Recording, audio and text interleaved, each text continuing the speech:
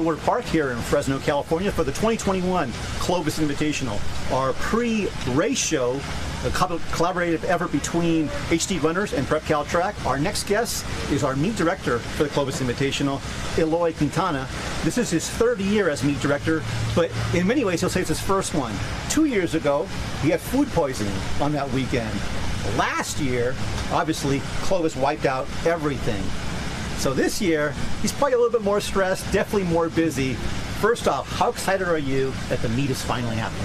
It's very exciting. I mean, like you said, the last year everything being wiped out because of COVID, and as a coach and as a meet director, you have to play as you didn't get to really get to coach the kids. You had to play a psychologist. Tell the kids that everything's going to be okay. We're going to get back to normal. So in reality, you really didn't know when. But to finally be here and to see the whole setup and see all the runners and everyone that's here and whatnot, and then to see such great weather and clean air, thank goodness. It's a great feeling. It's fun. It's great. I can't wait to see how fast the kids run tomorrow. Eloy, in California, we're fortunate. We have a number of great invitationals. Two of the biggest and the best, of course, every year. The Woodbridge Classic, which is quite a production. The Mount Sac Invitational, also a huge, huge production. The Clovis Invitational is very unique because it brings together, like those two, a lot of talent, but it's on the state meet course. These teams have a chance to get on here for a dress rehearsal, so to speak, but also go head-to-head across divisions. So this is, for many coaches, the most important meet on the calendar. How cool is it to go ahead and be the director of that meet and to have it right here in your backyard at Woodward Park? No pressure, eh? No, it's really cool to have it here in their backyard and to be able to host such a prestigious invitation that's been going on now for 42 years. So just great to see such great competition, especially like you said, the state of California is huge, and we really don't have to travel very far at all to find the best competition. I mean, we can drive 4 hours, 5 hours at the most to find the great competition. And for us, we're very lucky to have competition just within our own league. I mean, it's such a deep league when it comes to cross country and track. So to have to travel down the road and from our homes and to be here, it's a great blessing, and I can't wait for tomorrow to see how fast times are from these kids. And kind of this year being, we really don't have much data from the past, because of COVID. This is kind of really, you can say, no disrespect to anyone, but you can really say this is the first true measurement for teams to see are we really where we need to be, or do we need to make some improvements, some adjustments before we get to A, leagues or section finals or the state championships? So let's take off your meet director hat for a minute. At this point in time, I've seen the spotlight is on this meet over the years. Rob Brenner, your predecessor, and then Bill Butner, both have done a great job in seeing this meet grow in size and especially in quality. But also, you're a coach this weekend, like your predecessors. As a coach, you got a pretty good, strong team this year. Two outstanding individuals, Chris Cadillo as well as Nathan Avila. What is the challenge? First off, what's the challenge for your team this weekend? What's the big goal? And how are you going to balance kind of having to be in charge of this and having to be in charge of your own team tomorrow?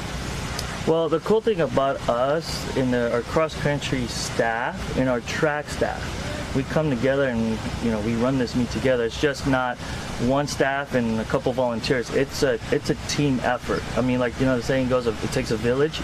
Well, it's a village. I mean, we have 20 parents and we have multiple different types of volunteers, alumni coming back to help out. We have our track staff, Coach Jackson, Coach Schramm, Coach Enoe. Everyone's pitching in. Even Coach, Butner's still here. He's back over there, looking at some things and giving me a call, giving me advice. Hey, you may want to try this instead of this. Cool, let's do it. No biggie. So the supporting cast is amazing to run this meet. So that's why, it's a little stressful here and there, but not much, just because we have such a big number of people willing to help, from our parents to everyone now. So very lucky there. As a coach, on meet day, you trust the people that are here to help. I mean, you can't be a helicopter meet director and try to police everyone and do everything. One of the things a lot of great wise teachers and coaches in the past have taught me, and even me working at other jobs, they're like, hey, you've been hired to do a job, we trust you, you do it the way that you think fits best. As long as the job gets done, you're good. Same thing here. People will only volunteer. You just tell them what you're looking for, and they do it to their best of capabilities. And then on meet, like I said, that happens on meet day. I go off and take care of my team, make sure they're really prepared, ready to roll, to compete, and do their very best. So very lucky to have that kind of situation where I don't have to, 1 minute have that hat on, a meet director, then have to run back and take that off and put coach on, and then go back because you got to take care of a situation. For the most part, you do have a couple hours there during the meet day where you're just a coach, which is it's awesome. So previously coaching at Madero South High School, now at Clovis. So you've been in the area for quite a while as a coach. So you know this course very well. I mean, it's the course you guys use for your conference championship, the TRAC, the track.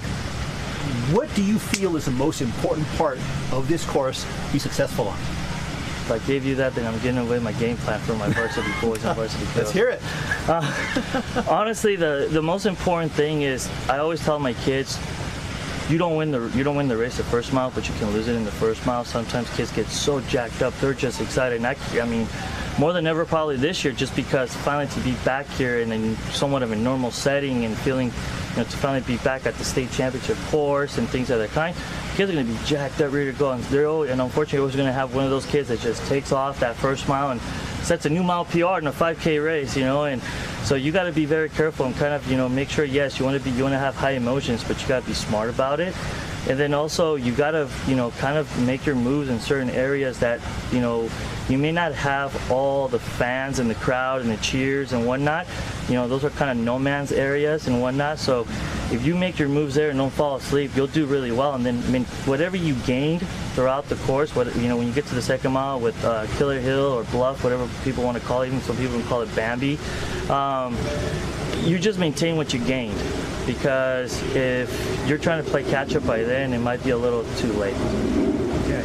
Let me ask you this: as far as going into the meet this weekend, obviously, as a host again, as meet director, you've got a loaded field in the championship races, including highlighted by the all-time team. Newbury Park's boys are jaw-dropping. What are your thoughts in seeing them?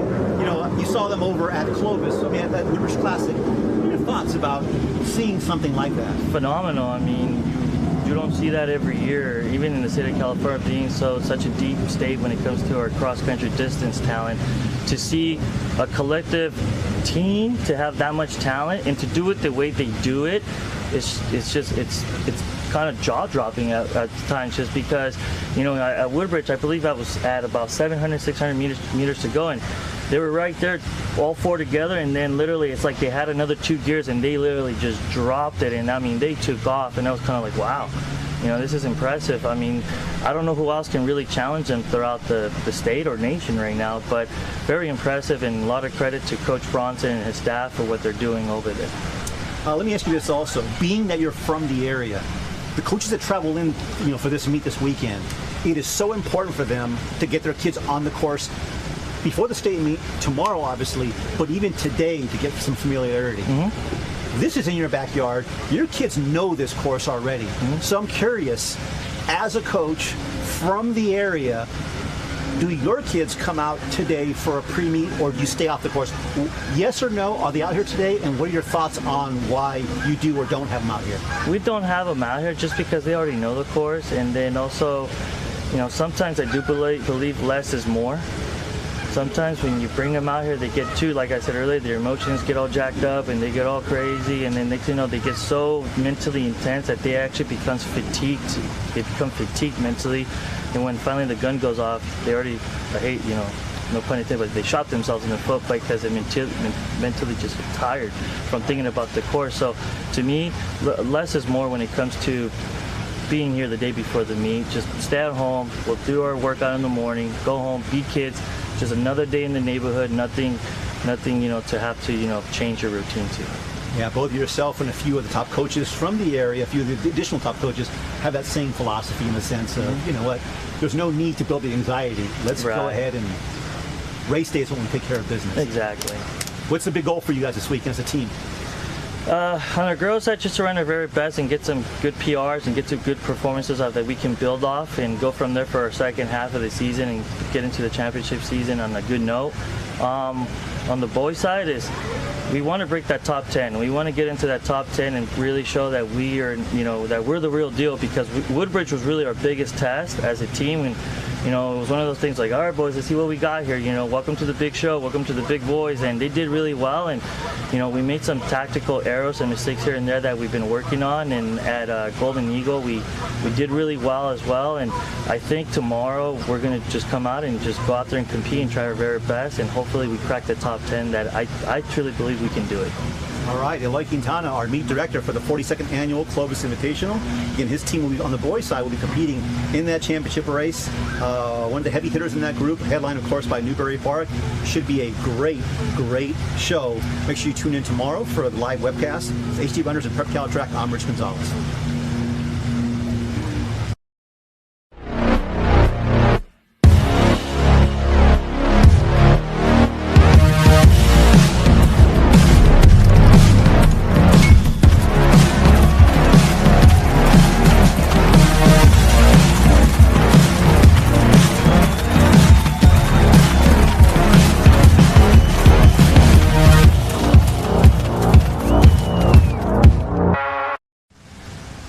Welcome to our pre-meet show for the 2021 Clovis Invitational. We're at Woodward Park here in Fresno, California.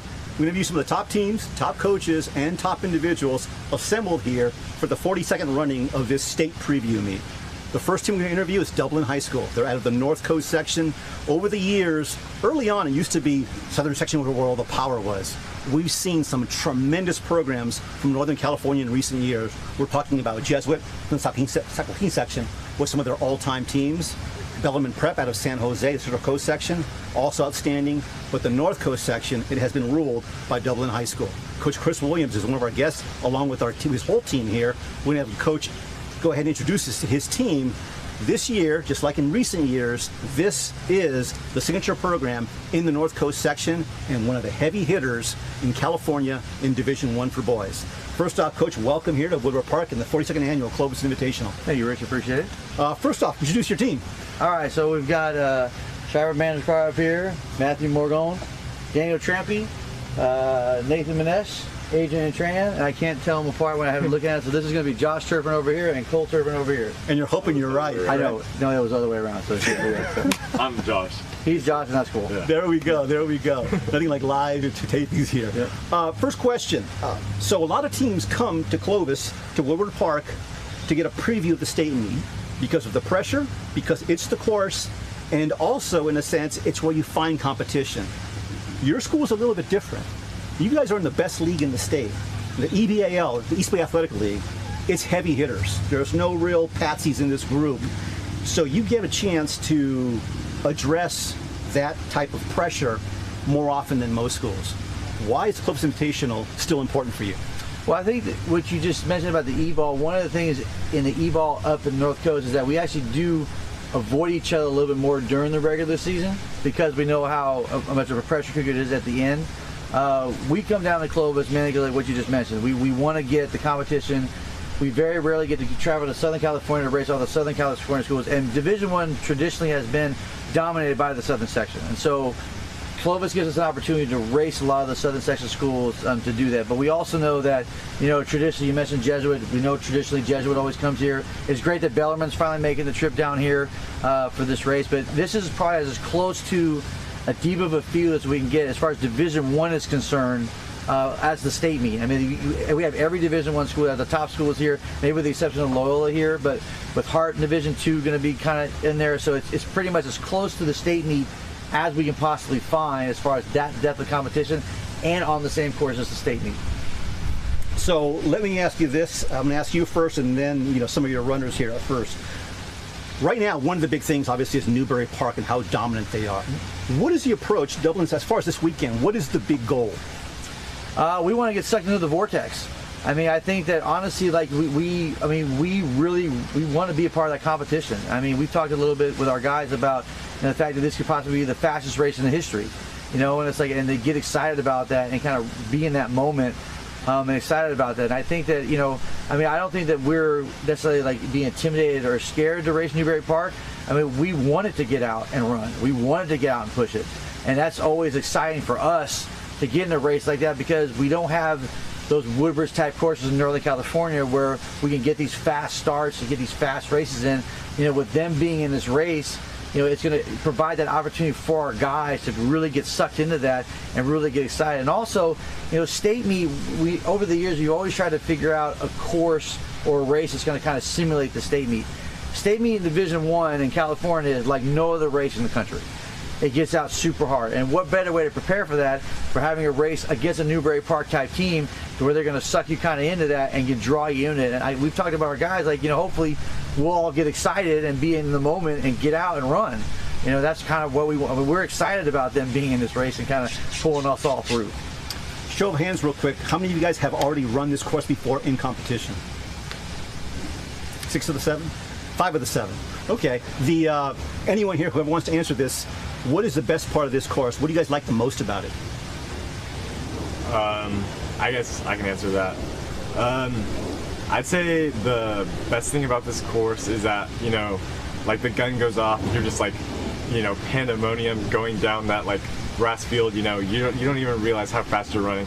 And then you come through that mile mark, like when I was running here as a freshman, I PR'd in the mile, in the 3-mile course. And I just remember coming through and I was like, I was scared, but I was excited. And then, you realize, you got 2 more miles and, you just realize how much you can hurt on this course, because this course is not forgiving.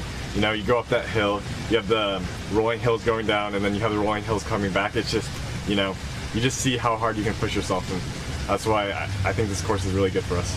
You mentioned the first time out. In the first mile, you actually set your PR, your mile PR, in the first mile of a 5K, 3.1 mile race. Yeah. Since that time, what have you learned most about this course? How have you adapted? How have you changed your approach, if at all? Well, I think kind of like we're just trying to execute our race strategy. Our team usually likes to hit the 2nd mile pretty hard, so I'm not saying that we're gonna back down from the first mile. We still want to get out that first mile pretty hard, so I'm not necessarily saying that we're trying to adapt it, but when we come through that first mile, we just want to hit the gas, get through that 2nd mile pretty hard, and then just see how hard we can go the last mile. Coach Williams, is there a preferred way you like your kids to attack this course strategically?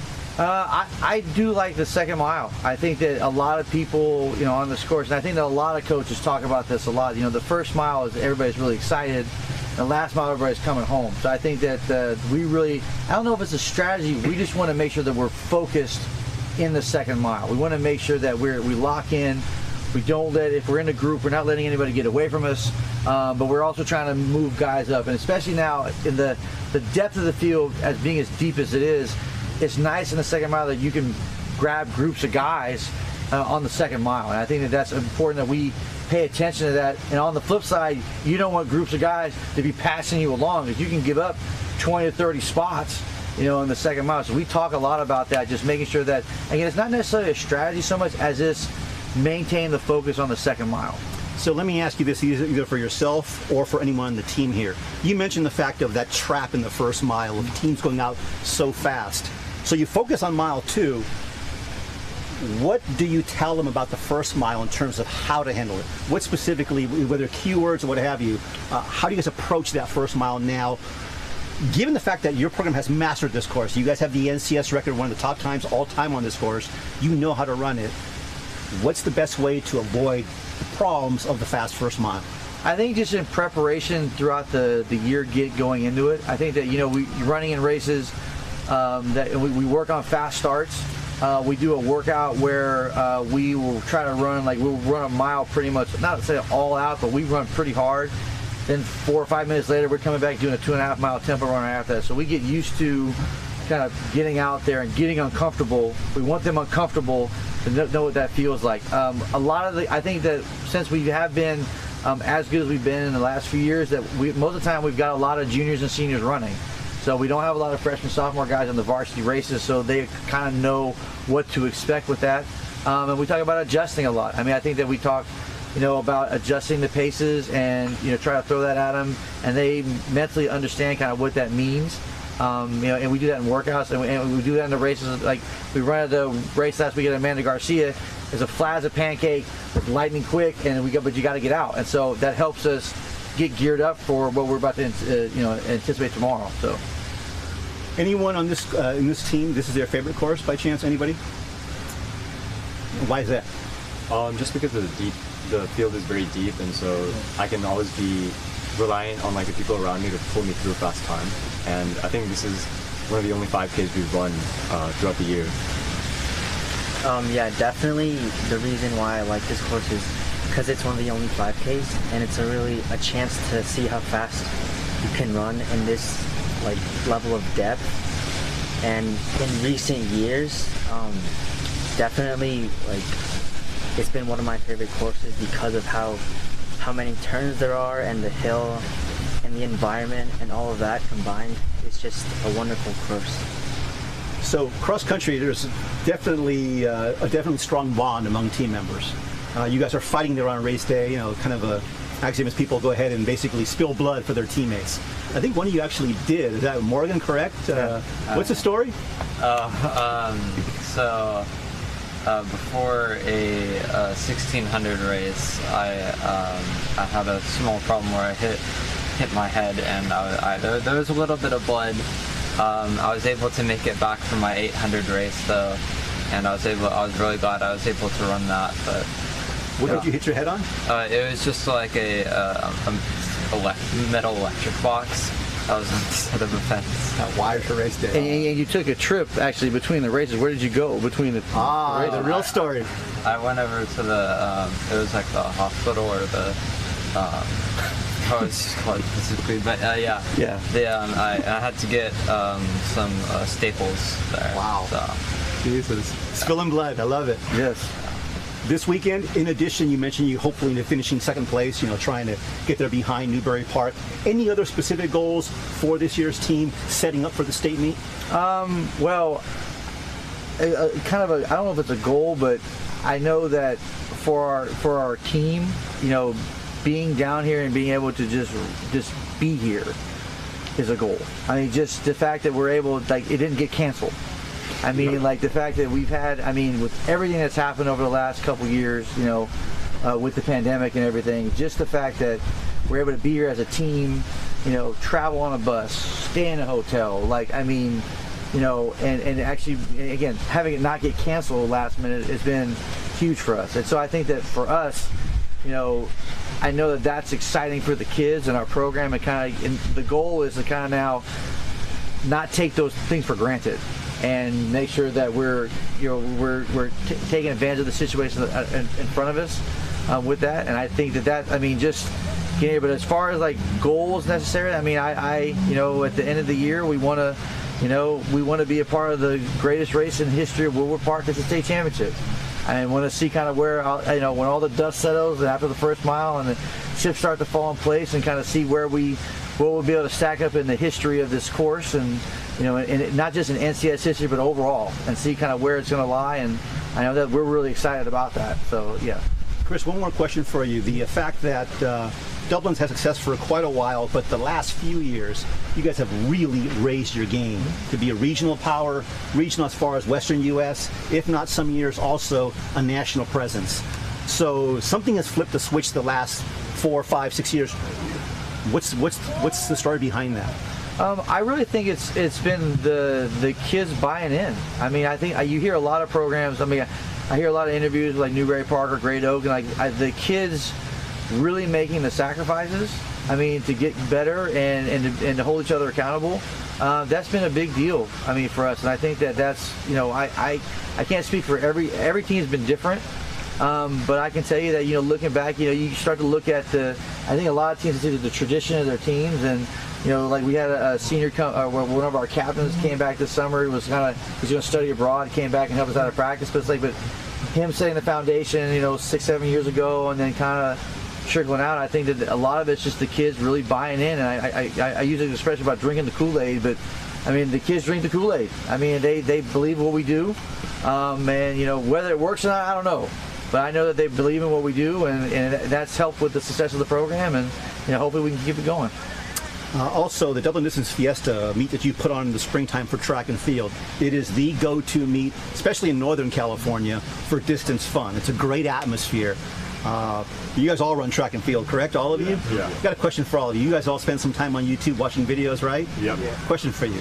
Is 4:20 fast for a mile or not fast? Not anymore. Not fast anymore. Outstanding. Hey guys, have fun this weekend. It should be a great race. The championship race is going to be a big highlight. Once again, this tomorrow morning, 24 teams, 19 of which are state ranked, including Dublin High School. It should be a barn burner tomorrow here at the 42nd annual Clovis Invitational.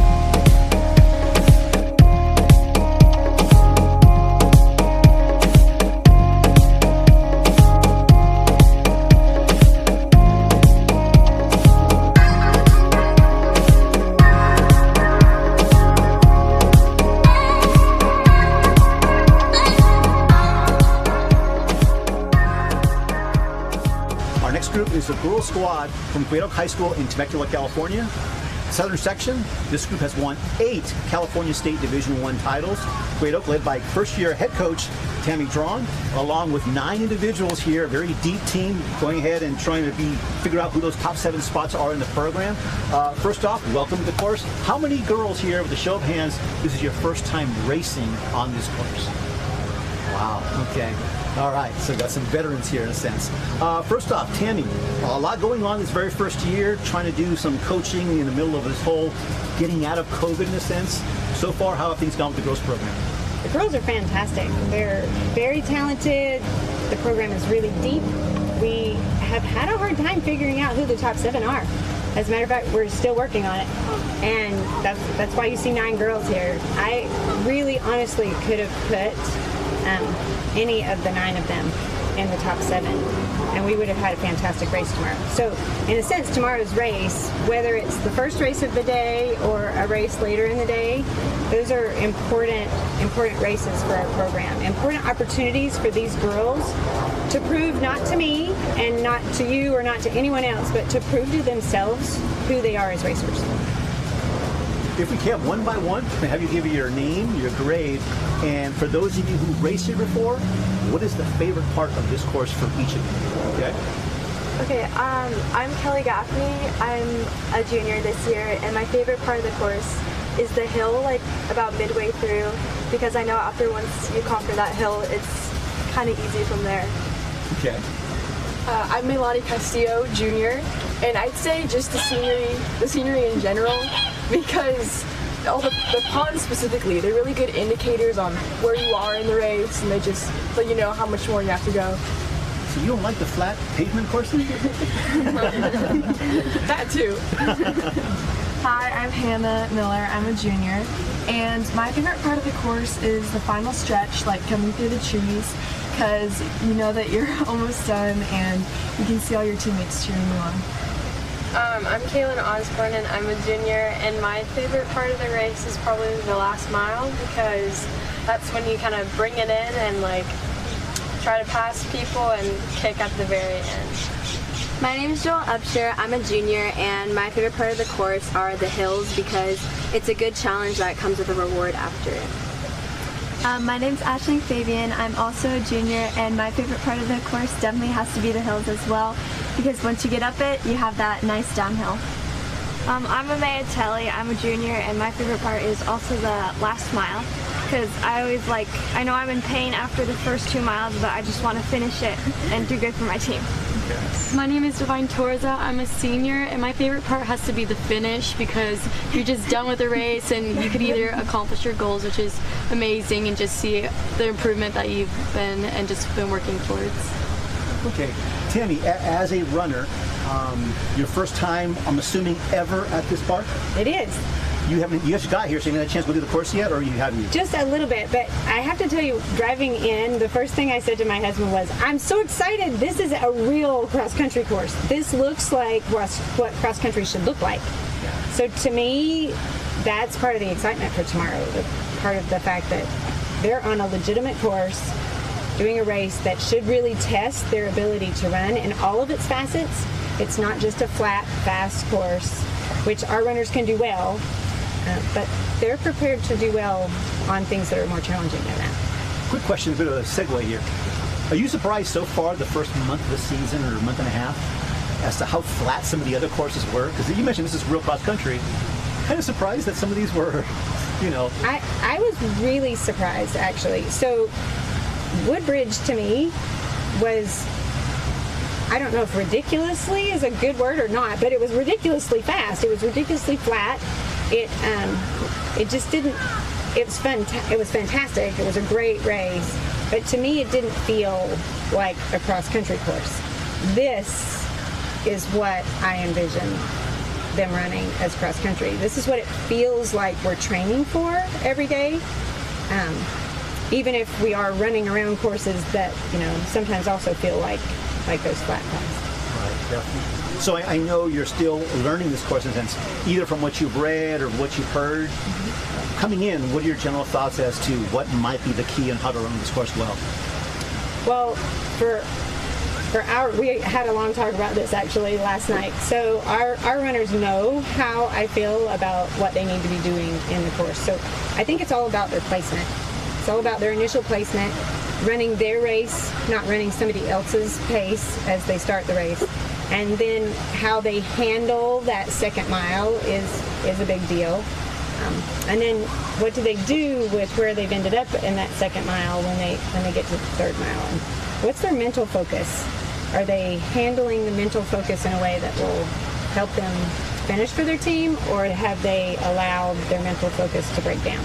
So I don't want to give away any trade secrets, but beyond that, we've had extensive conversation about specifically what should be happening in each of those miles of the course and how they should be running it to run it fast. It sounds like there's definitely been some skull sessions already in a sense.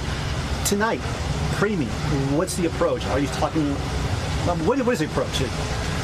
And John, leave it at that. How do you want to answer that? What's the approach for tonight? What's the objective tonight? I think it's a little different for different groups of runners. I think it's a little different for our boys compared to our girls. And what I would want our girls to do tonight is to really focus on their mental. Really focus on their mental outlook, because they are phenomenal runners. And they just have to believe they're phenomenal runners. When they start tomorrow morning, they have to, whatever time they're starting, they just have to remember and believe that they are as phenomenal as everybody says they are. They have to believe it in their own head and their own heart. And as soon as they do, I think we're going to see some pretty amazing times come from them. All right. Okay, so tomorrow, the Bill Buhner Girls Championship race at 8:55 a.m. One of the featured teams, Great Oak, the Wolfpack, out of Temecula, California. Make sure to tune in tomorrow for our live webcast of the championship races and all the races, beginning with our first race, I believe, at 7:30 a.m. Again, the Girls Championship, 8:55 a.m. Effort between HD Runners and Prep Cal Track. See you tomorrow. Thank you.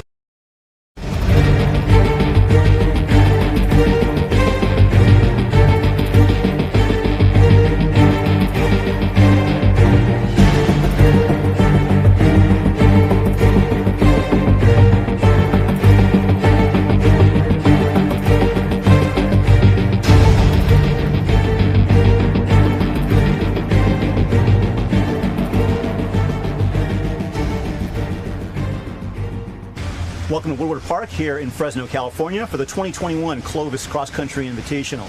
Our pre-meet show. Our next group is West Torrance High School. One of the great things about the Clovis Invitational is there's a championship race which brings together squads from across all divisions. So if you're a Division II or Division III school, you get a chance to face Division I, vice versa. So this is the very best of the best. Tomorrow in the championship boys race, there are 24 teams entered, 19 of which are ranked in the top 10 in the state within their division. West Torrance is #1 in Division III. We have Coach Jason Druten, Kirsten Green, and a few members of our West Torrance team from this year. First off, how excited are you guys about this weekend?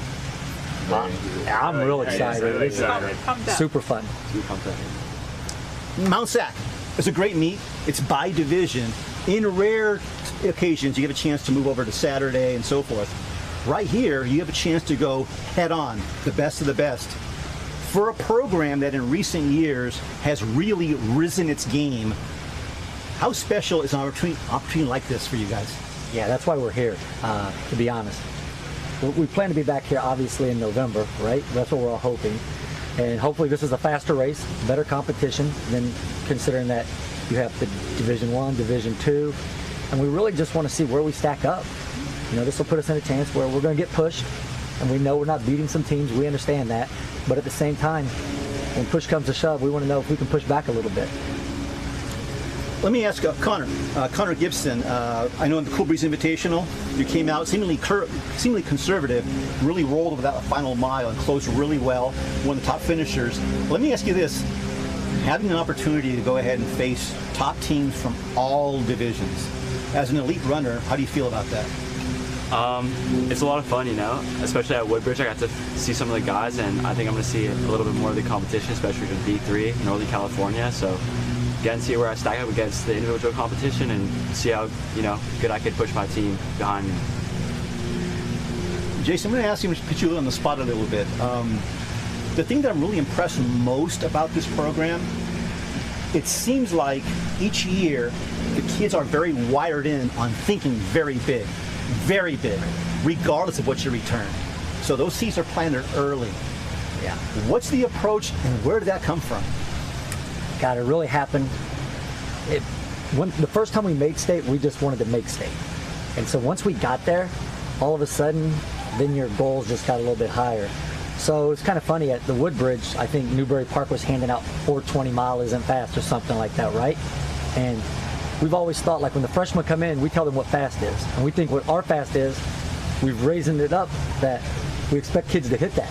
It's not like, oh, see what you can do. No, we expect you to run this fast. So none of these guys were fast. These guys were terrible when they started. I mean, terrible. Honestly, if I look around here, this guy right here was the only fast guy. Like, out of my top 5 freshmen, when we started in the summer, none of these guys were on that, right? But we just keep grinding and grinding, and the guys in front of us have just kind of showed everybody what they expect to do. So they've never seen slow. These guys have never seen slow runners, so they expect to be this fast, and that's just kind of what happened. For those of you, Coach mentioned, since he had one fast freshman, for those of you that didn't start out fast, can you give me an example of what it's been like? I mean, how does it feel like to be part of a program that develops strongly over the season? Anybody want to go ahead and answer that question as to how cool that feels? Sure, I'll take that one. I mean, being part of a team that's like as elite as West Torrance is great because you can always look up at your varsity runners and know, like, that's greatness, that's fast, that's what I want to be one day. And so you can just go out there every single day believing that the program works because you can look at the results over the years, see how people got faster and faster, and know that if you put the work in and you come out and grind and support your teammates and be perfect every single day that you can be perfect, you can just be great. And so coming out and being with my team, like, that's just how you get good. Kirsten, as far as, do you, assistant coach, do you sense, is the approach this weekend any different in terms of how excited the kids are, how the focus is, anything unique about Clovis weekend? Well, we definitely, after coming back to Portland, we decided we were going to take a bit of a down week, and that's just as much psychological as it is physical. So backed off a little bit, but psychologically, the mood last week was very playful and fun, and we just rolled with that as coaches. Going into this week, it became business. So even on the ride up here, we talked about this is business. This is a business trip. Portland was a little bit more of a field trip, fun, team bonding.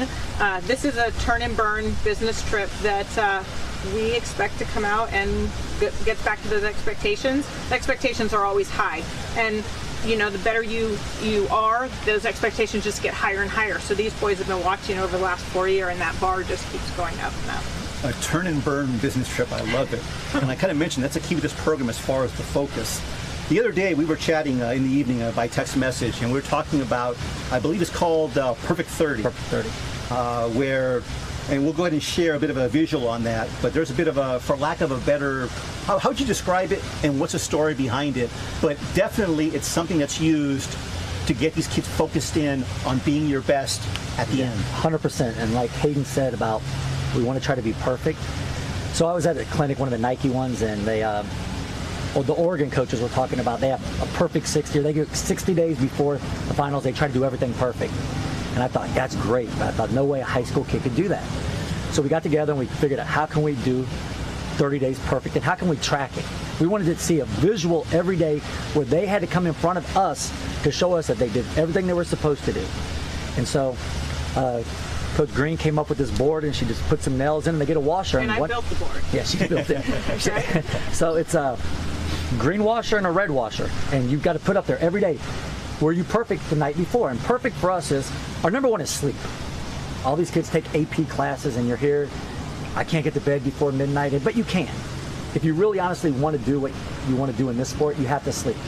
So we have sleeping, you have to give up junk food, no soda, and nothing. And so we start off the first day, and there's a lot of red up there. The kids aren't going to bed, they're still eating bad, and as you gradually go, it's like water and grass. It just keeps turning greener and greener and greener. And they say it takes 21 to 30 days to create a habit, so hopefully the younger kids, the season will end in 30 days, and these kids have about 30 days after that, so now it's habit. So somehow we're sneaking in and getting the 60 days without them even knowing it. So this visual, you have a nail for each kid in the program, and either a green washer or a red washer. Or red, you came up short in one of those areas for that day. A green, you came through. And so, it's not just it's the sleep and the eating, but you've got to be hydrated. We talk about you have to actually do the workout for the day, whatever the prescribed workout was. So, those kids that are sitting on the side, when we all head out the gate, they automatically have to throw up that red washer, because whether it's didn't feel good or think they're injured or maybe are injured, that they can't be perfect because they're not out doing what they need to do on that day to take care of business. So and they have to do it in front of all their teammates, which puts a little bit. People will say that kids don't care a lot of times, but these kids want it. These kids over here want these kids. They want their respect.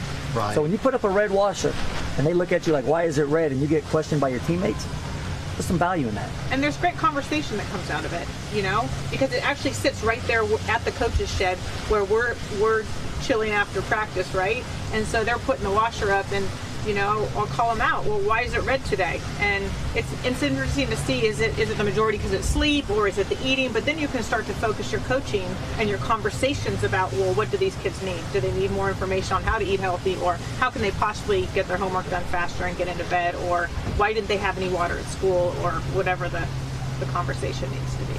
So I'm a big believer that the very best teams, the ones that are truly successful, the championship teams, are the ones that have a focus.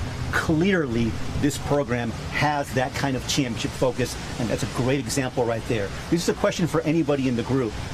When you do something like that, and you have the green washers, and you start seeing this board turning more and more green or fully green, and you're getting into the biggest meets of the season, and you see everyone here is on board, everyone is accountable, everyone is doing their part. For you guys, how much more confident, how much more focused do you feel going to the big races when you know we've done what we need to do? Go ahead, Matt, you take that one. Okay, so you feel pretty confident because you've done everything you can do. So you just gotta be confident in your race and know you've done everything you can do to prepare for this race. So you just gotta be ready. And it's such a good feeling to see the team behind you, because you're not just running for yourself, you're running for the team, and it's a team sport. Not a lot of people think it is, but it's truly a team culture and a team sport, so it's really good. It's those number 1 and 2 guys that get the headlines, but it's the 3, 4, and 5 that bring home the championships. Yep. Those are the guys that are so key. Let me ask you guys this. How many of you guys here in this group have run on this course before in competition? All of us. I think all of us. Everybody. Yeah. So one by one, I'd like you to go ahead and introduce yourselves, by name, maybe by year also, and tell me what is your most favorite part of this course. Connor, we'll start with you. Hi, I'm Connor Gibson. I'd say my favorite part of this course is rounding this bend over here, coming up on the street, over the hill, right before you see that hill at like 1.5, and just hit that downhill, start passing people up the hill. That's my favorite part. I'm Kyle Smith. My favorite part would probably be the last straightaway, because that's like very fast, just going down there, just going all out. Okay. My name is Matthew Fry, senior. My favorite part has to be coming down right after the hill, just making that move right after, and yeah. My name's Evan Gibson. I'm a senior. I think my favorite part is coming down here like for the first stretch of the mile, and you just see everyone just cheering you on, and it just gives you an extra boost. Very cool. My name's Hayden Green. I'm a senior. I think my favorite part is right after you're coming up that big hill at the 1.5, and you go through that 2 mile, and you have like that nice long downhill and you're going into the last mile and there's people there and it just feels so exhilarating because you know, like, I did the hardest part of the race, I can finish this now. My name is Yudai Shimizu and I'm a junior, and my favorite part of the course is probably near the end on the straightaway. You can just see the finish line and you just push to the end. All right. So Jason Druten, head coach, question for you. This is the state championship course, obviously, ever since the get-go in 1987. What do you tell your runners is the most important part of being successful on this course? You have to understand that you're going to go out fast, no matter what. You can try to go out slow all you want, you're going out fast. You better be able to run that second mile. You better be able to, back there when there's nobody there and there's nobody looking, you better be able to sit there and figure out what you're going to do. And this is one of the few courses in the last 800, there's a lot of changing going on. You don't see it at a lot of races that I've noticed anyway. The last 800 here, there's people, in November, people are switching in the last 800, so you have to be ready to go in the 800. People aren't just settling now. It's the end of the year. They've got a minute left of their racing career, some of them, so you better be ready to go, and it's a lot of fun up here. Okay. As far as this weekend goes, what are your thoughts? What's the goal? What are you trying to achieve and take away from this weekend, whether it be place-wise or anything else that gets you ready for the state meet come late November? One thing is, because we're going out there with the Newberry Parks, the Great Oaks, Hart, all those other teams, the Clovis schools, is that get out and run that first mile and just don't freak out when you come through it. 440 something. You can't freak out at that. And maybe we won't tomorrow. I don't know. Maybe we will. That's number one. Number two is just feel the pressure a little bit. Just accept it. You're going to be nervous. There's going to be pressure, and you better learn to deal with it because it's not going to go away. It's only going to intensify. So it's kind of like sparring. We're going to get hit a little bit today, and we're going to come back on a show that's not going to kill us. And we're hoping for, realistically, top 5 tomorrow is where I would like to be. You know, closer to 3, but I don't know if that's possible. But top 5 is where I think it's realistic.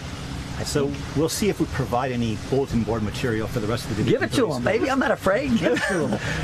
I'm not running. How do you see Division 3?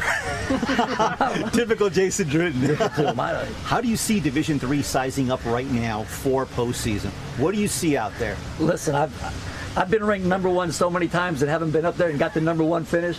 These rankings, I tell these guys all the time, you know, kids get caught up in it. I was like, man, it doesn't mean anything.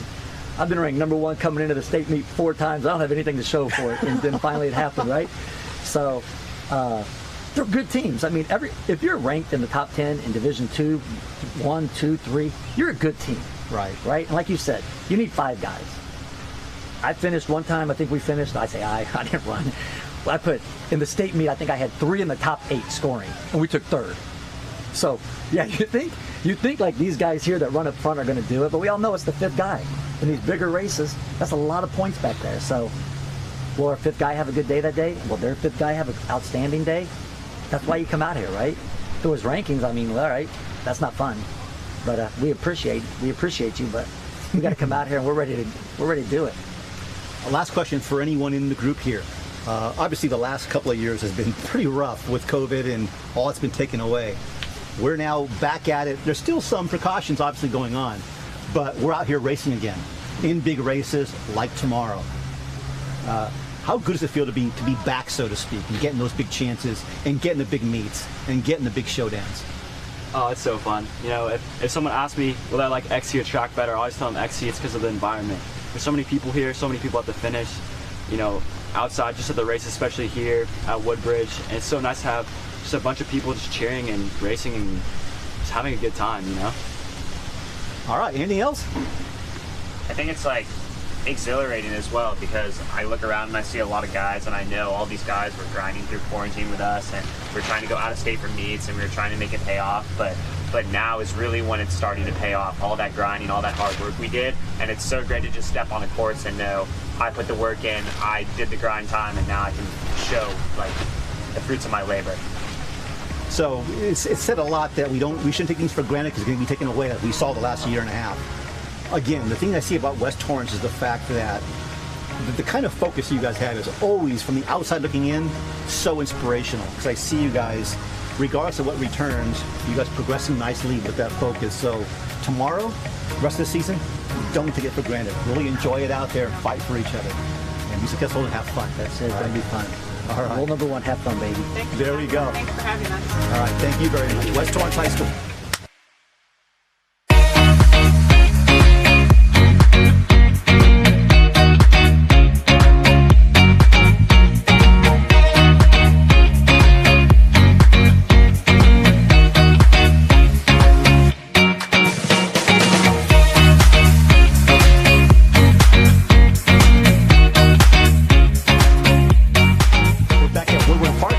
California, our pre-meet show for the 2021 Clovis ASICS Invitational, featuring the top teams from across the Golden State. The girls race, championship race, Bill Buhner championship race going off at 8:55 a.m. This features 25 teams on the line, 16 of which are ranked in the top 10 in the state in their respective division. Our next group, Newbury Park's girls program, ended up doing very well at the Woodbridge Classic.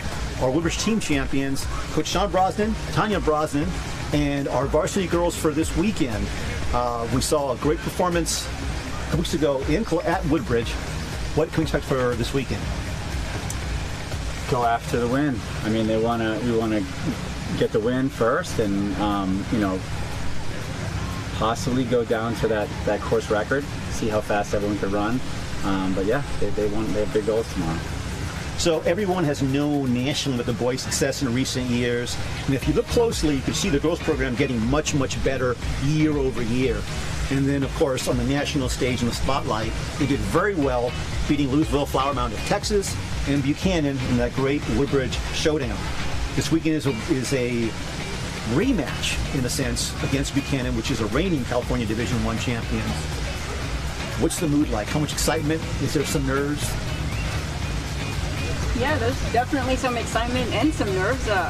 We're looking forward to it. We're ready to go for the win again. We know that this is Buchanan's home course, so you know they have that advantage. But we're ready. We're prepared. We've been here, and I think that they've put in a lot of hard work.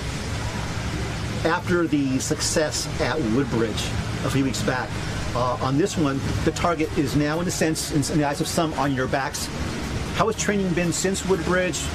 What's the confidence level like going into this pretty, unique challenge, so to speak? We've been putting a lot more work in. I mean, I know, we've all just been training really hard, and knowing that this is Buchanan's home course, like Tanya was saying, and we're just gonna have to really go after it tomorrow and just do our best, put it all in there, and we're all working really hard, just hoping to get that win tomorrow. A quick show of hands, how many girls are running on this course, racing for the first time on this course? You did that. 3 of them? 3 girls. If you can, introduce yourselves one by one. And for those of you who've run this course before, if you can share, what is your favorite part of the course? My name is Danielle Brocky, and I'm a 10th grader. My name is Tiffany Sachs, and I'm a freshman. My name is Morgan Niger, and I'm a senior. I'm Nora Leto, and I'm a sophomore. Okay, in terms of this course, what's your favorite part of the course for those who have experience on this course? I would say my favorite part is probably the downhill that's like right before that first big hill. That's like right when you get to the top of where that like rock is, that big downhill right there. I love just being able to kind of release and just get some momentum going up into that big hill. I'm Lexi, I'm a senior. Personally, I like the first 800. You just go out, you have the nerves, you have the excitement, and just that first 800, you got the adrenaline going, and after that, you can just really get into it, and that's my favorite part, so first 800 meters. Mine, I have to say, is probably a mile to go, because everyone's there, and that's like when you kind of have to start picking it up and start picking off people, and you're close to the end.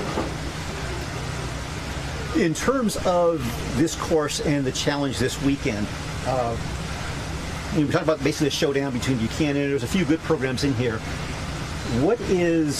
How important is this race this weekend relative to the state meet?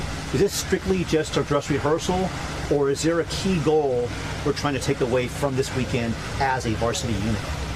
I think the girls this weekend, it's similar to the guys. Like they need to hurt on this course. They need to know what it feels like at the second mile, you know, when it gets tough in the hills, and run a course like this, not a flatter course like most people think Southern California is. I think that's the main goal. And you know, obviously I want them to run a course PR for the girls who've run it, but I mean, the state needs the ultimate goal, of course. I mean, we'd rather win that one than this one, but this is, we want to win this, but we want to win more, you know, by more than what people think we could, you know. I mean, I think we have a lot more in the tank, and I'm sure the other teams think the same thing. We have a few missing pieces in the past. The training, even though it's only been a couple weeks, but the training has been so great after Woodbridge that I've never seen my girls run like this before. It's been unbelievable. I think we're at another level, and where I think they could see some good things. They're on the same trajectory as the guys. We have 4 weeks to rest after this. Well, not rest, but train in a good block, and then we start all of our postseason league and prelims, finals, and then we're back here at the state meet. So the ultimate goal is, you know, learn how to hurt on this course and go out there and don't be scared to do it, you know. There are very few schools nationally that truly have high-level success in both genders. It's a very tough feat to pull off. We're seeing this program do that. Maybe I'll ask Sam as one of the veterans on this team. And, you know, unlike, you know, sometimes the elite runners have elite backgrounds before high school. You did it the hard way. You know, you put that work in and you've seen that improvement in high school. When is the first time in your mind the light went on that the girls program can truly do something special on a national scale? I think it was Cool Breeze in 2019. That was the first time that we had really gone against like more top teams over in the state, and we were actually able to like compete with them and be in the race with them. And I think that was kind of what made me think, okay, we're just gonna keep getting better from here and just continue to take off. And yeah, I mean that's what we've been doing. So. Okay. Maybe the last question, in terms of preparation, how much of the preparation involves together the boys and the girls program, or how much of it is separate in terms of getting them locked in and ready? It's the same. I mean, we're together. I mean, we're a small program, and contrary to what people believe, it's not by design. I mean, everyone that comes out for our team wants to be there, no matter what level they run. I mean, we only have 52 people on our team, boys and girls, but we're together most of the times. Workouts, we're together. We might do different things. You know, what's good for the guys isn't good for the girls, but we're there as a team, as one team. And I think, you know, right before we ran at Cool Breeze this year, in 2021, the first thing I said to the girls was, get out of the guy's shadow. You're your own team. When you're out on the course, we want recognition for the girls that they deserve, not just because the boys. We don't want them to say, oh, the Newbury Park boys. I want people to say the Newbury Park girls are here. And I think they're starting to say that. And I think, you know, after this weekend and the state meet, and as we go on with this season, I think they're going to continue to say that. That's the goal, you know. And I think having the guys and seeing their success, win the state meet in 18, win the state meet in 19, win the national championship, and I think, and they can answer this, but I think it made them want to be a part of that and you know, experience that success. All right, so once again, tomorrow, the girls' championship race, 8:55 a.m. A great showdown rematch between Newbury Park and Buchanan. Both squads with the mindset, the best is yet to come. Make sure you tune in tomorrow for the live webcast.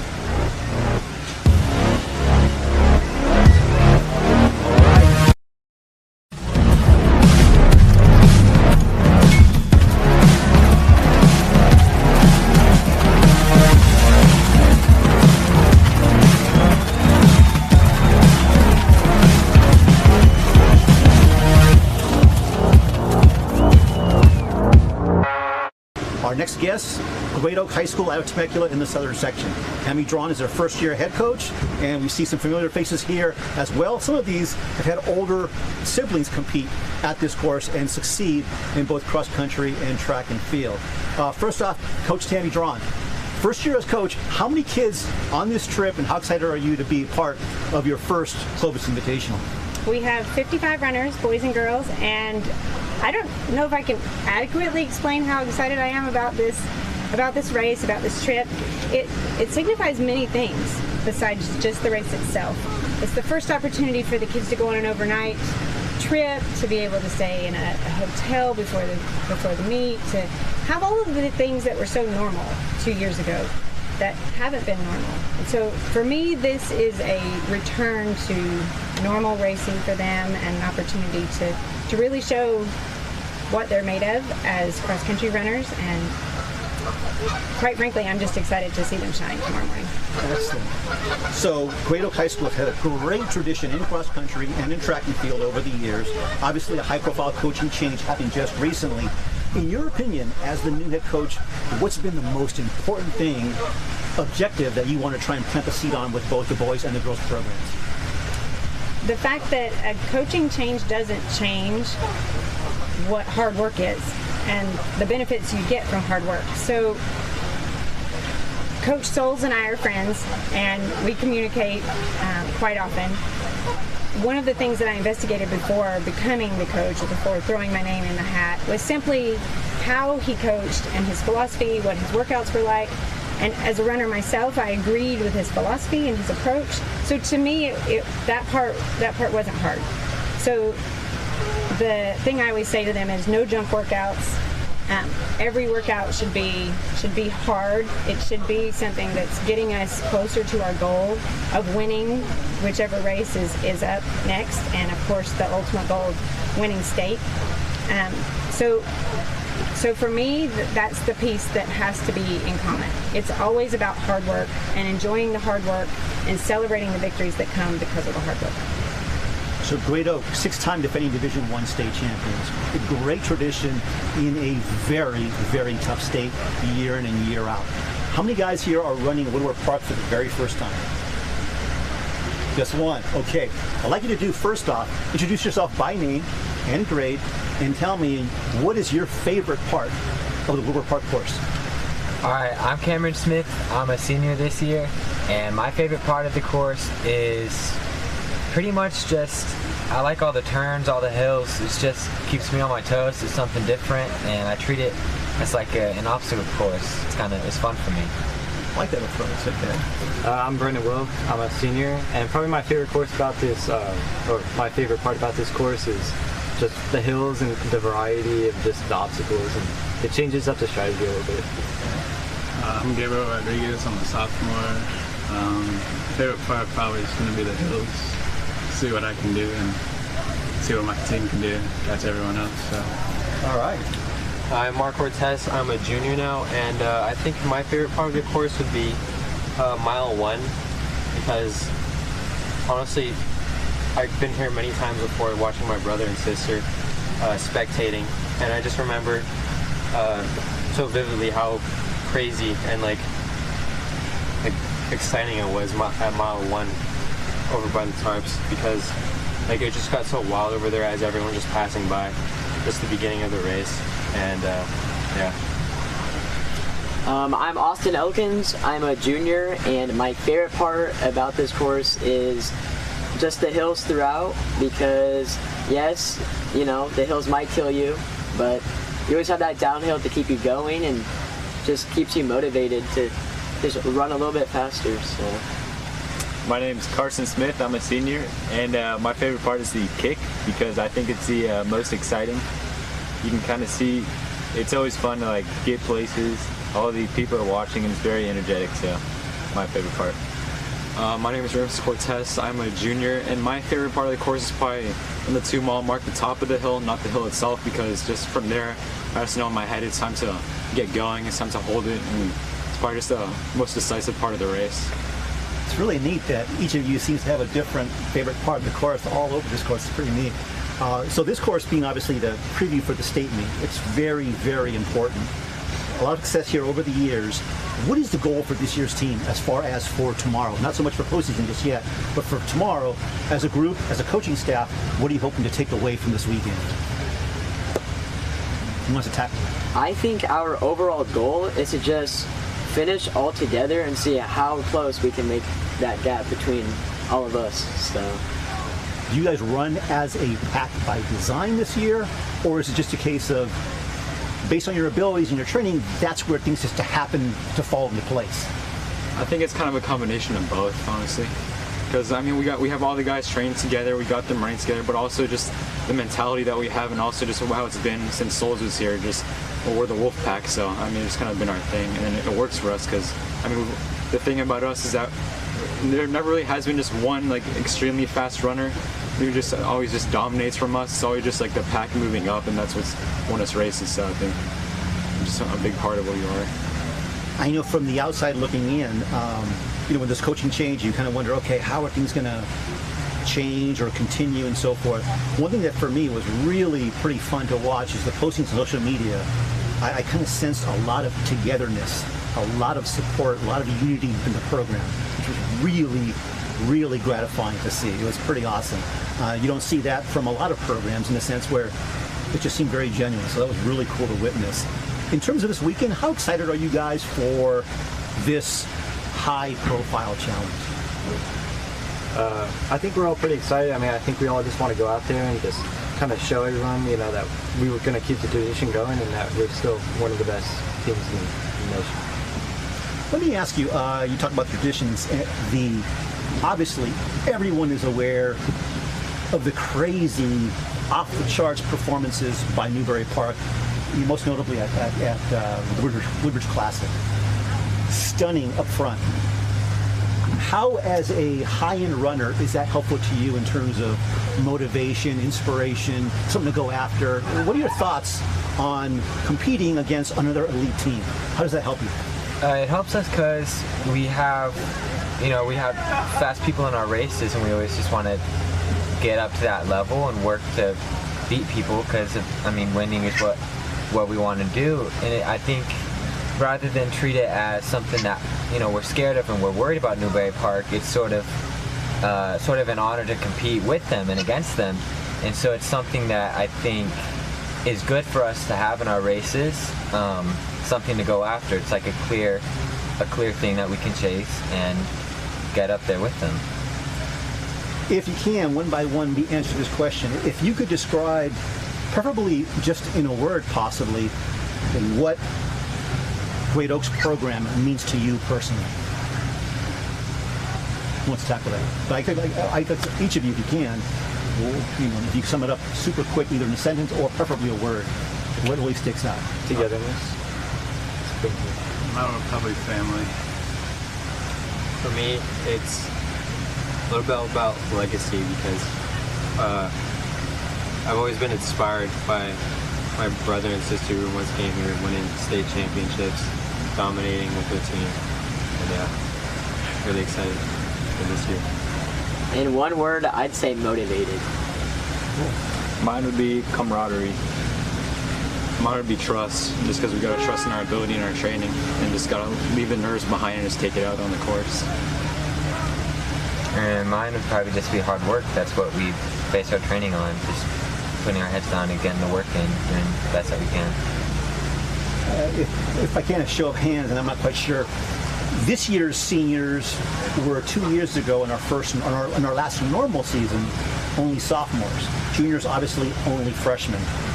How many of you, in your honest opinion, or show of hands, is this probably tomorrow, probably the biggest race you've been in your opinion? And if not, you don't need to raise your hand. I'm just curious. Wow, okay. Just about everybody raising their hand. Very cool.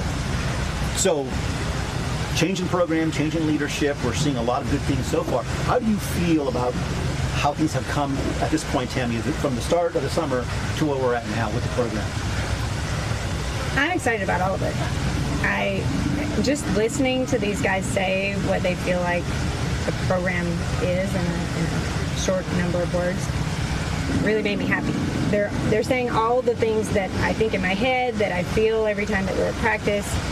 I'm really proud of the amount of work that they've put in. And I knew it as soon as we started camp in Mammoth. I knew that this would be a group that would really gel, that would really want to work hard, that would really want to go after it.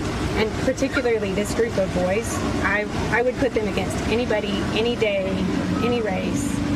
They are committed and they really want it. So as a coach, you can't really get anything better. As a runner, you love running in general, for me, and then to work with kids who love running and who love competing and love winning, it doesn't get better than that. Okay. When there was a coaching change, I've known Doug Stolz for the longest time, and I was a little bit, curious. I said, how do you think it'll work out once the new coach was named? He has some very, very positive, very supportive comments to make about you personally as an individual. And once he said that, I knew, okay, this program's going to be in good hands. and I've seen that very fortunately, thank goodness. It's all been definitely supported. You also, as a runner, have a very busy weekend. So in addition to the Clovis Invitational, you have your own race, in a sense, at the tail end of the weekend, Boston Marathon. Looking forward to that as well. I am, and I definitely don't want it to take away from the race tomorrow, but it'll be the 8th time I've run the Boston Marathon, and I'm excited to run it. It's the only time it will be run in October, so that's kind of a fun fact. And it'll be the first school year where I get to run 2 Bostons in the same year, because I'll run it again next April. So it's a privilege and an honor to be a coach. It's a privilege and an honor to be a runner. And anyone who has the opportunity to run tomorrow here at Clovis or in the Boston Marathon on Monday, it's all a privilege. And I think if we look at running as a privilege, if we look at racing as a privilege, then it changes how we approach what we do. Tomorrow morning is a privilege for these young men to race, and it's a privilege for them to represent Great Oak High School. It's a privilege for them to have the skills and the fantastic running prowess that they have. So they get to utilize that. All right, it's Tammy Drawn, the head coach for Great Oak High School. Varsity Boys team will compete tomorrow in the championship race.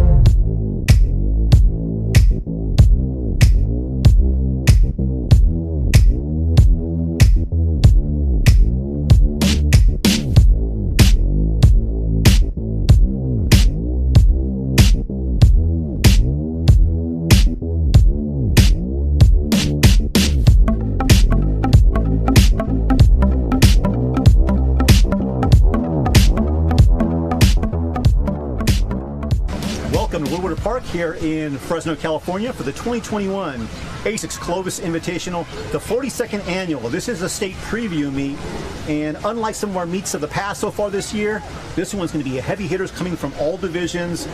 We saw a great showdown over at the Woodbridge Classic last month. This one, even more talent, both team-wise and individually. The featured boys race, I believe it's at 9:30 a.m. tomorrow, featuring the top team in America, Newbury Park, and they have been doing some off-the-charts performances so far.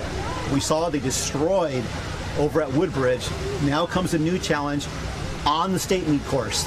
Championship boys race, 24 teams entered, 19 of them are ranked in the top 10 in the state in their respective division. Coach Sean Brosnan, along with his varsity 7 for tomorrow. We see one of the guys come back into action after being out early in the year. First off, how's the team coming this year, Sean? This season, this weekend? No, it's going good. I mean, there's always bumps in the road, little illnesses here and there, people getting sick. I think it's that time of year. Regardless of COVID, people are getting their things, but you just got to deal with it, and we're ready to go. Workouts have been really good, right on pace to what we want and where we need to be for this time of the year. It's always a little rough because it's that really transition to some heavy training, but we're ready to go. I mean, we want big goals tomorrow. So we've seen, obviously, in California, there's a lot of fast, flat courses. This is a cross-country course. How excited are you to go ahead and see what the team can show on a true 5K course with some hills? Yeah, I actually think I think we prevail on the courses like this. I like courses. I mean, I wish there were more courses with hills and stuff. It's fun to run a Woodbridge because it's just flat and fast. That's why you do it. But as far as like people call true cross country, yeah, we like it. I mean, there could be a few more hills on this. We would love it. We're ready. Show of hands, how many guys here are racing, if any, racing for the first time on this course? 3 guys for the very first time. Okay, for those four, first off, one by one, introduce yourselves, and if you have run this course before, go ahead and share what your favorite part of this course is. I'm Lex Young. I've raced this once before at the Clovis Invitational 2019, my freshman year. My favorite part has got to be the rolling hills, kind of once you hit that, like after you come up with a mile to go, kind of with or it's more like with a kilometer to go, those rolling hills just like on the backside with like going up and down. I like that part. It's nice and wide, it's just fast, and that part's thrilling, I think.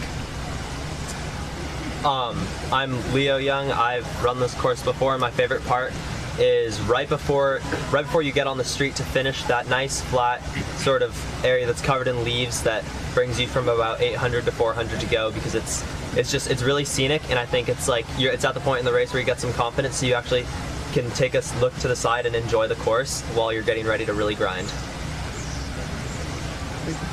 I'm Hector Martinez. I ran it twice before. My favorite part is probably like the last mile, just because you just gotta finish it out. My name's Aaron Solomon. I haven't ran this course yet, but I really want to see what I can do. I'm Dave Dushy, and I've never run this course, but I'm super excited to run it for the first time. I'm Colin Solomon. This would be my 5th time running this course, so I know it pretty well. And my favorite part is definitely that hill back at a little before 2 miles, because that's the part that gets a lot of people, and I feel like I'm super strong on that, so I like pushing up that hill. Yeah, I'm Daniel Appleford. I've ran this course like multiple times. I think my favorite part of the course is probably just the finish, just like closing in, seeing everybody around you, like closing to the end. So yeah.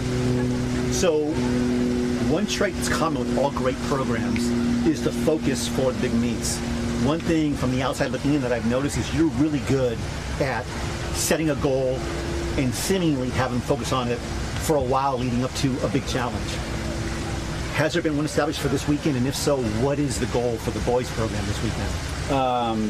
Kind of annihilate the national record in the 5K. I think we could average 1450, if not under that, tomorrow. I'm hoping we could average 1440s. They're fit. I mean, if we do it, we do it. If we don't, we don't. But their fitness is there. I mean, I feel like I'm a pretty good judge of where they're at.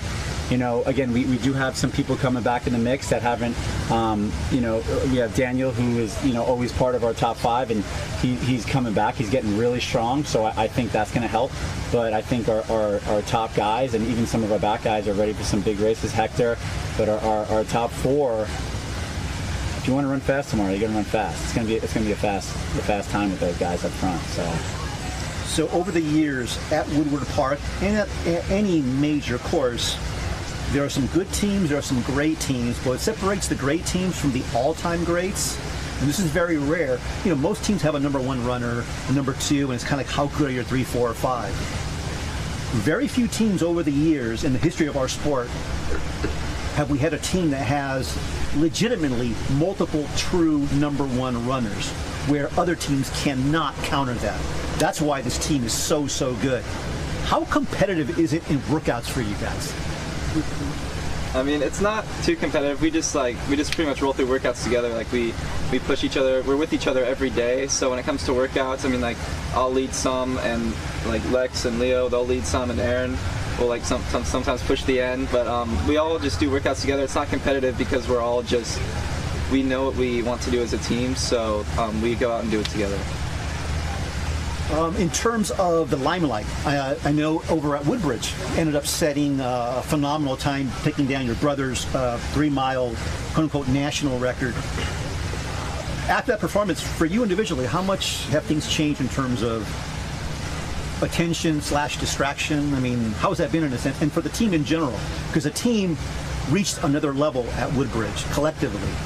What's changed? What's still the same, either for you, the coach, or anyone on the team?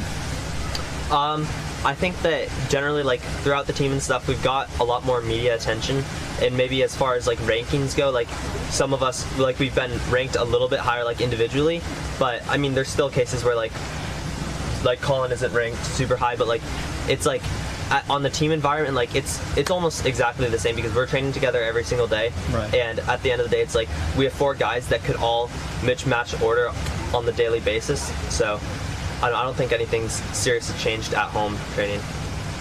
Is there anything in particular that you're looking for this weekend? As a coach for these guys, I want them to run tough. You know, there's certain, they have cues. They know where they need to go. They know where they need not to go. I've probably said it 100 times. We just talked about it right before we got here. You know, we've run this course this time. We've run this course this year already. We've come up here and run it. So we make sure we know this course. It's just, I think I'm expecting something big from the top guys. Something that no one's ever seen before in this course. So I think it's going to be pretty big. Course record could go down. It's going to be pretty fast tomorrow. So. Either, again, as the coach or as individuals, what do you guys feel, what does anybody feel is the key thing to succeed on this course? What's the key to running Woodward? I'd say definitely after 1K, because that's where a lot of people slow down. You know, coach he goes over that. He's like, this is where most people slow down. It's that second mile, especially after the 1K. So he tells us, you really got to push that part, because if you slow down there, then it could be a mistake. So as long as you're solid up to like the big hill, as long as you just keep grinding that, then you should run well. That second mile is going to be slow. We know it's going to be your slowest mile no matter what. If it's your fastest mile, I think you ran the course wrong. I think you need to go out fast, and you don't need to hold on, but you need to control, and you need to finish fast. So you got to go out. You got to go out a little fast. I mean, I'm not talking 4:18, but you need to go out fast. Maybe, who knows? But no, you got to go out fast. I mean, and I've looked at all the data, and I've looked and I've seen that how fast people go when they just break 15. Now, I think there's a fine line. We can't go out, like you see all the guys that broke 15 minutes and they go out in 4:30. That doesn't mean we go out in 4:20, but we need to be more, we need to push that second mile harder than they did in order to get to where we want to go and run, a bunch of guys 14:20s to 14:40s or whatever we can do. I mean, it's a hard course to run those times. I mean, the people who, the course record, 1, 2, and 3 is fast on this course. 14:24, 14:28, or whatever, 14:31, whatever they are. Those are fast times. I mean, those are legit. So, but I mean, they're obtainable for our guys, and it's still early. I mean, the state meet is going to be interesting because we're really going after the state meet this year. Like, I know we have NXN the week after that, but this is the real deal at the state meet this year. It's all in. And it's here for us too, but it's just early in the season that we still have a good, we have a good 4-week training block after this where we don't race at all, where we put some really good work in, and I just think, I don't know, it'll be a good day tomorrow. Regardless, I just think it's a good test, and I hate using the term rust buster, but I want them to get used to hurting on this course, This team, as good as it is, how often are you guys looking at what other teams are doing, whether it be in California or around the country, or is it a case of we're just focused on ourselves? What's the approach? I think we focus on ourselves. I mean, I don't know. I always say that. I've banned myself from some websites that do the rankings. I have not looked at them because I feel bad when people and it's not a punch to another team, but everyone's like, oh, who's ranked 2 or 3? I don't know. I just stopped looking at that because I want to know. I mean, I know what we are, and it shows up on social media, so you see it, and coaches talk to you. But I think it's like we just focus on ourselves. I think that's something we've been really good at. It's like when we come here, we have a job to do. We know what we can do, and if someone gets in the way, they get in the way. Then they're better. But if they're not, we know what we have to do. I really am not. I don't want to say I'm not worried. I'm not focusing on any other teams. If someone wants to come after us, they should, and then whatever happens, happens. When that gun goes off tomorrow, or usually in any big race, how much of the focus is on running your own race or running in groups and so forth? What's the mentality like within your team?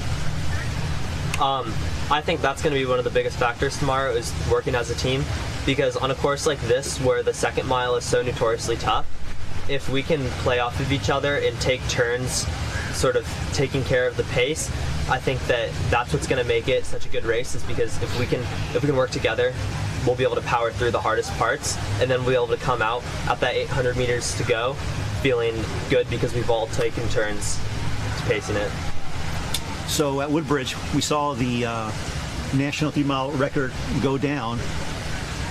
Course record here, 14:24, was an incredible performance. But a dozen years ago, Herman Fernandez of Riverbank. Any chance that'll be threatened this weekend? I sure hope so. I think if we all have really great days, I think all 4 of us can do it. But we'll see how it goes. They have an advantage, I think, over Nico and over Herman. They have 4 guys that can run together through the 2-mile.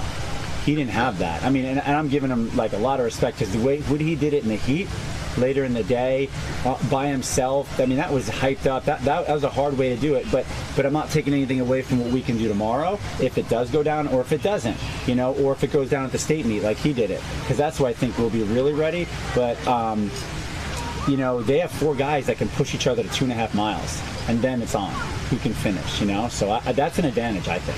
Oh yeah. All right, you've heard it from the top team in America. Looks like top team all time. But tomorrow's yet another test. Make sure you tune in tomorrow. Live webcast on HD Runners on the YouTube channel. The feature event, the Boys Championship Race, featuring Newbury Park High School. Thank you, guys.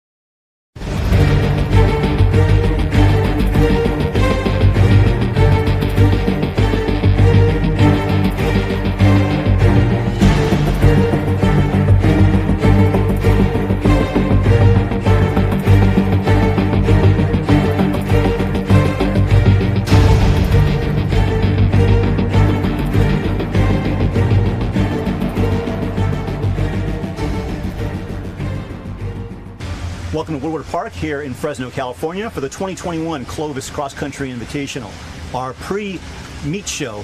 Our next group is West Torrance High School. One of the great things about the Clovis Invitational is there's a championship race which brings together squads from across all divisions. So if you're a Division II or Division III school, you get a chance to face Division I, vice versa. So this is the very best of the best. Tomorrow in the championship boys race, there are 24 teams entered, 19 of which are ranked in the top 10 of the state within their division. West Torrance is number 1 in Division III. We have Coach Jason Druten, Kirsten Green, and a few members of our West Torrance team from this year. First off, how excited are you guys about this weekend? I'm real excited. It's super fun. Mount Sac is a great meet. It's by division. In rare occasions, you have a chance to move over to Saturday and so forth. Right here, you have a chance to go head on, the best of the best. For a program that in recent years has really risen its game, how special is an opportunity like this for you guys? Yeah, that's why we're here, to be honest. We plan to be back here obviously in November, right? That's what we're all hoping. And hopefully this is a faster race, better competition than considering that you have the Division I, Division II, and we really just want to see where we stack up. You know, this will put us in a chance where we're going to get pushed, and we know we're not beating some teams, we understand that, but at the same time, when push comes to shove, we want to know if we can push back a little bit. Let me ask Connor Gibson. I know in the Cool Breeze Invitational, you came out seemingly conservative, really rolled over that final mile and closed really well, one of the top finishers. Let me ask you this. Having an opportunity to go ahead and face top teams from all divisions, as an elite runner, how do you feel about that? It's a lot of fun, you know, especially at Woodbridge. I got to see some of the guys, and I think I'm going to see a little bit more of the competition, especially with V3 in Northern California. So get and see where I stack up against the individual competition and see how, you know, good I could push my team behind me. Jason, I'm going to ask you to put you on the spot a little bit. The thing that I'm really impressed most about this program, it seems like each year the kids are very wired in on thinking very big, regardless of what you return. So those seeds are planted early. Yeah. What's the approach and where did that come from? God, it really happened. When the first time we made state, we just wanted to make state. And so once we got there, all of a sudden, then your goals just got a little bit higher. So it's kind of funny, at the Woodbridge, I think Newberry Park was handing out 4:20 mile isn't fast or something like that, right? And we've always thought, like, when the freshmen come in, we tell them what fast is. And we think what our fast is, we've raised it up that we expect kids to hit that. It's not like, oh, see what you can do. No, we expect you to run this fast. So none of these guys were fast. These guys were terrible when they started. I mean, terrible. Honestly, if I look around here, this guy right here was the only fast guy. Like, out of my top 5 freshmen, when we started in the summer, none of these guys were on that, right? But we just keep grinding and grinding, and the guys in front of us have just kind of showed everybody what they expect to do. So they've never seen slow. These guys have never seen slow runners, so they expect to be this fast, and that's just kind of what happened. For those of you, Coach mentioned, since he had one fast freshman, for those of you that didn't start out fast, can you give me an example of what it's been like? I mean, how does it feel like to be part of a program that develops strongly over the season? Anybody want to go ahead and answer that question as to how cool that feels? Sure, I'll take that one. I mean, being part of a team that's like as elite as West Torrance is great because you can always look up at your varsity runners and know, like, that's greatness, that's fast, that's what I want to be one day. And so you can just go out there every single day believing that the program works because you can look at the results over the years, see how people got faster and faster, and know that if you put the work in and you come out and grind and support your teammates and be perfect every single day that you can be perfect, you can just be great. And so coming out and being with my team, like, that's just how you get good. Kirsten, as far as, do you, assistant coach, do you sense, is the approach this weekend any different in terms of how excited the kids are, how the focus is, anything unique about Clovis weekend? Well, we definitely, after coming back to Portland, we decided we were going to take a bit of a down week, and that's just as much psychological as it is physical. So backed off a little bit, but psychologically, the mood last week was very playful and fun, and we just rolled with that as coaches. Going into this week, it became business. So even on the ride up here, we talked about this is business. This is a business trip. Portland was a little bit more of a field trip, fun, team bonding. This is a turn and burn business trip that we expect to come out and get back to those expectations. The expectations are always high, and the better you are, those expectations just get higher and higher. So these boys have been watching over the last 4 years, and that bar just keeps going up and up. A turn and burn business trip, I love it. And I kind of mentioned that's a key with this program as far as the focus. The other day we were chatting in the evening by text message, and we were talking about, I believe it's called Perfect 30. Perfect 30. And we'll go ahead and share a bit of a visual on that, but there's a bit of a, for lack of a better, how would you describe it and what's the story behind it? But definitely it's something that's used to get these kids focused in on being your best at the end. 100%. And like Hayden said about, we want to try to be perfect. So I was at a clinic, one of the Nike ones, and they, the Oregon coaches were talking about they have a perfect 60, or they get 60 days before the finals, they try to do everything perfect. And I thought, that's great. But I thought, no way a high school kid could do that. So we got together and we figured out, how can we do 30 days perfect, and how can we track it? We wanted to see a visual every day where they had to come in front of us to show us that they did everything they were supposed to do. And so Coach Green came up with this board, and she just put some nails in, and they get a washer. And I built the board. Yeah, she built it. Right? So it's a green washer and a red washer, and you've got to put up there every day. Were you perfect the night before? And perfect for us is, our number one is sleep. All these kids take AP classes, and you're here, I can't get to bed before midnight, but you can. If you really honestly want to do what you want to do in this sport, you have to sleep. So we have sleeping, you have to give up junk food, no soda, and nothing. And so we start off the first day, and there's a lot of red up there. The kids aren't going to bed, they're still eating bad, and as you gradually go, it's like water and grass. It just keeps turning greener and greener and greener.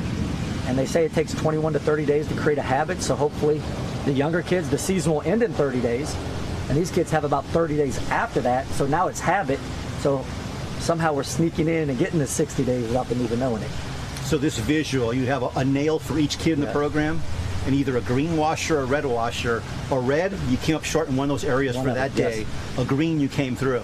And it's not just it's the sleep and the eating, but you've got to be hydrated. We talk about you have to actually do the workout for the day, whatever the prescribed workout was. So, those kids that are sitting on the side, when we all head out the gate, they automatically have to throw up that red washer, because whether it's didn't feel good or think they're injured or maybe are injured, that they can't be perfect because they're not out doing what they need to do on that day to take care of business. So. And they have to do it in front of all their teammates, which puts a little bit, people will say that kids don't care a lot of times, but these kids want it.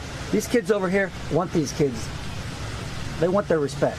Right. So when you put up a red washer and they look at you like, why is it red? And you get questioned by your teammates, there's some value in that. And there's great conversation that comes out of it, because it actually sits right there at the coach's shed where we're chilling after practice, right? And so they're putting the washer up, and I'll call them out. Well, why is it red today? And it's interesting to see, is it the majority because it's sleep, or is it the eating? But then you can start to focus your coaching and your conversations about, well, what do these kids need? Do they need more information on how to eat healthy, or how can they possibly get their homework done faster and get into bed, or why didn't they have any water at school, or whatever the conversation needs to be. So I'm a big believer that the very best teams, the ones that are truly successful, the championship teams, are the ones that have a focus. Clearly, this program has that kind of championship focus, and that's a great example right there. This is a question for anybody in the group. When you do something like that, and you have the green washers, and you start seeing this board turning more and more green or fully green, and you're getting into the biggest meets of the season, and you see everyone here is on board, everyone is accountable, everyone is doing their part. For you guys, how much more confident, how much more focused do you feel going to the big races when you know we've done what we need to do? Go ahead, Matt, you take that one.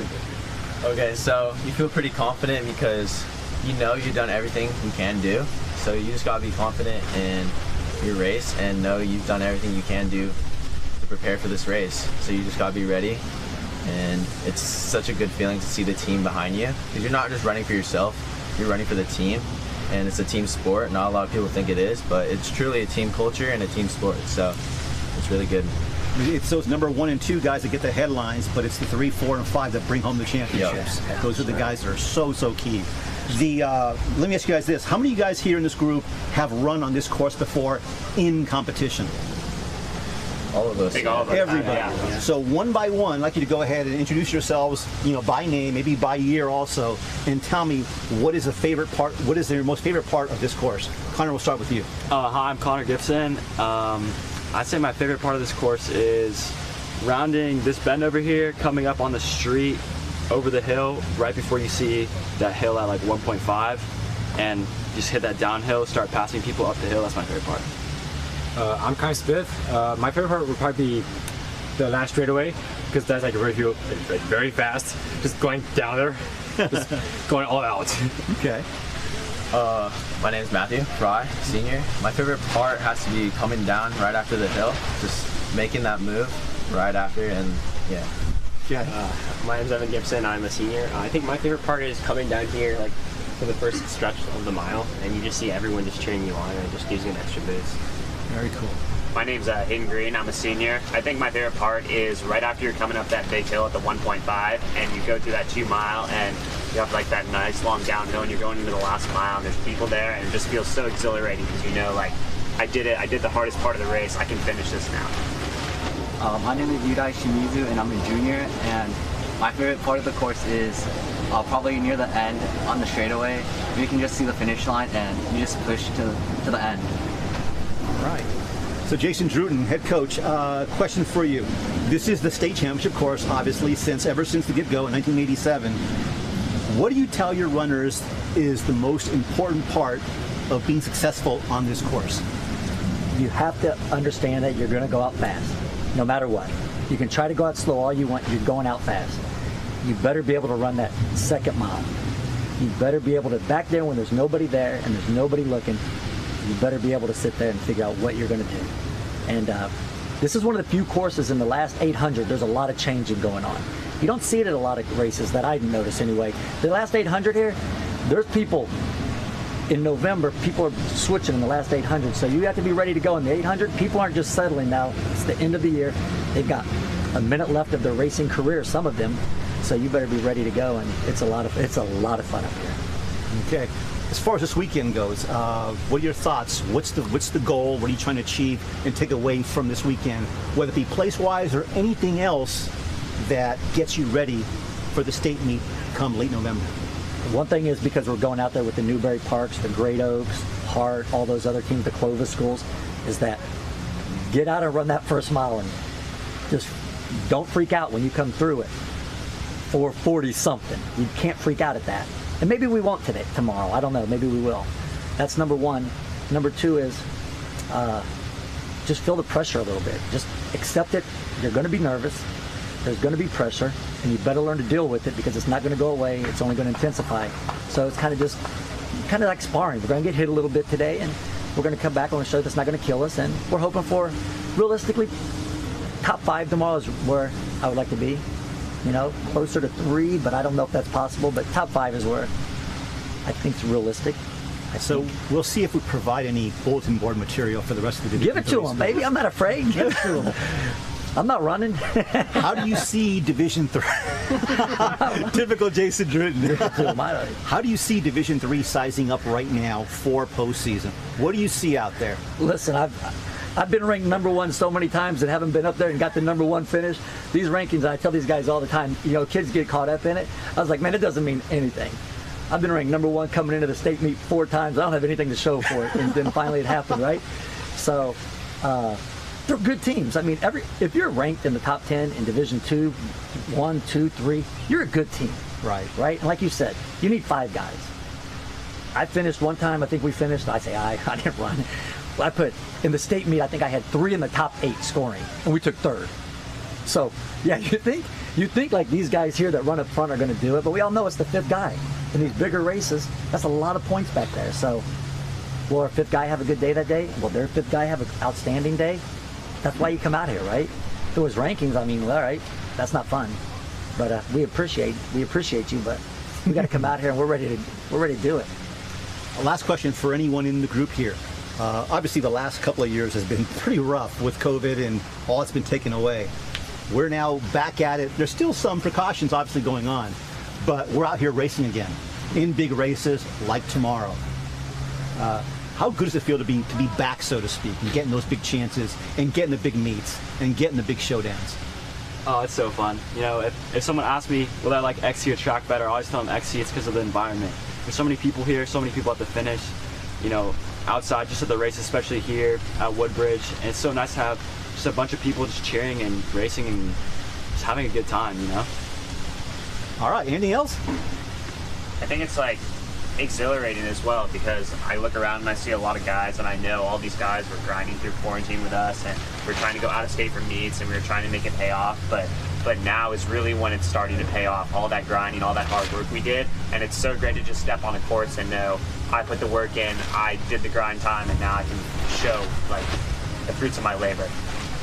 So it's said a lot that we shouldn't take things for granted because it's going to be taken away, like we saw the last year and a half. Again, the thing I see about West Torrance is the fact that the kind of focus you guys have is always, from the outside looking in, so inspirational. Because I see you guys, regardless of what returns, you guys progressing nicely with that focus. So tomorrow, the rest of the season, don't take it for granted. Really enjoy it out there and fight for each other. And be successful and have fun. That's it. It's going to be fun. All right. Rule number one, have fun, baby. There we go. Thanks for having us. All right. Thank you very much. West Torrance High School.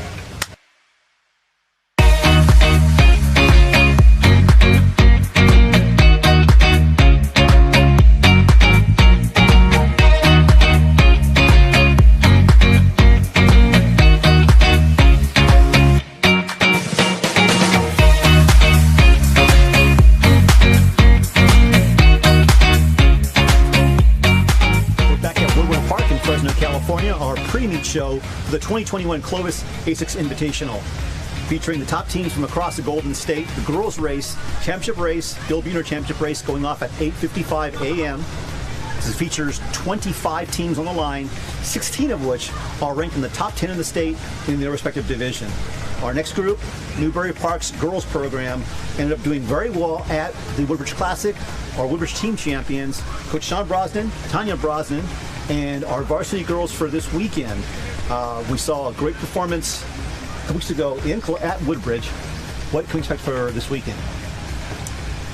Go after the win. First race of the day, the girls medium schools varsity division.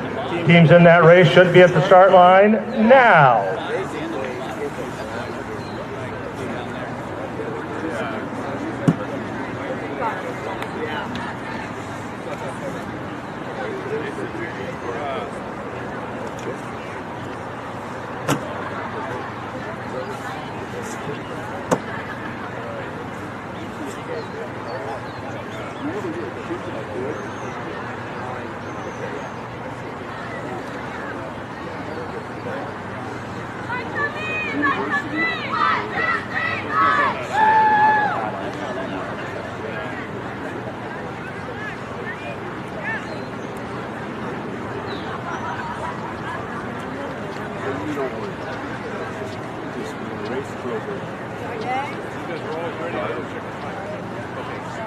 Do I need to have a sensor, or I'm just starting like it?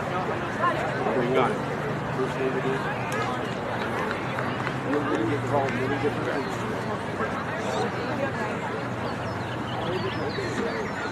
This is my favorite one today.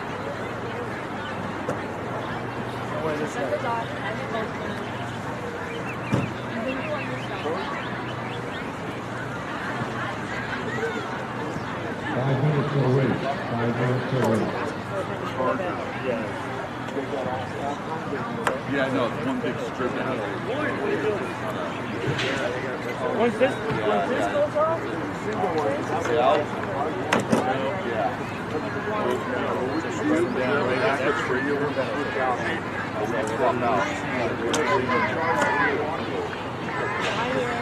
Yeah, we go. No, but Ken, I'll be around here, so if something happens, you let me know what's your turn, okay? How about midway through, swap out with Park Radio with us? Yeah, I'll be around, Ken, so yeah, I'll be checking on you guys periodically every 20 minutes. Yeah.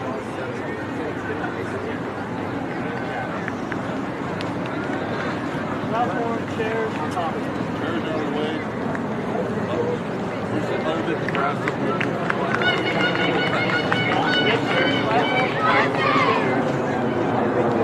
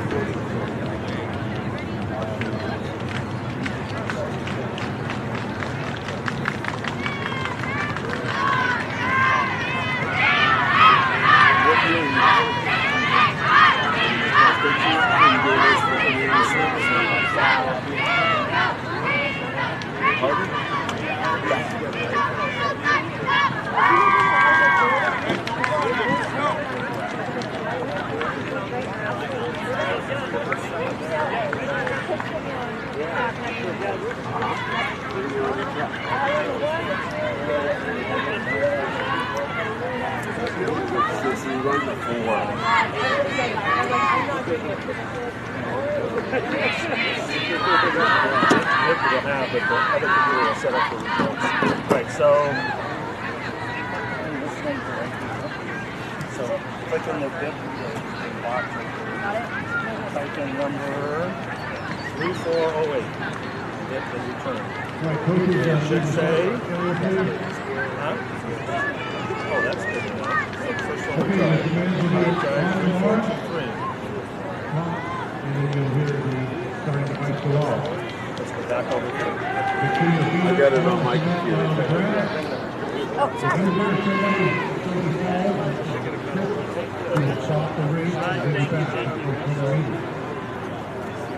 If you don't hear guns going off, do not stop. We continue. There was something else we had to do at the beginning.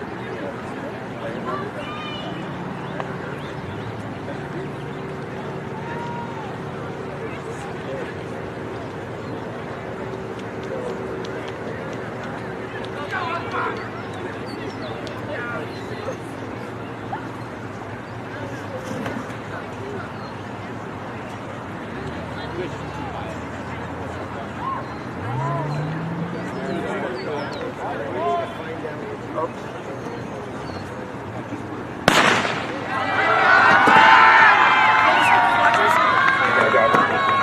Underway, the first races of the day.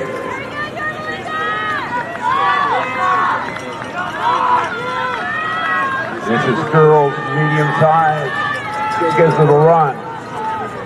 Yes, go ahead, and you can go out and celebrate the race has started. So you're going to press this button right here. All right, everybody, the race has begun.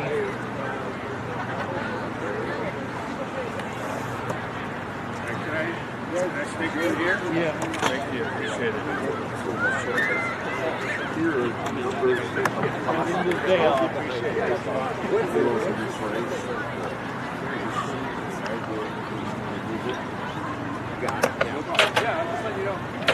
Scheduled to run in this race, Albany, Mitty, Bishop O'Dowd, Burroughs, Cabrillo, Chico, Douglas of Nevada, El Camino Real of Central Coast Section, Esperanza, Kerman, probably about in the Montgomery, the North Coast Section, Santa Rosa, Nevada Union, North Swan, they're going to be taking pictures of Ocean View, Orange Lutheran, they're ranked number 9 in Southern Section, in Division 4, Placer, Pleasant Valley. They were first at the Lagoon Valley meet. Point Loma, Prospect, San Luis Obispo, Santa Margarita, Saratoga, Schaffner, Skyline of Oakland, University High of Irvine, Valley Christian of San Jose, Wasco, Will C. Wood of Vacaville, and Yorba Linda, scheduled to be running today. In this race, Mitty was third in the artichoke meet. Chico, highly rated team out of the North section. They were first at the Springhorn meet. And San Luis Obispo was first at the Atascadero Invitational.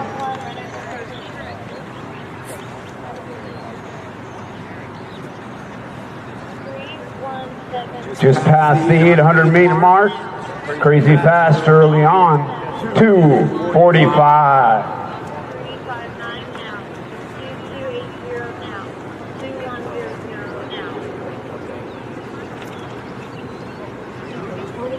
That's all right. Now you punch them in, and then you go. You only give us. You don't have to give us the now on the first one. Okay. Okay. All right. Everything went well, and they're coming by the next one. So good. Yeah. So this is first. The lower one would be first.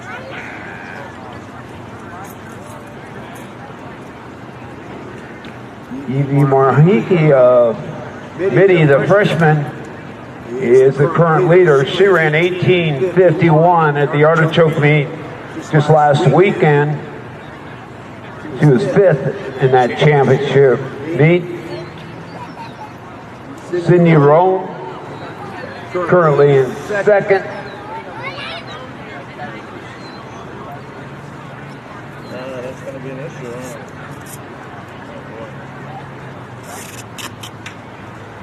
Sophia Compton.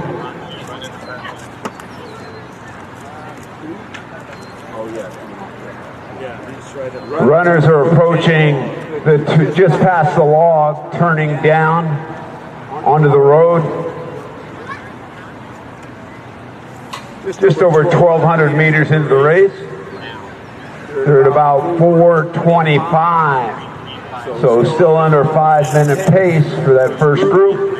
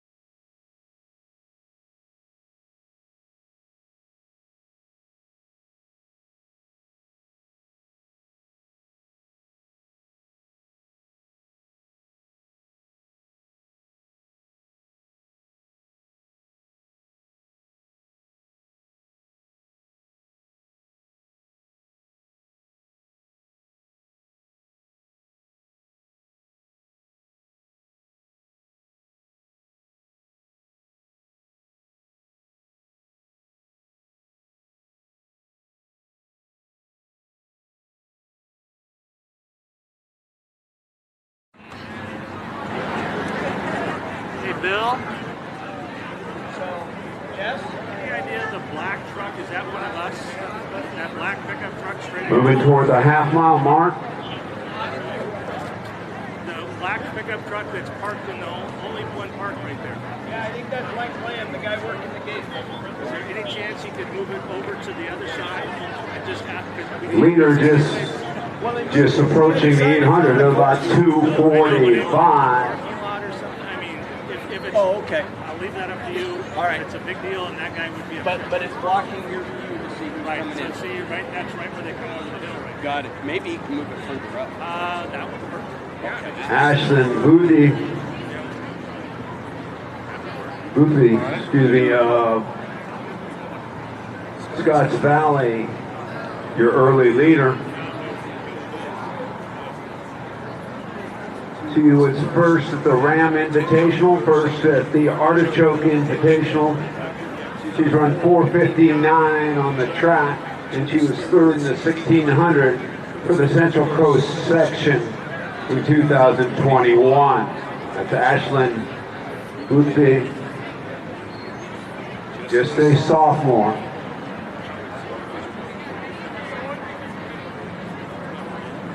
Little ball. St. Margaret's in second. Brianna Delgado of Paraclete in third. Amelia Kierkegaard of Patrick Henry in fourth. And Gabriela Avila of Corcoran in fifth. Ashland Boothby heading just past the log now. Boothby.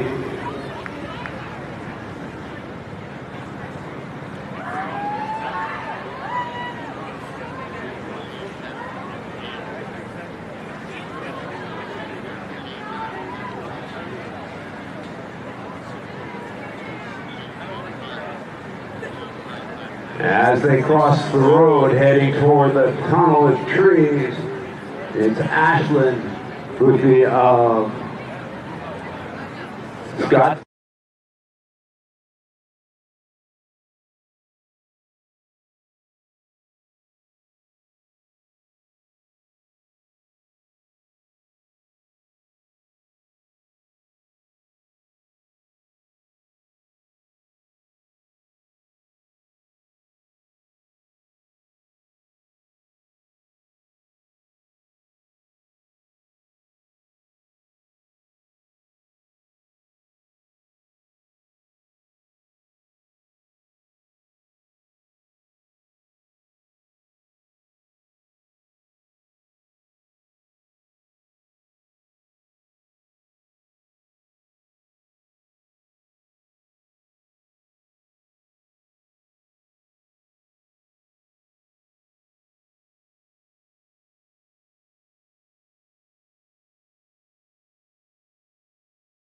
Just in front of the Salle Blanc of St. Margaret's at 5:40.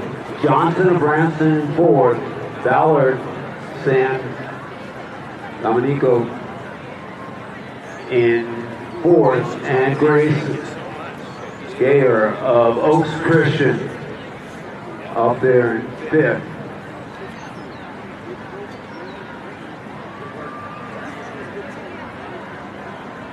St. Mary's were the first with 5-5, followed by Laguna Beach. They're the first two teams with 5 teams by. Excuse me, 5 runners by. Oaks Christian now has 5 by, as does University of San Francisco, the #1 ranked Division 5 team in the state. Viewpoint, top ranked team from Southern Section. 5 by, as does Immaculate Heart. It appears that St. Mary's will be your early leader, followed by Laguna Beach, Oaks Christian, and the Nueva School. Rounding out the top 5 will be San Francisco University. As the leader, Ashland Boothby of Scotts Valley, 5:37.4. Long of St. Margaret's in second.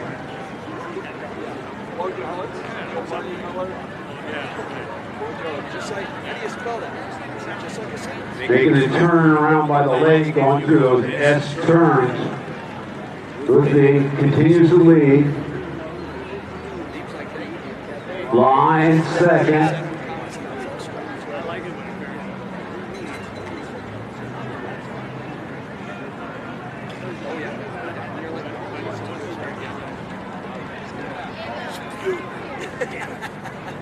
In third,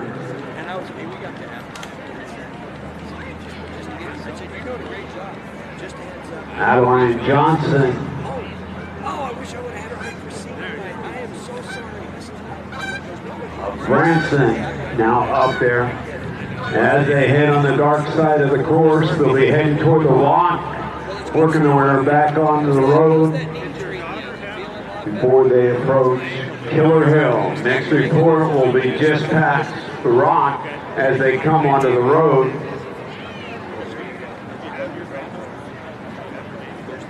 So I'm going to head after the championship boys.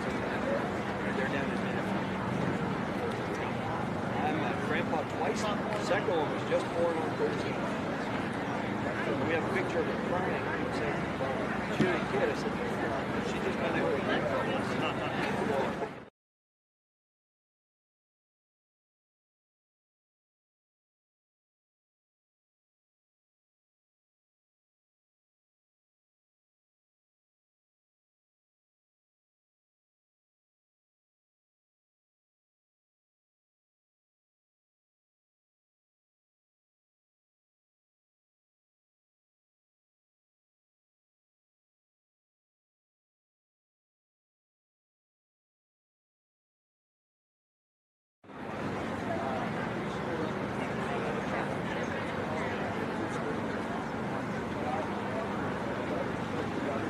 Boothby continue to lead. Looks like Blau's back up there. Grace Geyer of Oaks Christian, Johnson of Branson, and Haley Ballard of San Domenico.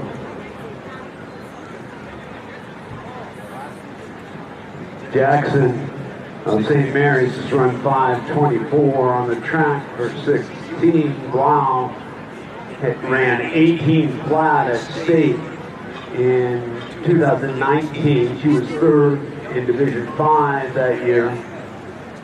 She's a junior from St. Margaret. She's in second right now.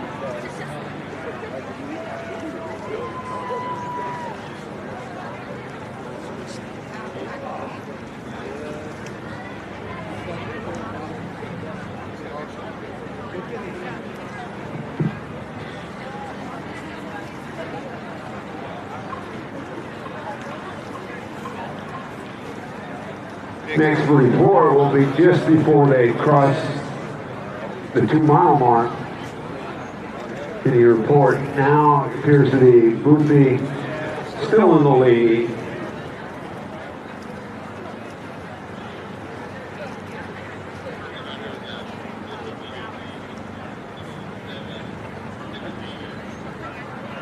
Ashley Boothby stretching leading up to about 50 meters right now as she approaches the hill at the 2-mile mark.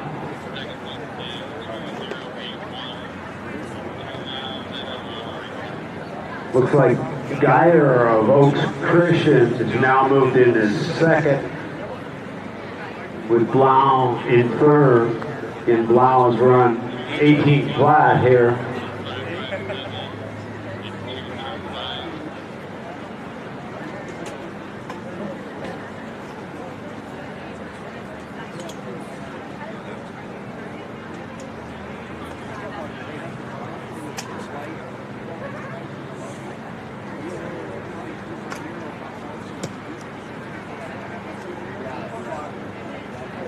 Looks like Sarah Colebrook of Oaks Christian also has moved into that lead group with Boothby, Blau, Geyer, Johnson, Ballard, and Colebrook.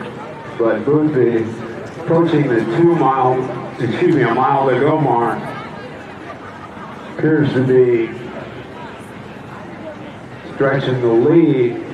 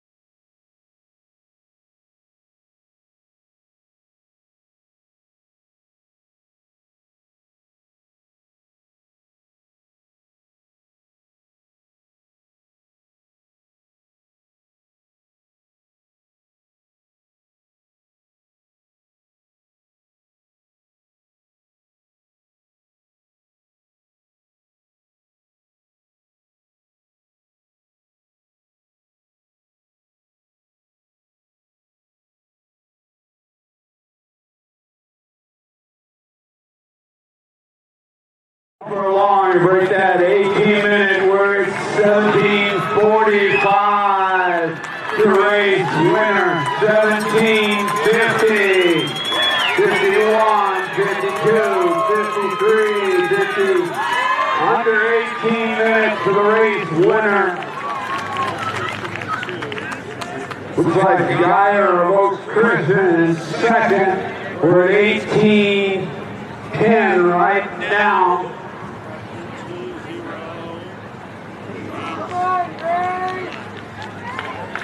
Grace Geyer in second.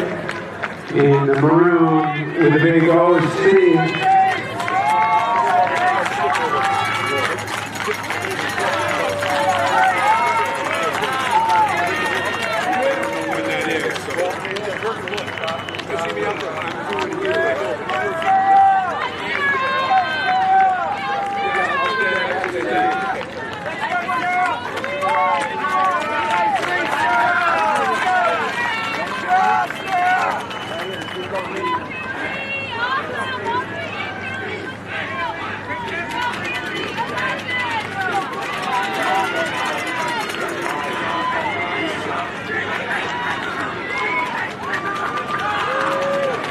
This is Caitlin Ray of Lorena.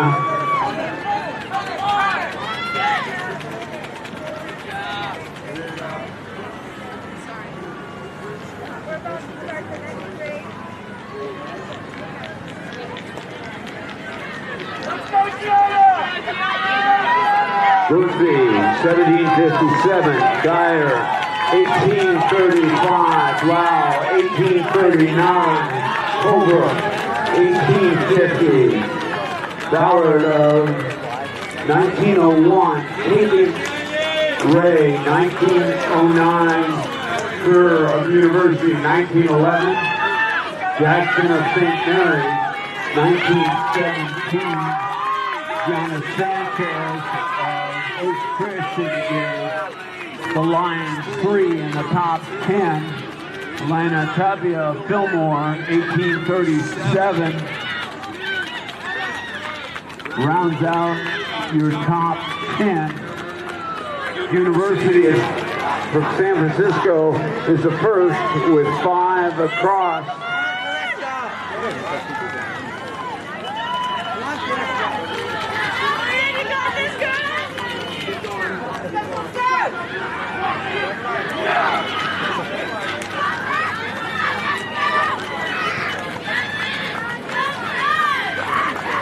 St. Mary's also has 5 in.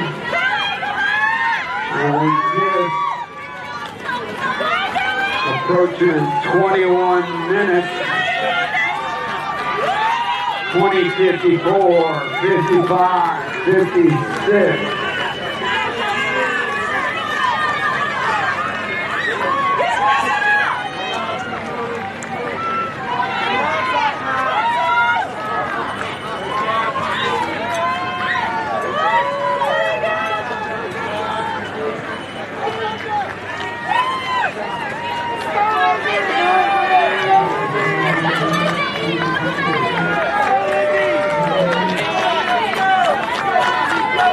Go!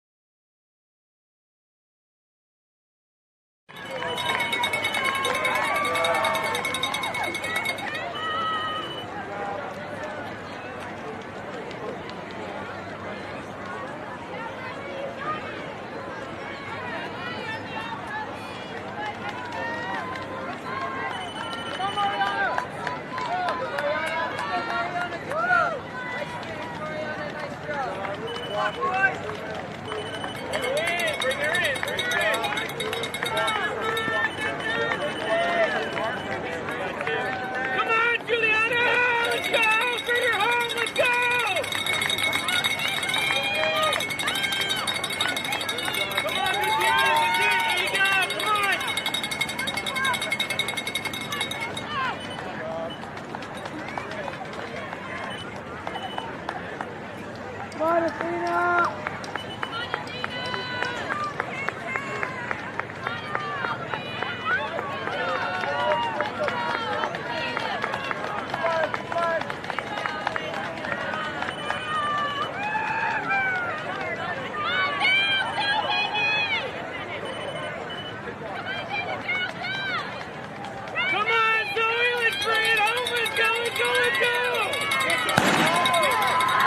2021 A6 Clovis Cross Country Invitational. This is Varsity Boys Medium Division.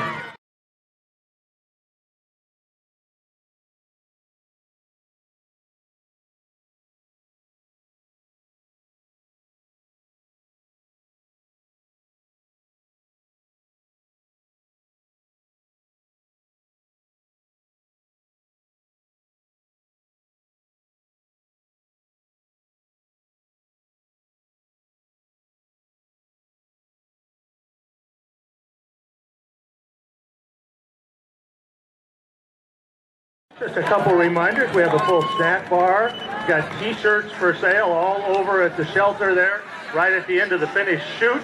Parents, the Clovis Cross Country Invitational, really one of the great invitationals in the country. You certainly want to get your son or daughter a t-shirt. Get over there now, they got all the sizes and colors that you could ever want. They're for sale right there. Follow the finish line, shoot to the Valley Shelter right there, and get your son or daughter a Clovis Invitational t-shirt.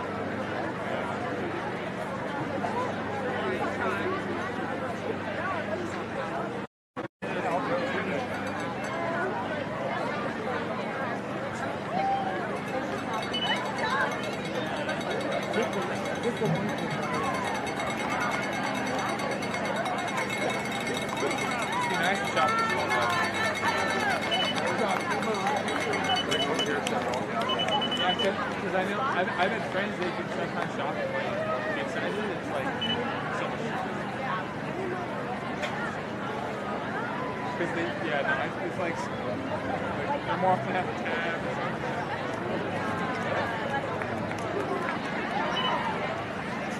Away on Elise, there you go. Come on, bring her home. Let's go, let's go, let's go.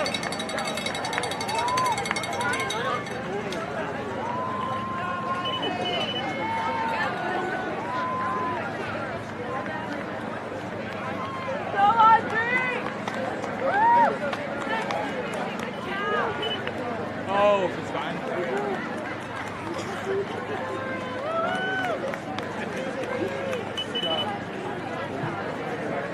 Large back through the first 800 meters in our medium school boys race.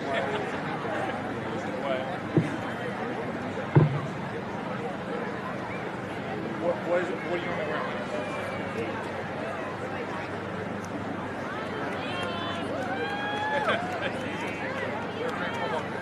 I work 12 strength meetings, so it's a size that usually that's when it starts to become hard to find that size. Like you can find it, but like usually it's like you gotta like hunt for it.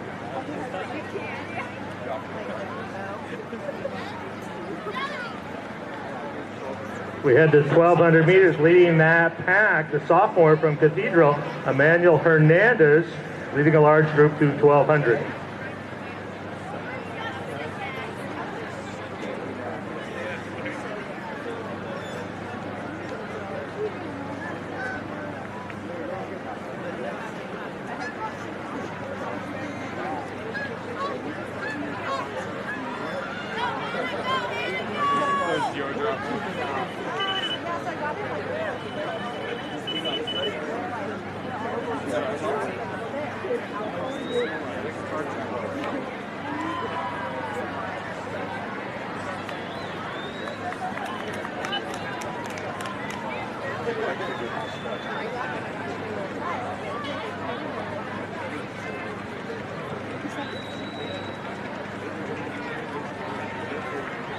Coming to the mile mark, we've got Hernandez from Cathedral. Also Dance of Saratoga, Tokobu of Newark Memorial. That's our group coming to the end of the first mile.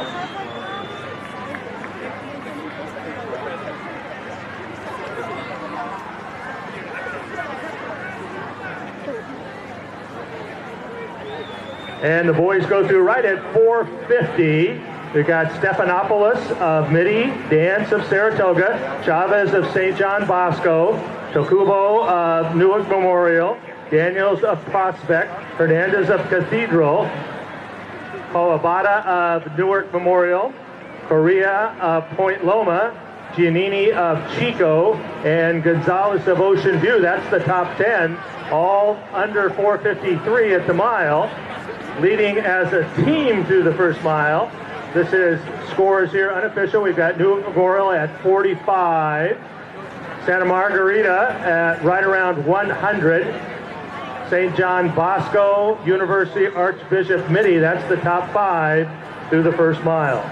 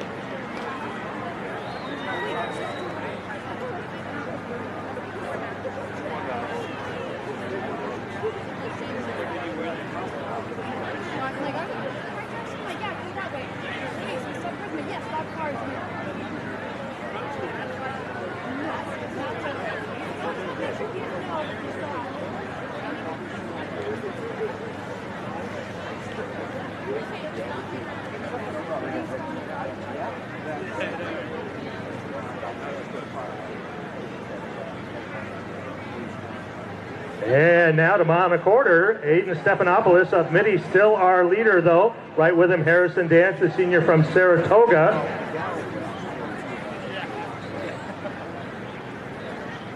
And now we get a better read on the mile mark team scores.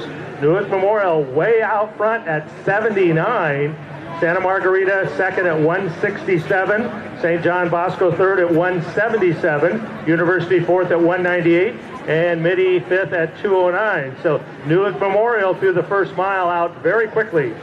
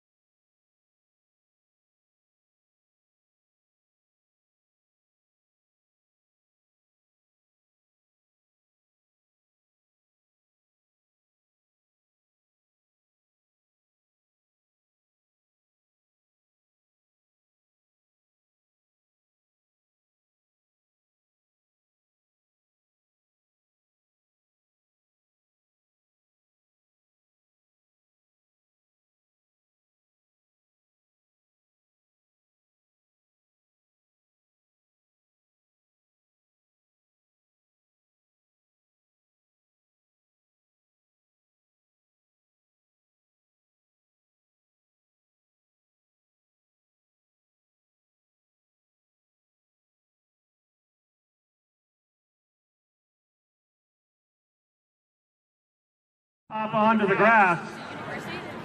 27:30. This is Harrison Dance of Saratoga. 5:26. 5:26. Dance coming strong, and here comes Giannini of Chico now. Mario Giannini is a senior with a great finish under 15:30. Going to be a 26. 19:41. Daniels of Prospect, Chavez of St. John Bosco. We're at 15:40, so these boys right here on the grass have a shot to go under 16. I think this is the second midi, isn't it? This is 2 for Midi now.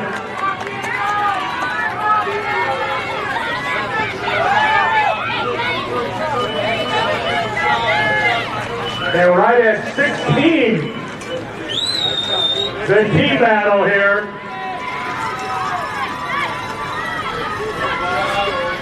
Bosco now with 2 across.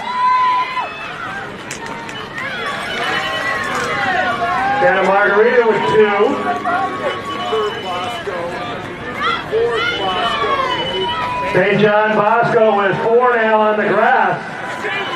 Pleasant Valley running well as a group.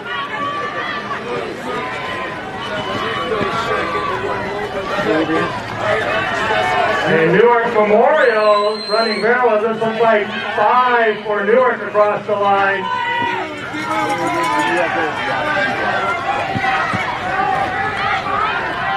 And Memorial is the first with 5 across the finish.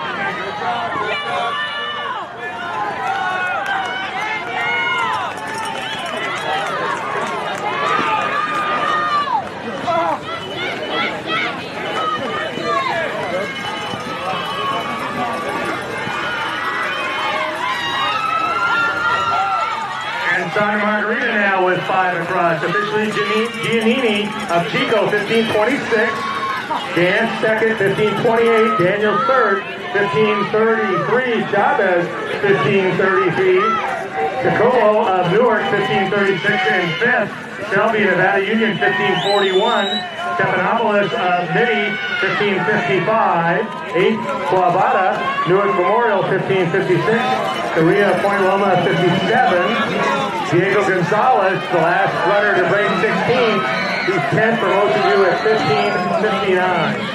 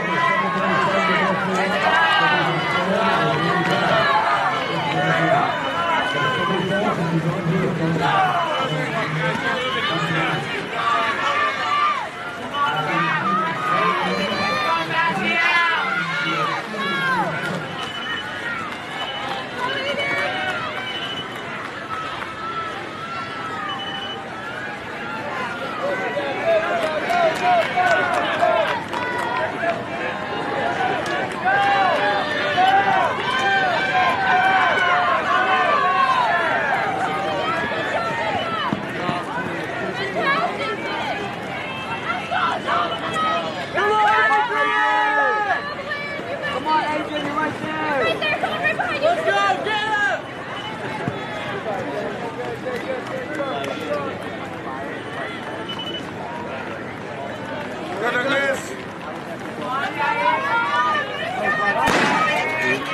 2021 ACES Clovis Cross Country Invitational Small Schools Division Varsity Boys.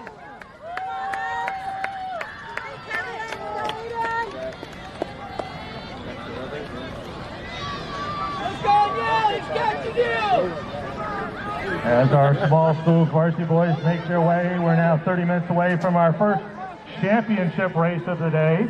The Bill Butner Girls Varsity Championship race scheduled to begin at 8:55.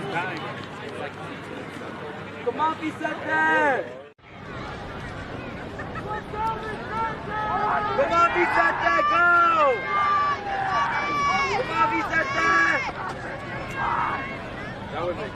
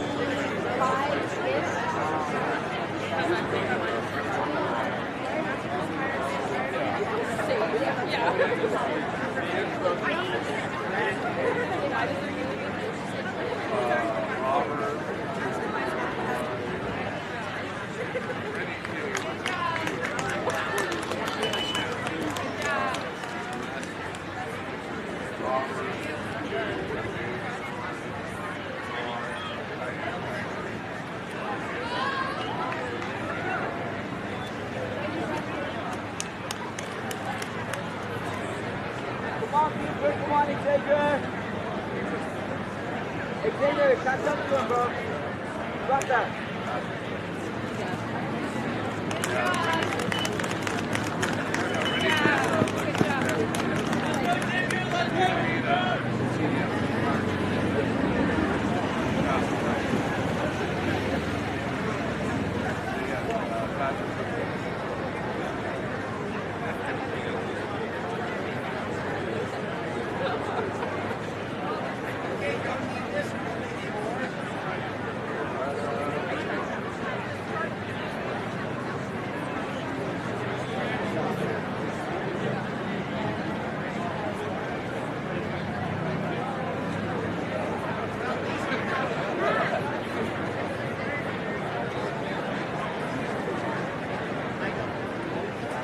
And the boys are about 1,000 meters into a race. Daniel Winters, a senior from St. Mary's, leading that group with Camille Torres, senior from Fillmore, leading the back to the 1,200.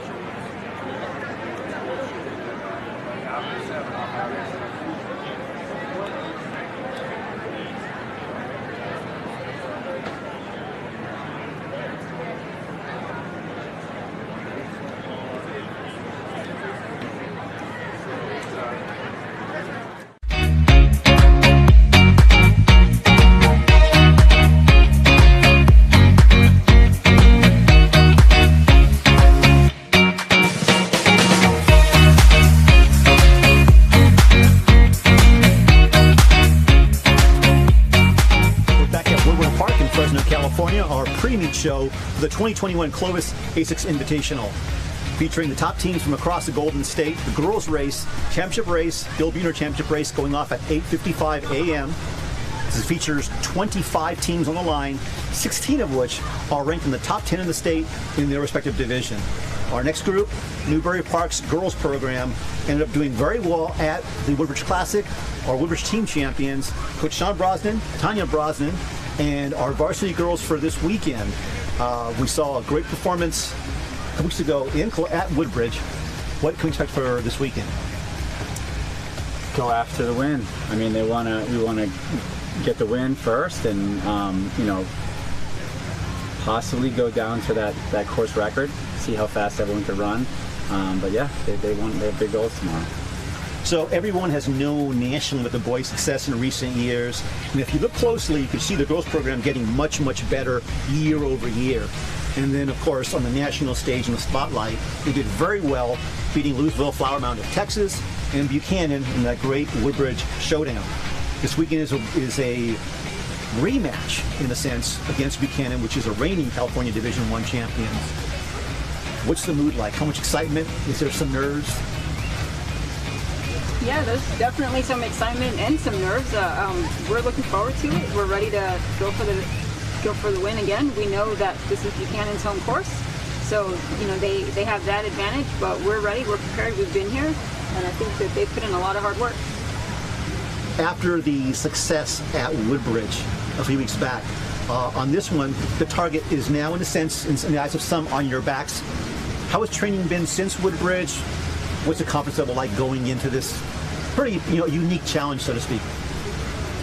We've been putting a lot more work in. I mean, I know, we've all just been training really hard and knowing that this is Buchanan's home course, like Tanya was saying, and we're just gonna have to really go after it tomorrow and just do our best, put it all in there, and we're all working really hard, just hoping to get that win tomorrow. A quick show of hands, how many girls are running on this course, racing for the first time on this course?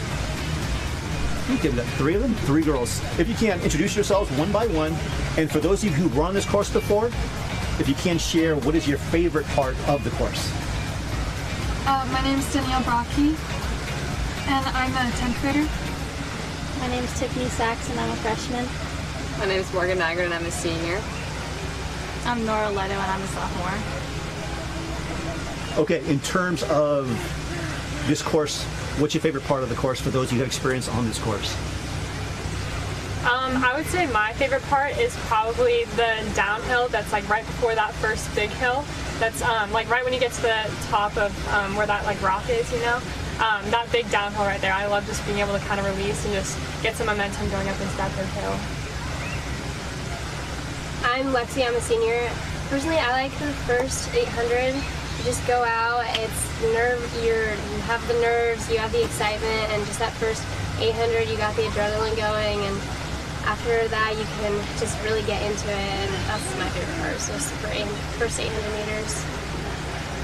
Mine, I'd have to say, is probably a mile to go, because everyone's there, and that's like when you kind of have to start picking it up and start picking off people, and you're close to the end. In terms of this course and the challenge this weekend, we talked about basically a showdown between Buchanan. There's a few good programs in here. How important is this race this weekend relative to the state meet? Is this strictly just a dress rehearsal, or is there a key goal we're trying to take away from this weekend as a varsity unit? I think the girls this weekend, it's similar to the guys. Like they need to hurt on this course. They need to know what it feels like at the second mile, when it gets tough in the hills, and run a course like this, not a flatter course like most people think Southern California is.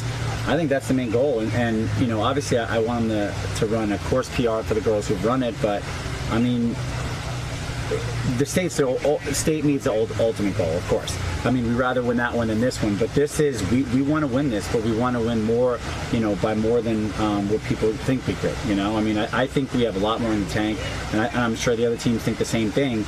We have a few missing pieces in the past. The training, even though it's only been a couple weeks, but the training has been so great after Woodbridge that I've never seen my girls run like this before. It's been unbelievable. I think we're at another level, and where I think they could see some good things. They're on the same trajectory as the guys. We have 4 weeks to rest after this. Well, not rest, but train in a good block, and then we start all of our postseason league and prelims, finals, and then we're back here at the state meet. So the ultimate goal is, learn how to hurt on this course and go out there and don't be scared to do it, There are very few schools nationally that truly have high-level success in both genders. It's a very tough feat to pull off. We're seeing this program do that. Maybe I'll ask Sam as one of the veterans on this team. And unlike sometimes the elite runners have elite backgrounds before high school. You did it the harder way. You put that work in, and you've seen that improvement in high school. When is the first time in your mind the light went on that the girls program can truly do something special on a national scale? I think it was Cool Breeze in 2019. That was the first time that we had really gone against like more top teams over in the state, and we were actually able to like compete with them and be in the race with them. And I think that was kind of what made me think, okay, we're just going to keep getting better from here and just continue to take off. And yeah, I mean that's what we've been doing. So maybe the last question, in terms of preparation, how much of the preparation involves together the boys and the girls program, or how much of it is separate in terms of getting them locked in and ready?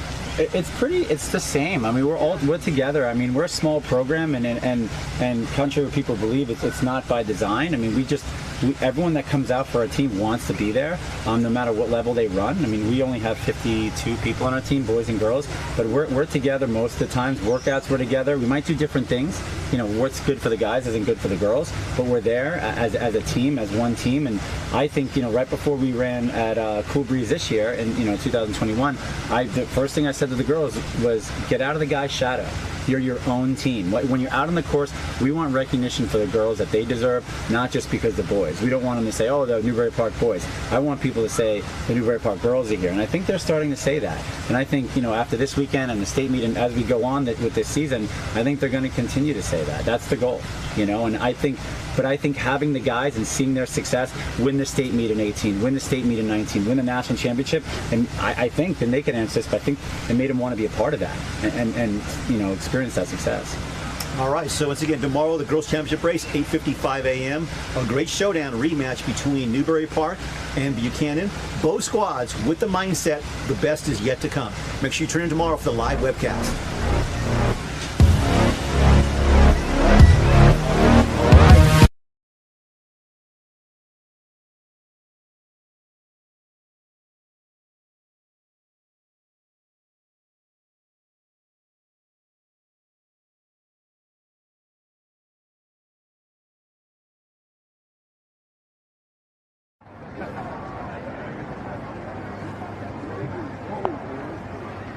We had to bribe the officials and give them gifts. Wow, a great team battle. So with a mile to go, we had Nueva at 68, Laguna Beach at 79, Oaks Christian 85, and Yosemite at 87. So just 13 spots separating the top 4 teams with a mile to go.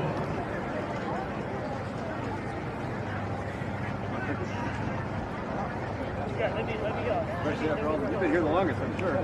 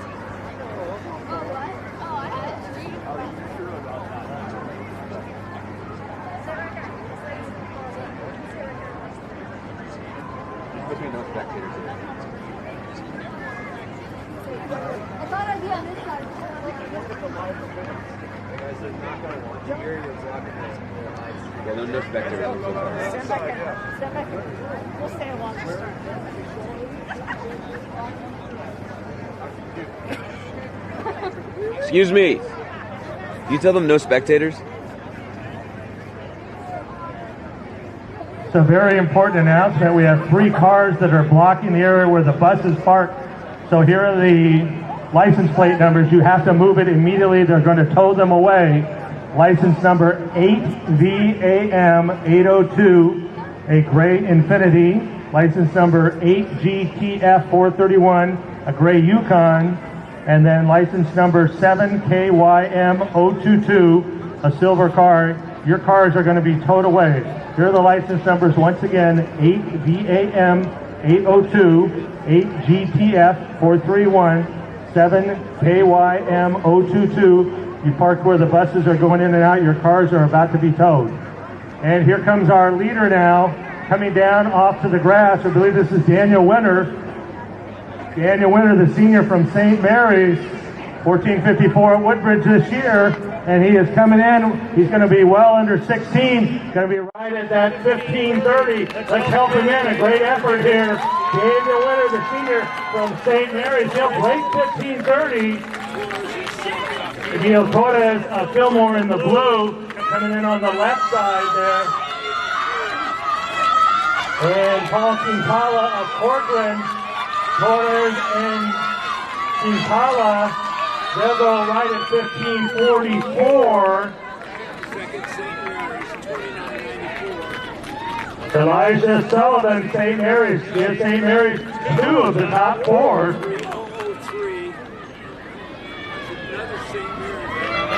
Mateo Malco Allen, this is the other St. Mary's.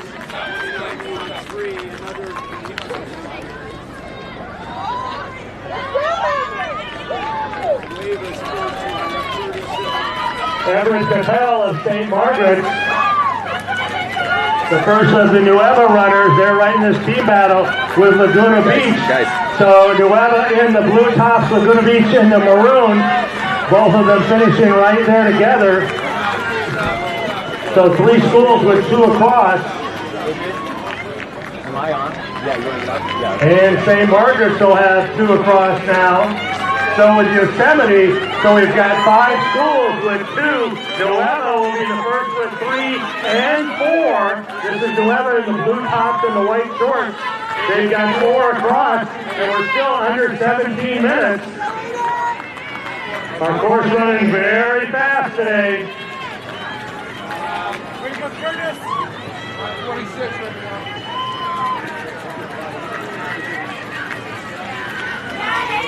And as our runners continue to cross, nobody has 5 yet. Officially, Daniel Winter of St. Mary's of Stockton. The winner is 15:28. Michael Camilo Torres of Fillmore, 15:44 in second. Paul Camilla of Corcoran, 15:45 in third. Elijah Sullivan, St. Mary's Stockton, 15:53. Fifth was Mateo Malco Allen of St. Mary's, 16:07. Capel of St. Margaret's 16:20. Lang of the Weber School, 16:28 7. Bettis of Laguna Beach, 16:29 8. Lorenzana, Roseland University Prep, 16:32 and 8. And Drews of Laguna Beach, 16:33, rounds out the top 10. So far, Nueva, Laguna Beach, San Francisco University, Yosemite, Oaks Christian, and Matilda Torres now with 5 runners across the finish.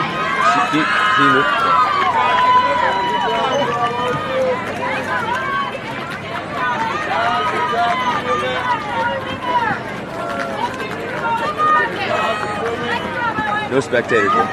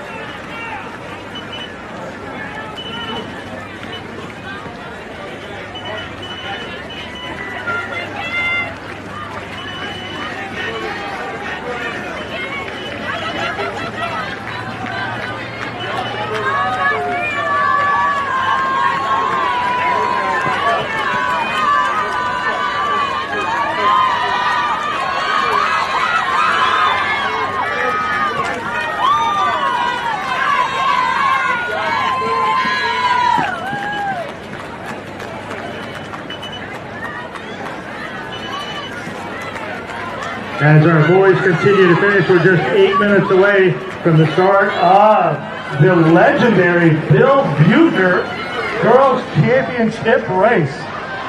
So just a moment as we get ready, our 2 championship races, the Clovis Invitational, one of the great invitationals, not just in California, but in the country.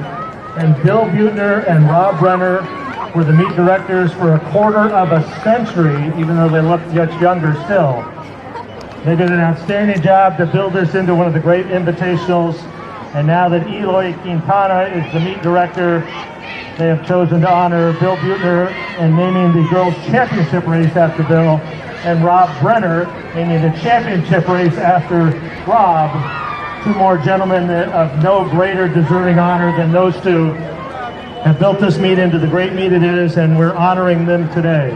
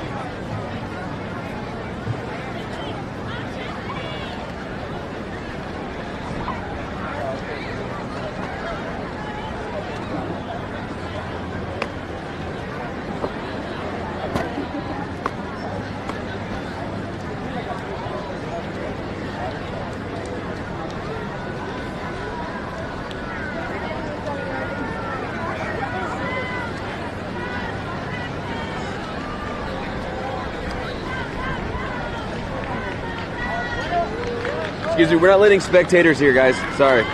Yeah.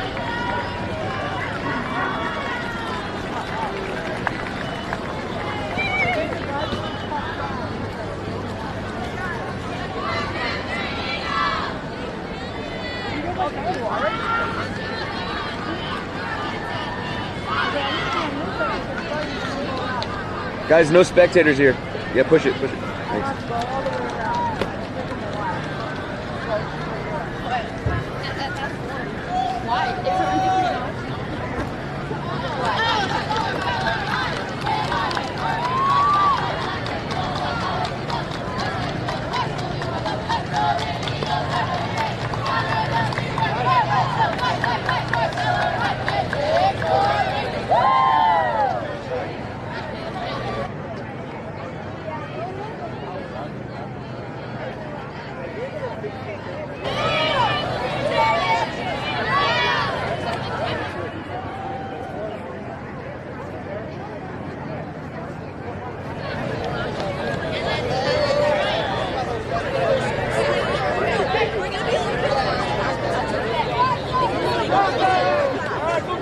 me? Did you guys move?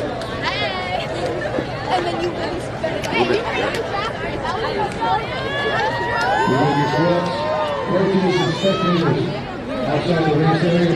Okay, video then I'll go underneath. Yeah. Let's go, Emma!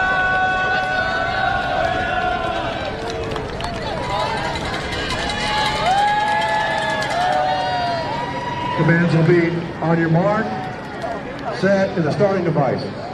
If you hear a secondary starting device go off, somebody has fallen, and we are going to stop the race and bring you back. If somebody falls and you do not hear a starting device, keep running. Move a little bit. Make sure your feet are behind the line, and we are completely still before the race.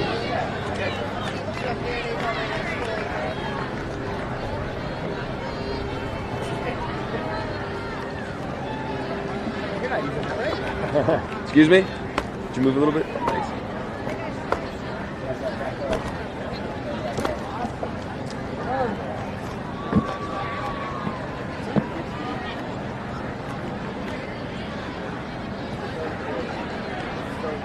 Not doing intros this year. Supposedly they're missing something.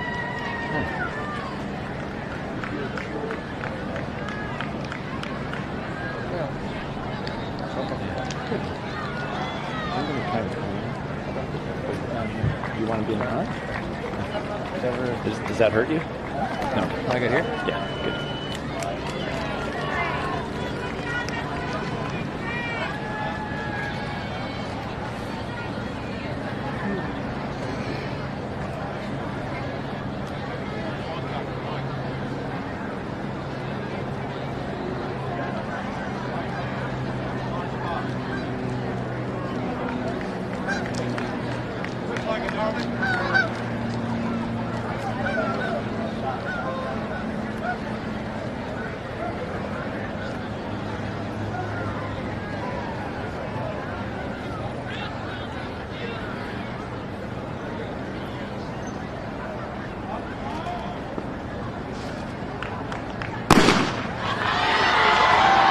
Underway for the championship girls race. Scheduled to run this race.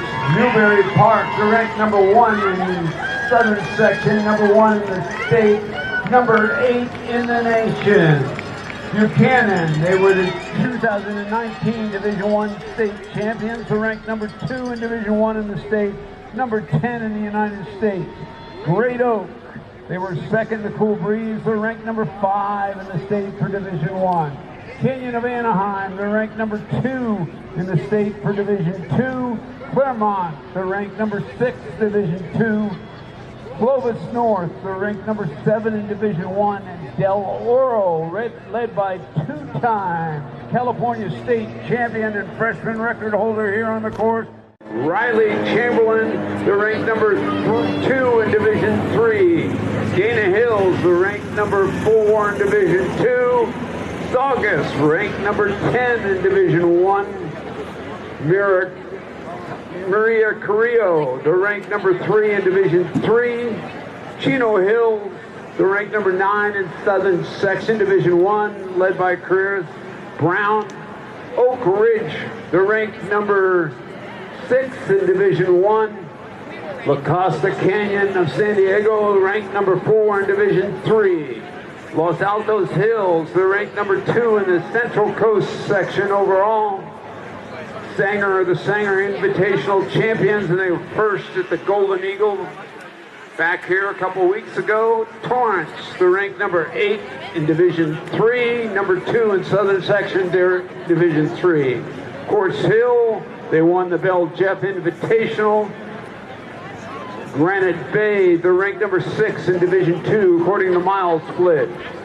St. Francis of Mountain View, they're ranked number 8 in Division II.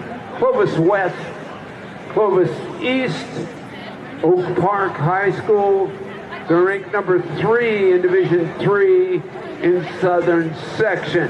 Also, the number 1 ranked freshman in the nation is in this race. Sadie Engelhardt of Ventura High School, as an 8th grader at Cabrillo Middle School. She ran 4:40.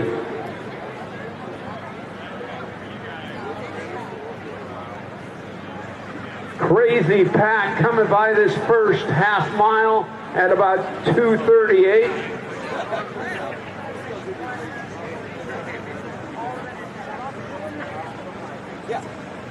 Crazy Pack up there, probably Sundgren of Buchanan, McDonald of Newberry Park, Englehart of Ventura, just the freshman. She won the Cool Breeze in 15:59.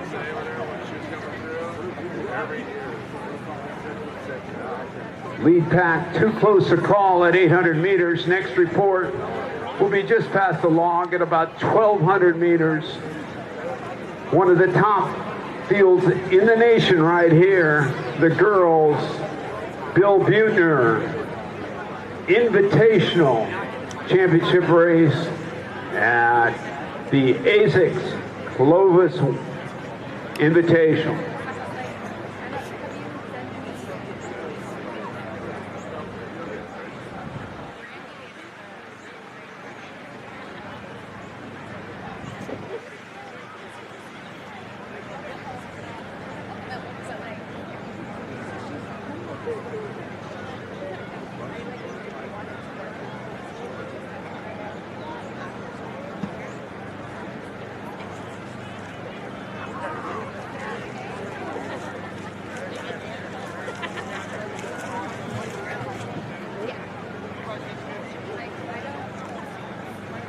Crazy Pack is crossing the road, heading down through the tunnel of trees toward the mile mark. So about 1,200 meters into the race.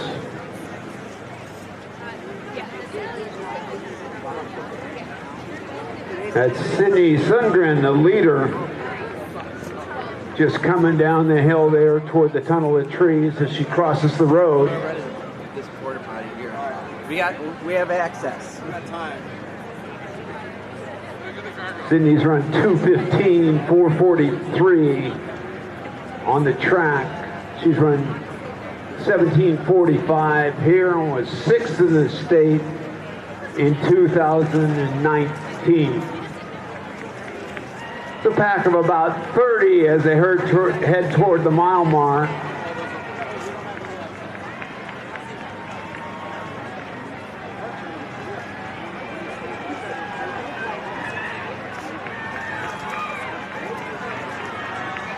They're at about 5:30 right now.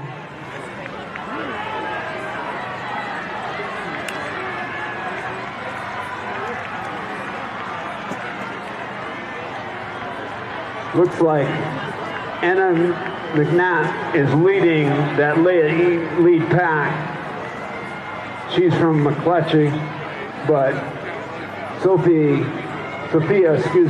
Nordenholtz of Albany also up there. Katie Englehart, Sam McDonald, Sydney Sundgren, Grace Hutchinson of Buchanan, Erica Nyberg of Clovis East, Emma Hadley of Canyon, all there between 5:38 and 5:39. Kylie Horner of Prospect also up there, and Mia Chavez, top 10. Let's correct that. Top 18 are under 5:40 at the mile. Buchanan, early team leader, as the Bears are out like a shot. Buchanan, Newberry, Oak Ridge, Great Oak, Canyon, St. Francis, Granite Bay,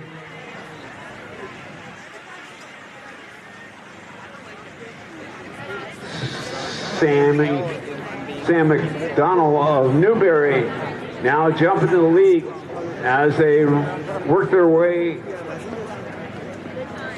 through the S-turns to the dark side of the course.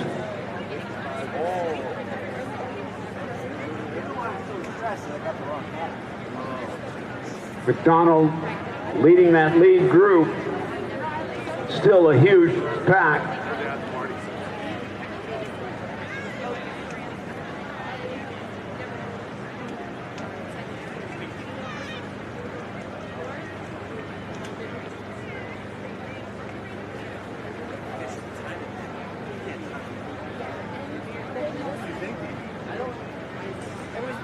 so dark. Yeah. It was such a big.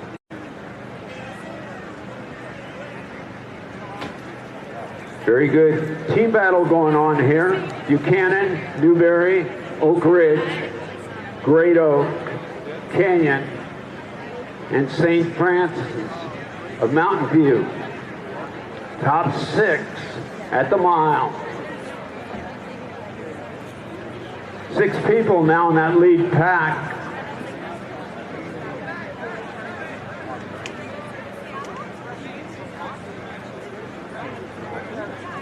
McDonald, the leader.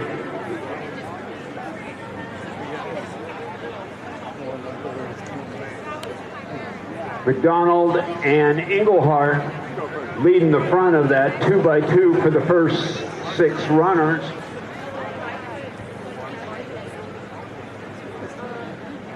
Riley Chamberlain, the 2-time state champion, just lurking right behind them.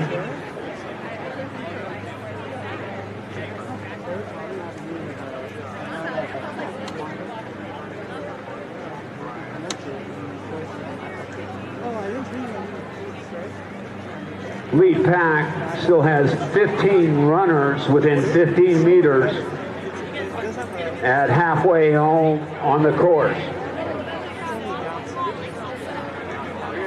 Leaders are now heading down the hill before they go up Killer Hill.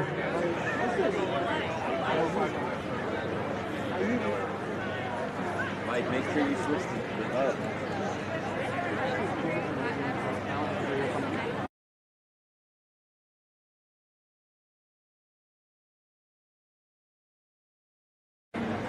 McDonald, Englehart, still at the head of the pack. McDonald from Newberry Park, #1 rated team in the state. Englehart, a freshman from Ventura.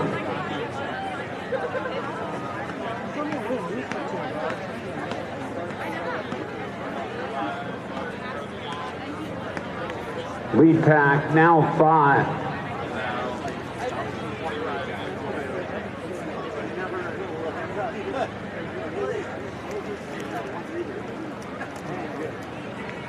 First 5.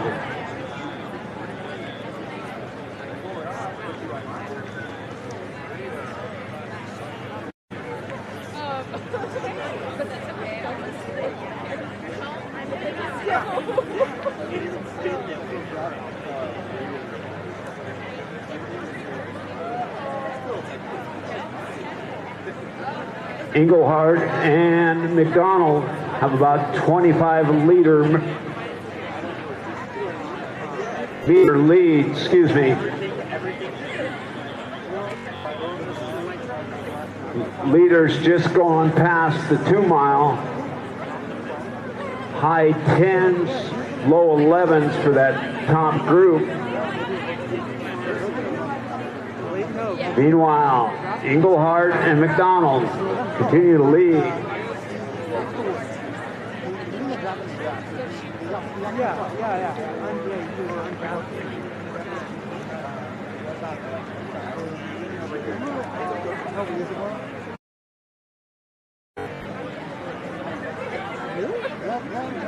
Like Sundgren Buchanan in that second group. So Englehart and McDonald come by neck and neck at a mile to go at 11:49. Sundgren just behind. Gordon Holtz of Albany with Sundgren.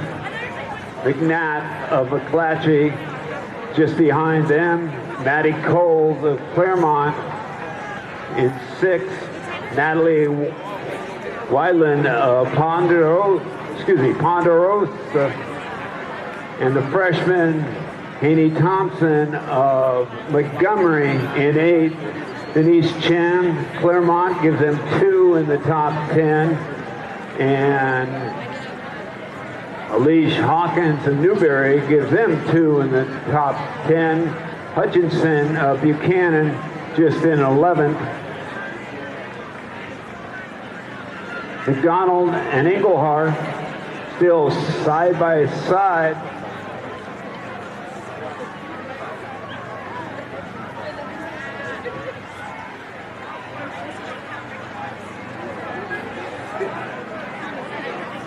Team-wise, Newberry, Buchanan, and Great Oak, Oak Ridge, and Canyon, your top 5, with Newberry a slight lead with less than a mile to go. Clovis North moving up very well. They've moved into 5th.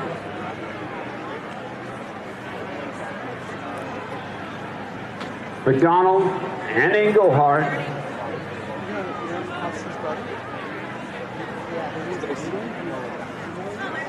Now halfway through the pack, Buchanan and Newberry are tied.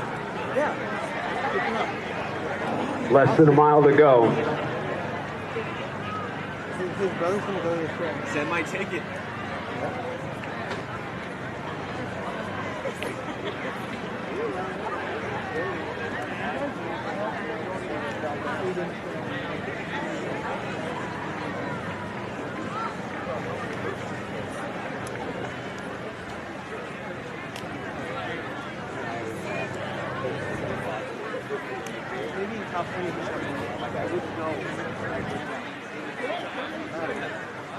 Okay, half mile to go. 14:36. We're looking at a sub 17-minute time possibility with less than a half to go. McDonald and Englehart, freshman record is 17:13 for the course. Only 11 girls have ever broke 17 on the course.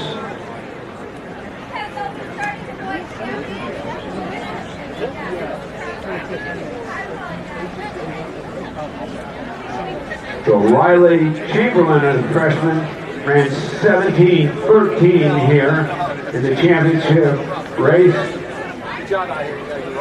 Sadie Englehart knocking on the door of a sub 17 with less than a half to go. The overall freshman record is 16:57. That was set by Sarah Baxter at the state meet.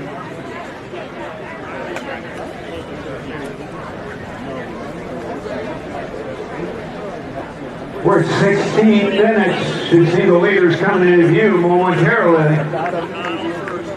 McDonald currently in first, the outstanding Newberry Park program. Englehart just a couple meters behind. We're 16:20. Please watch the course out there. They're side by side. It's Englehart on the outside, McDonald on the inside. Englehart now moving into the lead. Let's help these ladies along. They're at 16:45. Freshman record 16:57. 16:50. McDonald trying to come back. Englehart, McDonald, McDonald with the lead.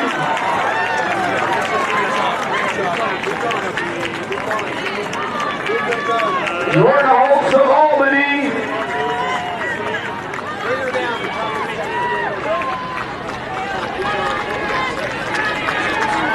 The Coles of Claremont.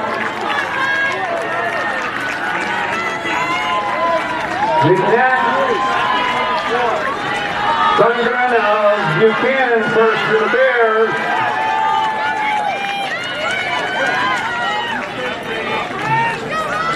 Montgomery, Hutchinson.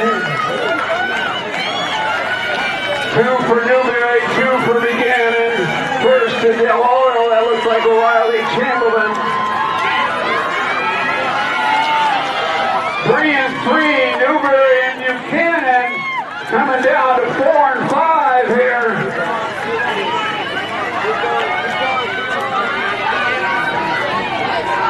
Buchanan with first up 4 on the grab.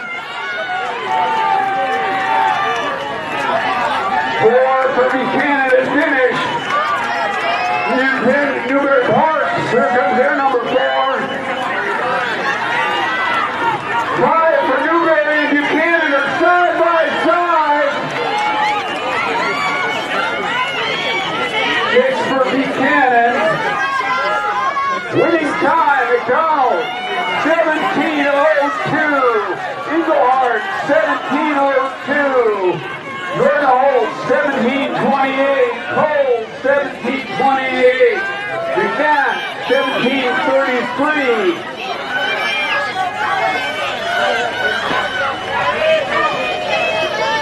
Buchanan averaging 18 flag here, 52 seconds gap. Their team time is 89:58.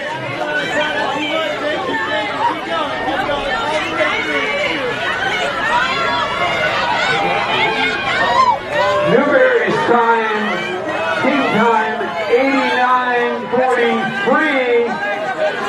Team-wise, it's neck and neck right now.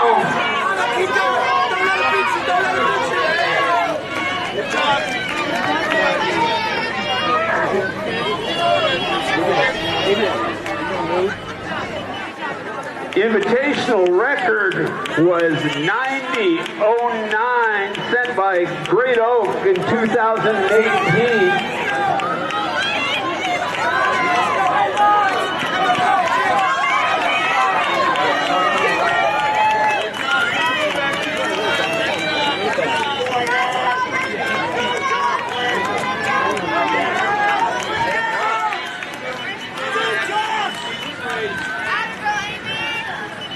Team race still neck and neck.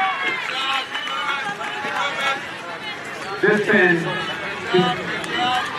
corrected on the team record was 89:43 by Great Oak.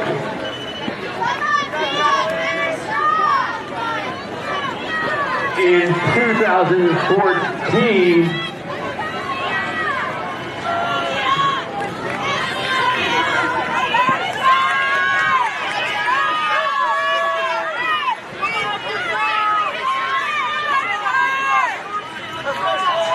Engelhardt, 17:02, ties her second all-time with the legendary Jordan Hasse.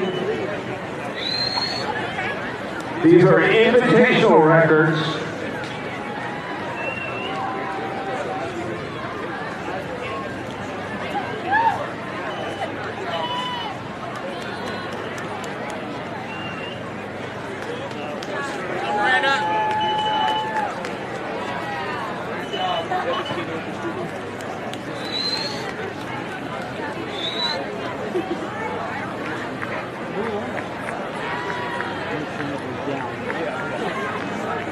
McDonald's time was the 7th fastest all-time for the Invitational. It seemed like Engelhardt's would be the 8th fastest.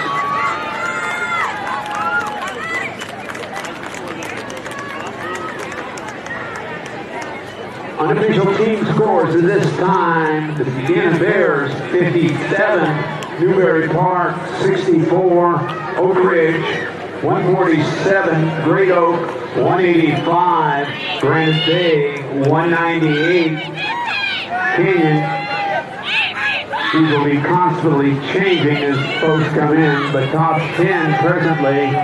Canyon in 6, St. Francis in 7th, Clovis North in 8, El Dorado in 9, Claremont in 10.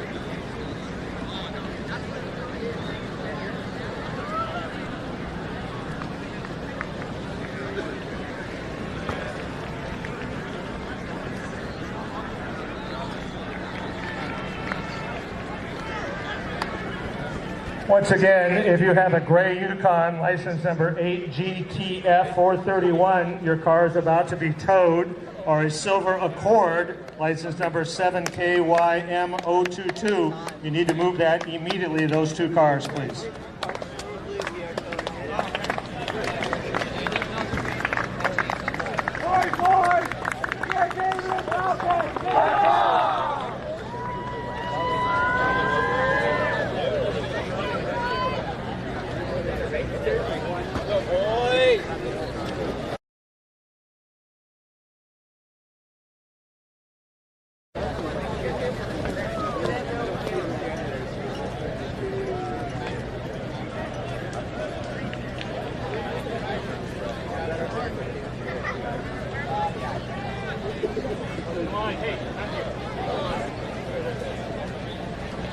And we're just 10 minutes away from the start of the boys' Rob Brenner Championship.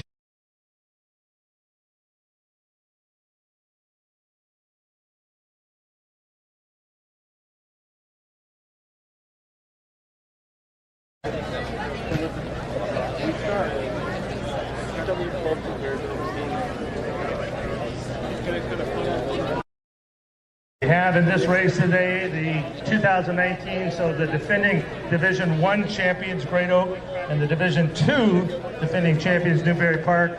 Both are in Newberry Park is the all-time record holder for the course in the state meet last year. They averaged 15:06, 75:28. Averaged 15:14 for 5 boys, running 76:10. The all-time course record individually is 14:24.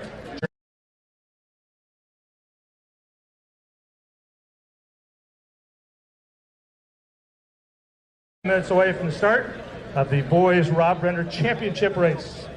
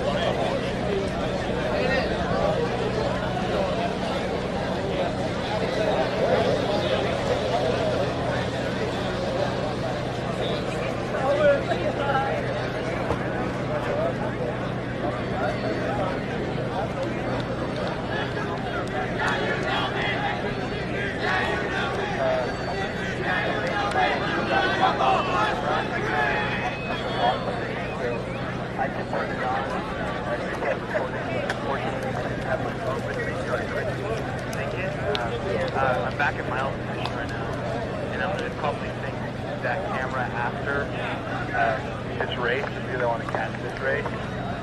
Yeah, sort of an update on that. Which camera was that? The one, the one that you put up. It was not on? It wasn't on when I was there, and so I turned it on and pressed record, but I wasn't able to sing it because I didn't have my phone. Damn it. Okay, thanks, Ivan. I appreciate it. You're all right, cool.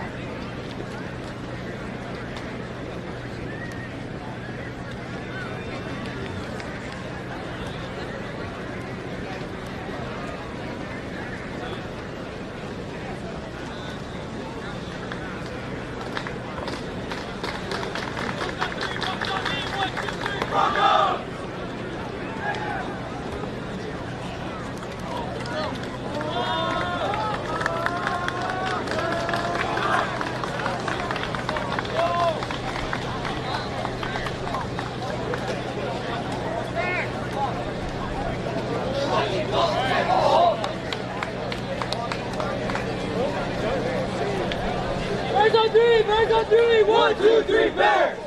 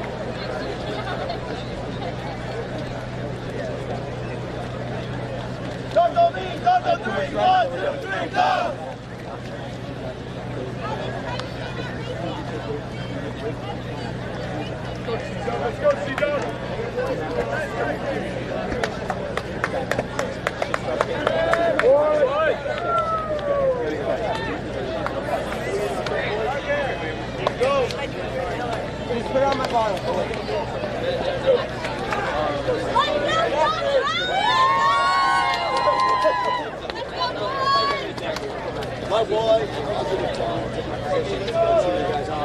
Let's go, Mark. I run some my own. Not with this one.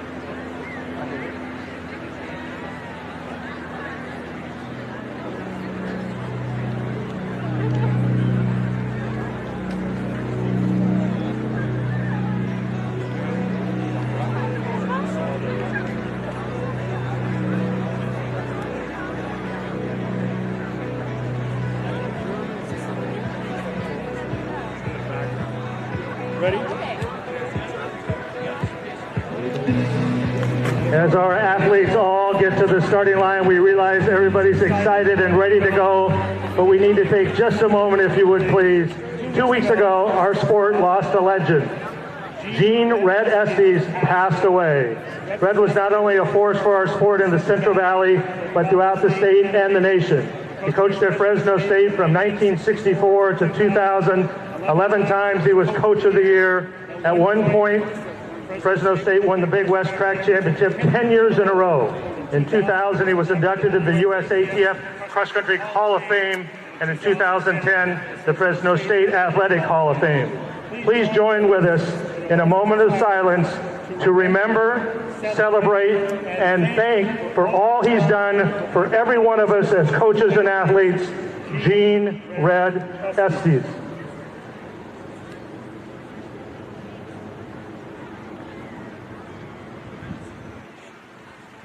Thank you. And let's honor Red with a great boys championship race.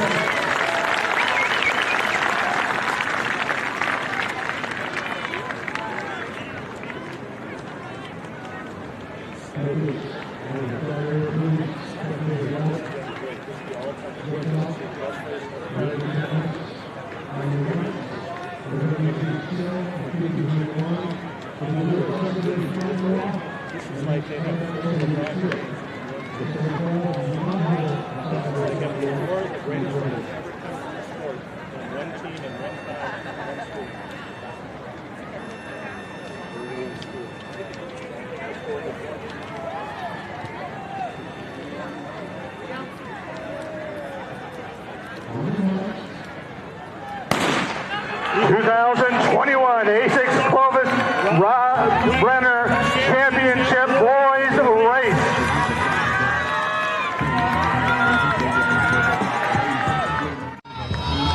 If you're going to get over to the mile, you better get moving because they're going to be there quick.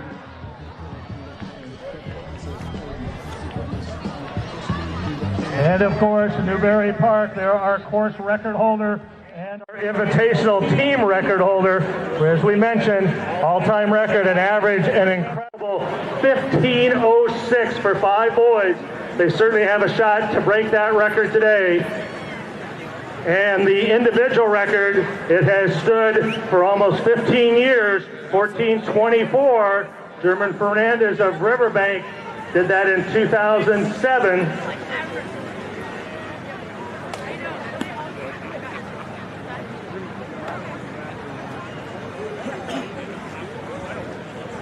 And 7 outstanding individuals right in this race to help push that pace. We'll get splits along the way.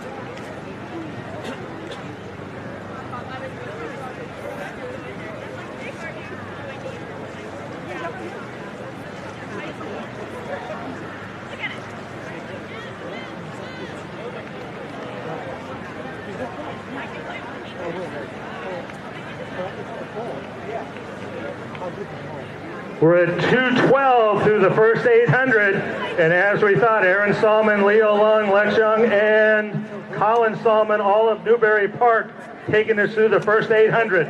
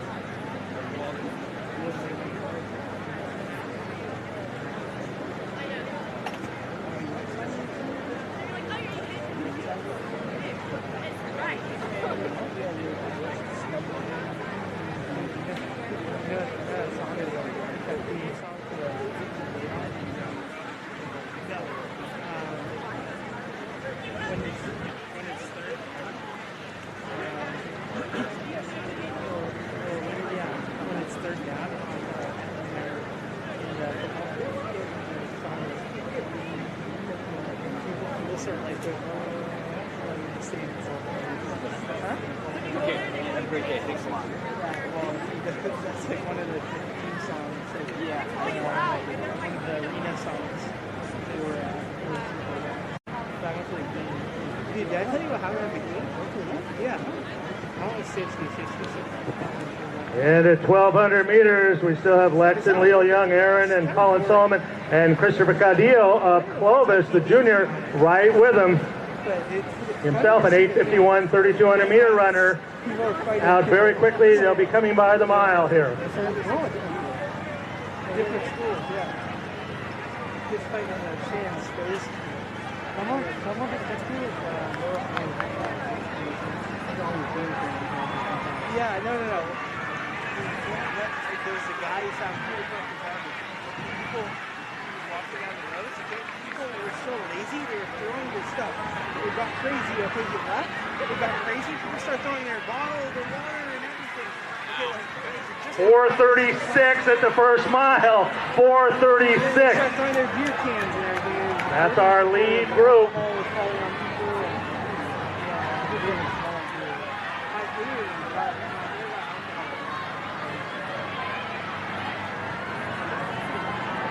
And officially, Aaron and Colin Solomon and Leo and Lex Young, 4:37. Christopher Cadillo, also right there, 4:37. Jai Dawson of Dana Hills, 154 half miler right there at 4:38. Isaiah Gibbons of Pasadena, winner of the Cool Breeze Invitational at 4:39. Connor Gibson, West Torrance, the best team in the state in Division 3 at 4:43. Aiden Dibble of Sonora, 4:44. Jason Parra, 4:44 in 10th. We had 25 boys under 450 at the mile. Team scoring, obviously, Newberry Park, 21, Great Oak, 90, San Clemente, 127, West Torrance, 143, and Claremont, 205, Royal at 209. That was the scoring at the mile.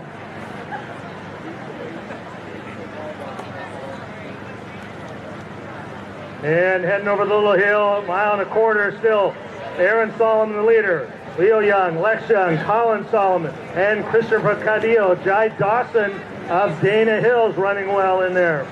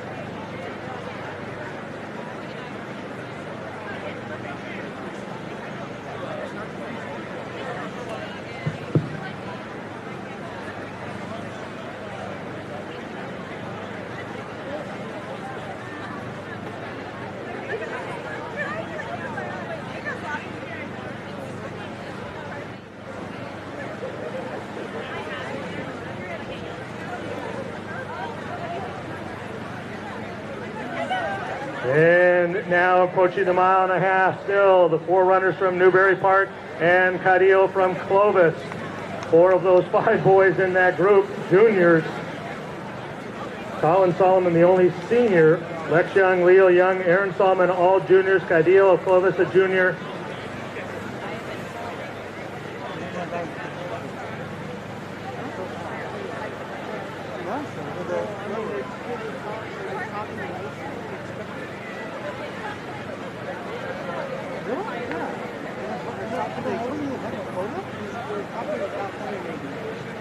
In our team battle, once again, at a mile now, as the scores have firmed up. Newberry Park at 21, Great Oak at 90, San Clemente 127, West Torrance 143, Claremont 205, Royal 209, Scotts Valley 226, Bellarmine Prep 244, Madera South 252, San Luis Obispo, Maria Carrillo right at 253. That's the top 11.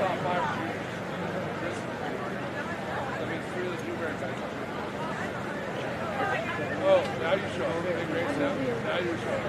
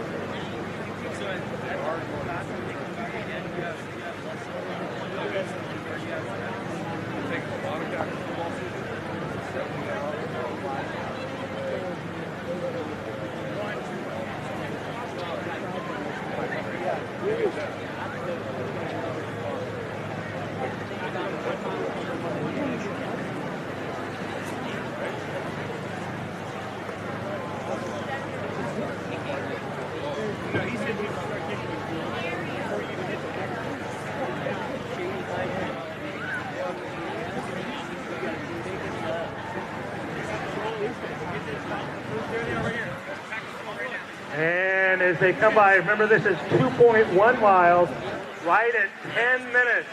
Colin Stallman, Leo Young, Aaron Stallman, and Christopher Cadillo. They come by at 10:02, 10:03, and 10:08.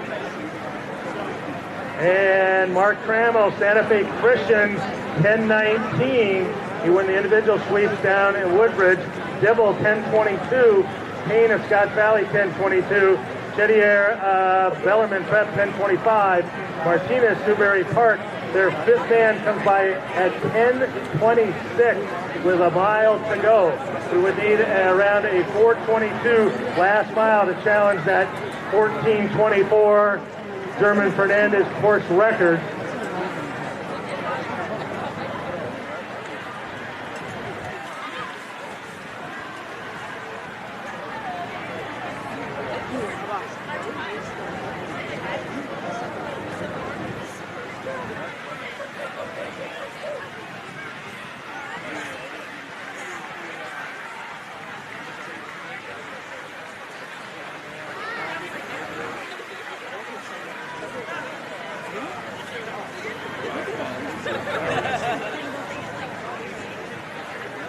And Hector Martinez, the fifth man, the junior from Newberry Park, moving up. He has now moved into 9th place. So right now, Newberry Park running very well.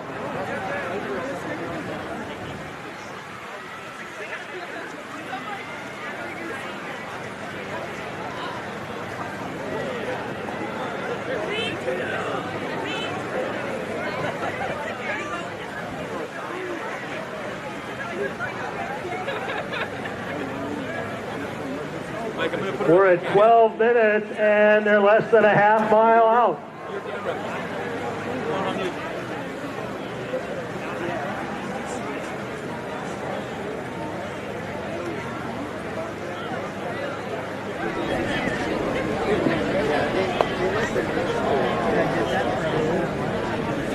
They're going to report 12:22 with 800 meters to go.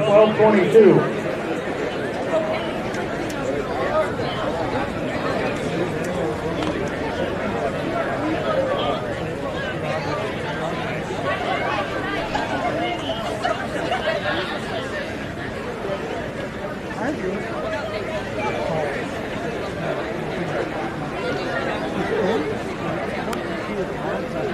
Jeepers.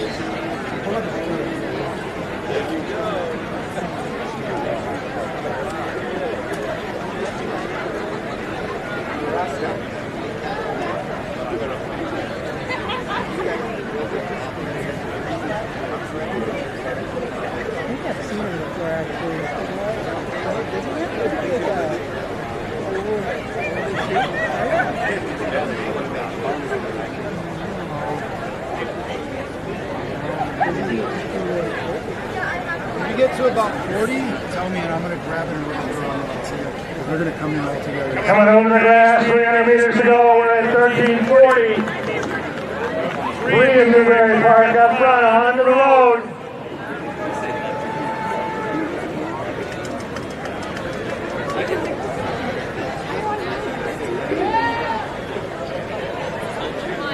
They are 1-2 Newberry Park coming on the road. We're at 14 right now. 1-2-3. Looks like Colin, followed by Leo and Lex, and Aaron Solomon. Here they come. This is the greatest high school team in the nation, maybe all time. Here they come on the grass. The all-time team record is an average of 15:06, and they're going to have 4 boys here right in the mid-14s. We're at 14:29. Here it is. Colin Solomon wins. And Leo will finish second. Lex will finish third. Here comes Aaron Solomon. We're going to have 4 boys here under 14:45. They go 1, 2, 3, 4. 14:43.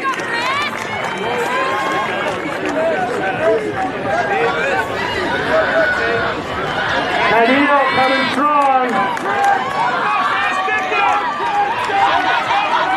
We're at 15 minutes right now. And here comes the 5th man for Newberry Park. And 6th man for Newberry Park. Newberry Park, 5th man will run 15. 15, they will shatter the all-time team record.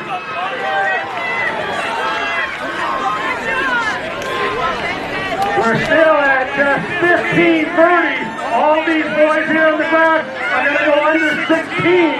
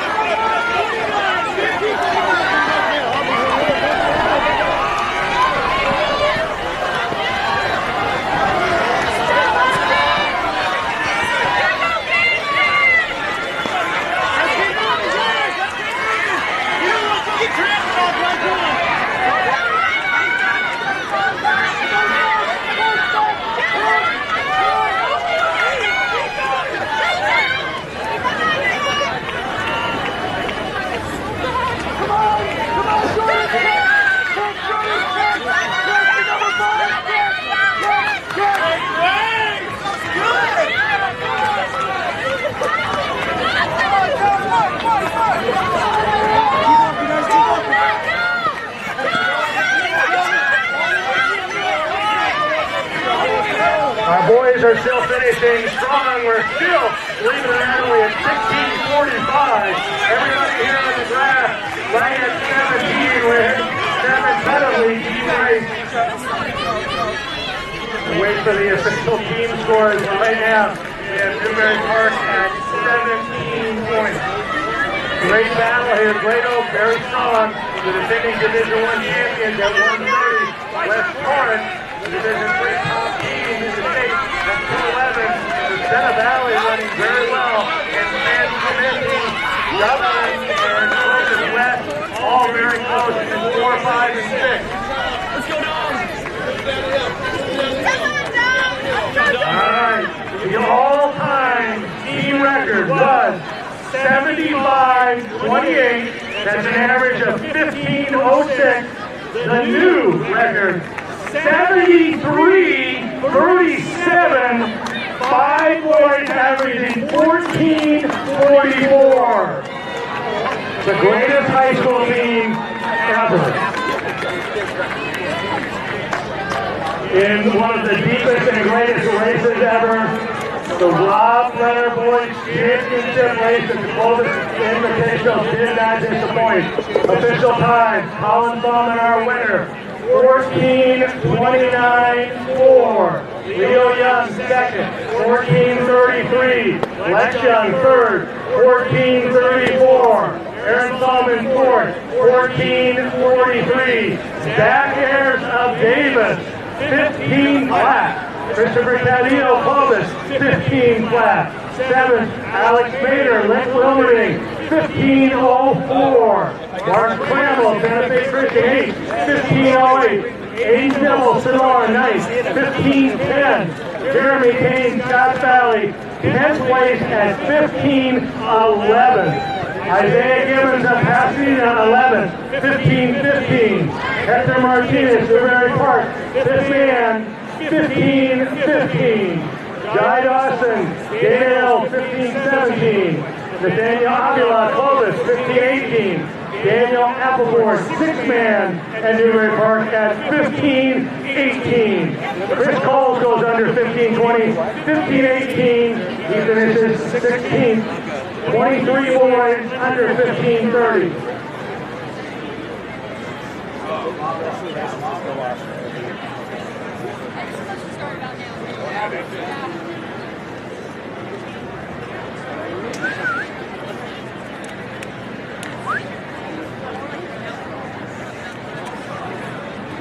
Coaches and spectators, please.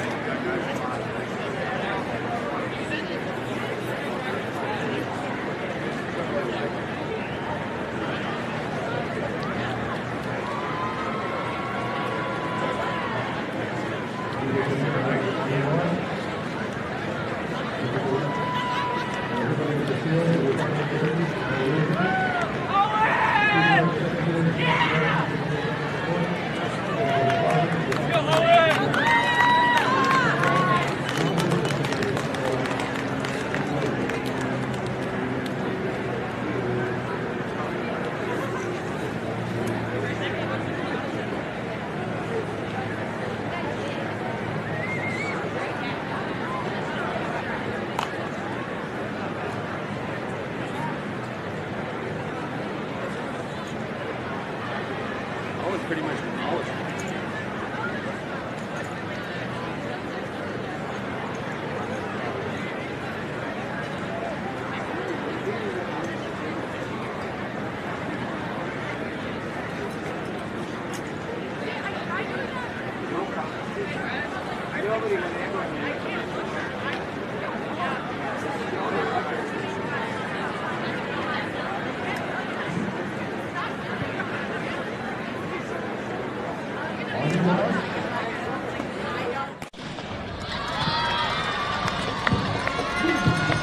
Underway, girls,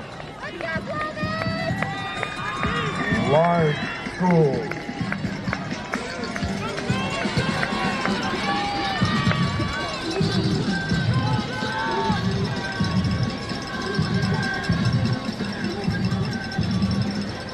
Appreciate it. No problem.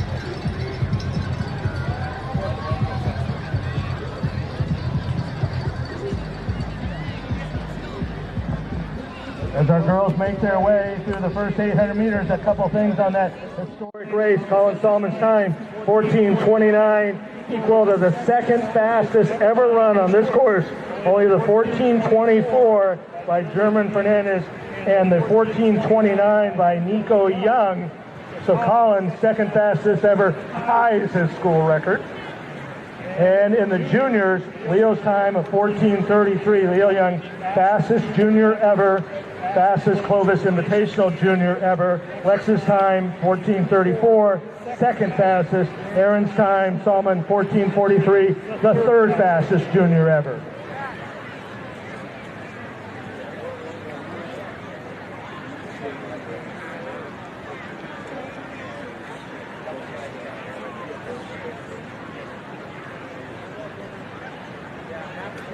Meanwhile, the excitement continues. Make sure you go over to the Mountain Dew shelter and buy your official Clovis Invitational t-shirt so you can say on Monday you were there when you saw the greatest high school cross-country race ever. Be cool at school on Monday with your official Clovis Invitational t-shirt. Also, Make sure you check out the snack bar with plenty of nutritious and delicious treats available.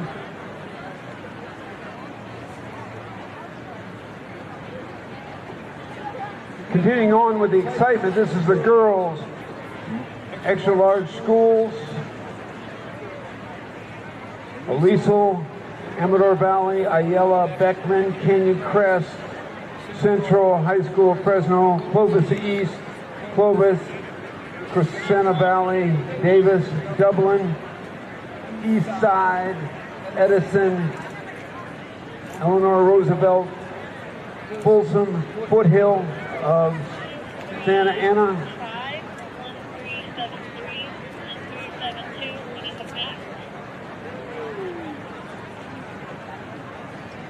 That's Clara Lewis of Huntington Beach up with a lead group.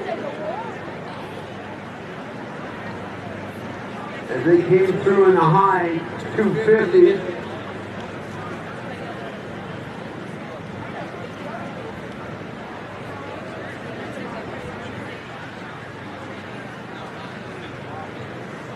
Queen Roland also of Huntington Beach. So 1-2 early on is Huntington Beach. They were 4th and 5th respectively last week at the Central Park Invitational. And Claire was 3rd at the Fastback Invitational. Moving on with the teams in this race. Obviously, Huntington Beach is in it. Franklin, Granada Hills Charter, Sophia Abrego. They were the LA City Champs in 2019. And the ranked number 1 in LA City section. John F. Kennedy, Tella, Lucerna, they're ranked number 10. Well, they were ranked number 10 in the Division 1 early on. Lowell, San Francisco, Long Beach Wilson, Madera South, McClatchy, minus Anna McNatt, who ran in the championship race. Milliken, Ontario, they were the Masters champion. Rigetti of Santa Maria, San Marcos of San Diego section. Sheldon, Valencia, Warren, and West Torrance.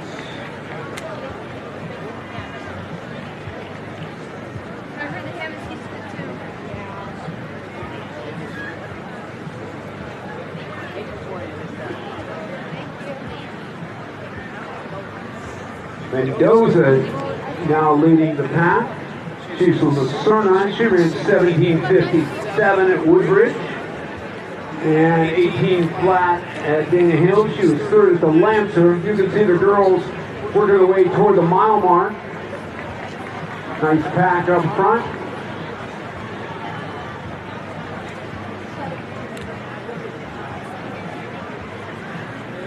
As we're coming toward the mile mark.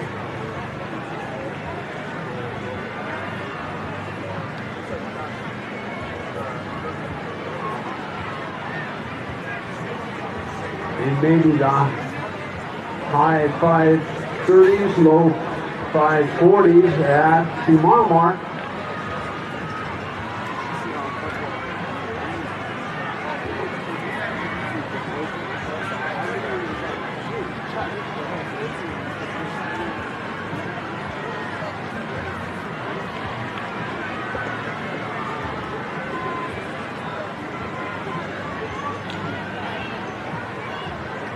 Mendoza of Lucerna, 5:42 at the mile. Lewis, Huntington Beach is 2nd. Ball of West Torrance in 3rd.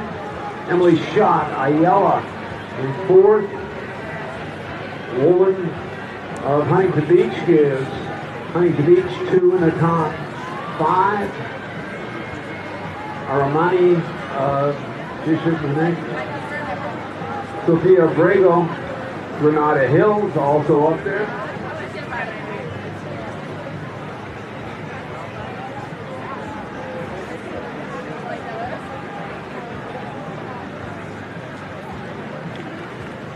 Team-wise, Lucerna just ahead of Ayala at the mile with Granada Hills, the LA City just right behind Huntington Beach. And Eleanor Roosevelt ran out the top 5 going through. Mendoza, your leader. Healy, Mendoza, Lacerna, Claire Lewis in second.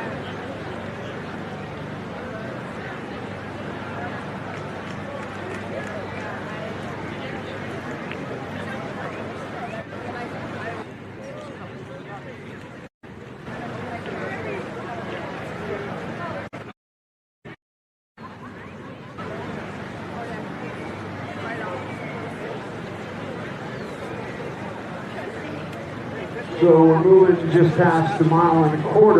Continue to lead. Mendoza, Lacerna. Lewis hanging tough in second. Ball in third. Shot in fourth. Roldan in fifth.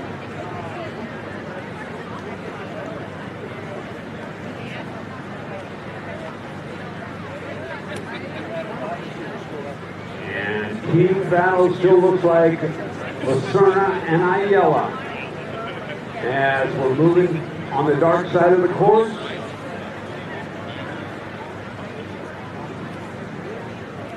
Taking those turns around back. Next time we'll get a report. It'll be as they just come on the road, just past the rocks, just before the halfway point on the course. Exciting stuff here.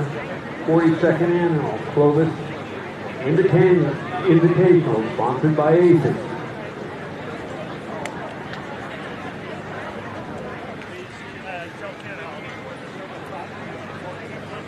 Tell Ken to reserve a spot for you on the podium.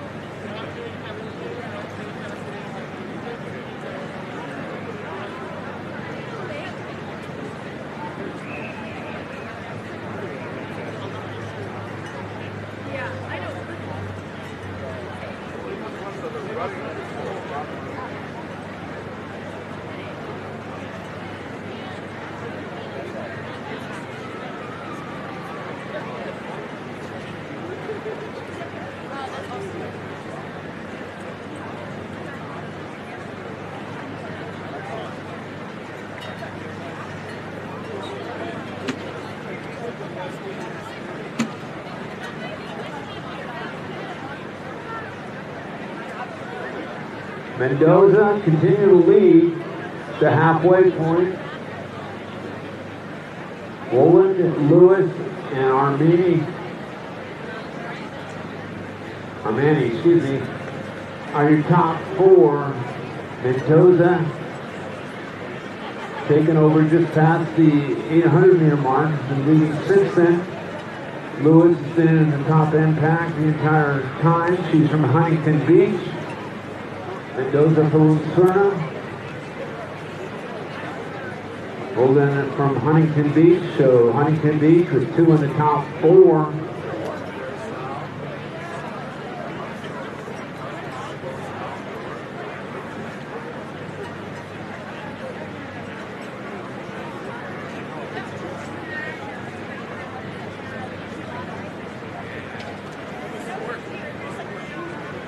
As they're heading up Killer Hill as we speak. Next race scheduled is the large school girls.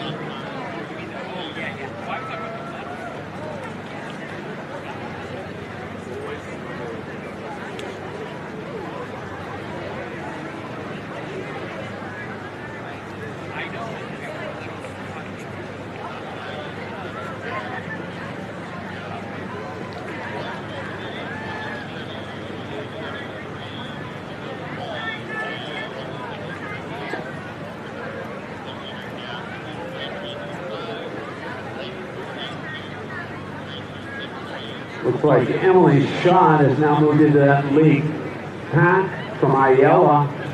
Pack of 5. Kind of broken away.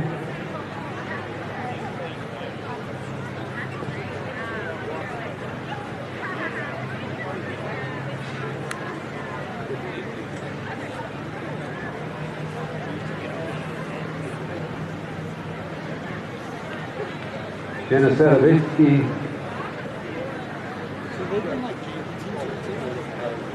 of Lowell of San Francisco now in that lead group. So pack of 5. Stanoviska, Shot, Mendoza, Rowland, and Lewis as we're heading up the hill for the 2 mile.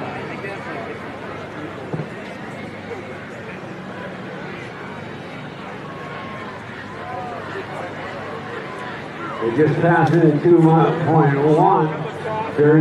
Very tight pass, but Aramani has moved in the lead.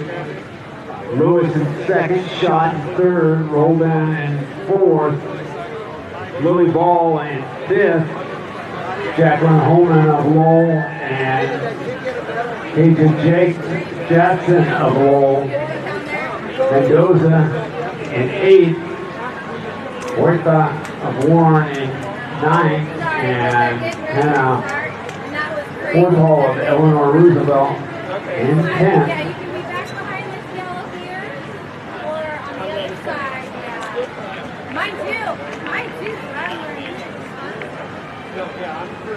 Top 5 are Remy, Lewis, Shot, Rodin, and Ball. Kind of broken away just a bit. With a mile to go, Eleanor Roosevelt is the first team to have 5 go by.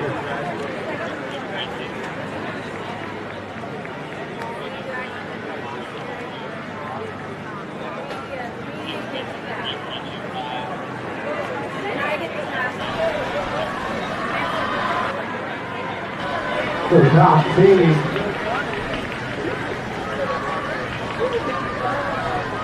with a mile to go. Roosevelt, Ayala, Crest Academy, Lucerna, plus Huntington Beach battling out in the front with Foothill just 1 point behind Huntington Beach in 6th place, and Dublin just 3 points behind Foothill in 7th. Lead group stays the same. Randy, Lewis, Shot, Holman, and Bell with Holman moving out. Oh, okay. So I've got to watch it then. I guess. But I'm not on audio, right? Roll with 2 in the top 10. Yeah.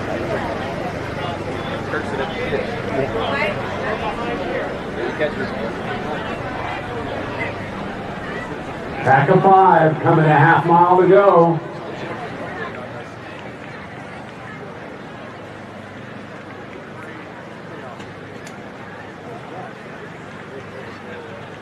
What do I get?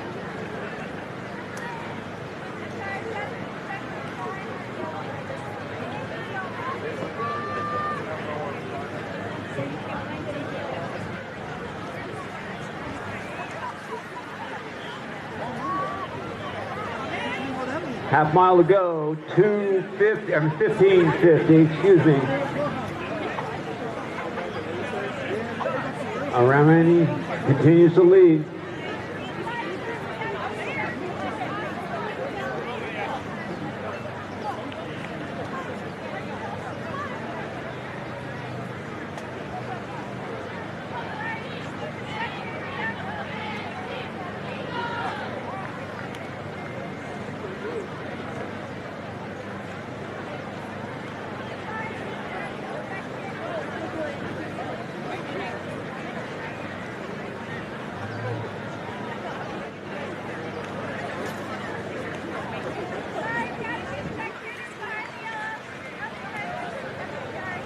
How are you?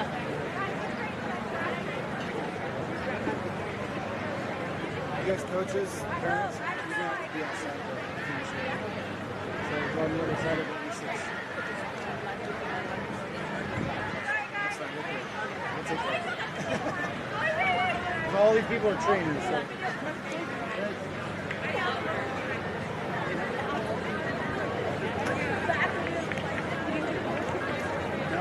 And we're coming around the Christmas tree. You should see them momentarily.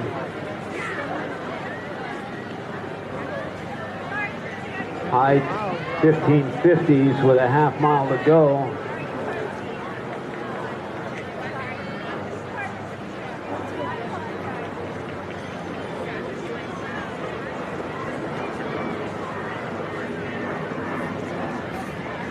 Five meters approximately between first, second, and third. Arami, Bishop Montague, the leader.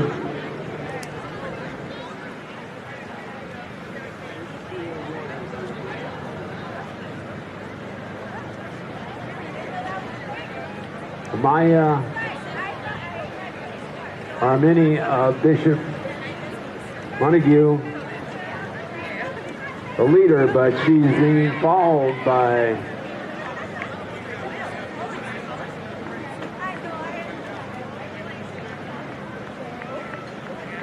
Shot,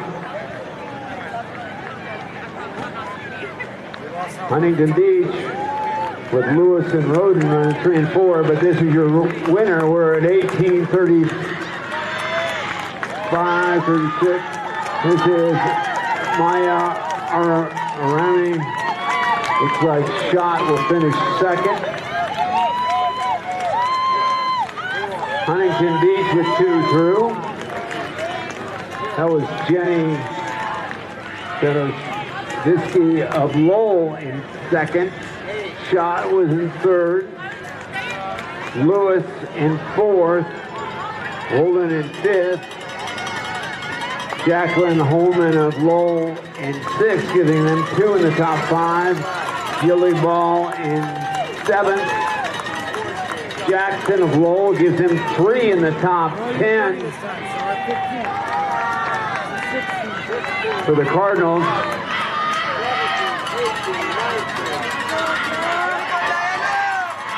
We're just at 19:30 right now. Lots of girls on the grass. Going to break that 20-minute mark here. Lowell with the first with 3 in. Laferna with 3 in. Looks like Roosevelt with 3 in. We're waiting for that number 4. Ayala with 3, Granada Hills with 3. Looking for those 4s and 5s right now. Roosevelt looks like 4. Ayala now with 4. Looks like Ayala's 5th coming in. And 6th.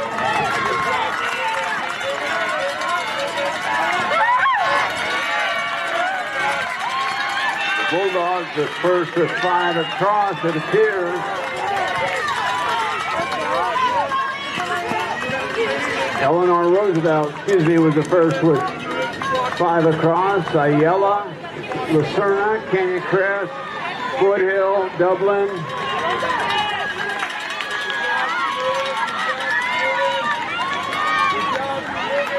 Hey, sir, you're in the way. Back up. Get behind the camera, thank you.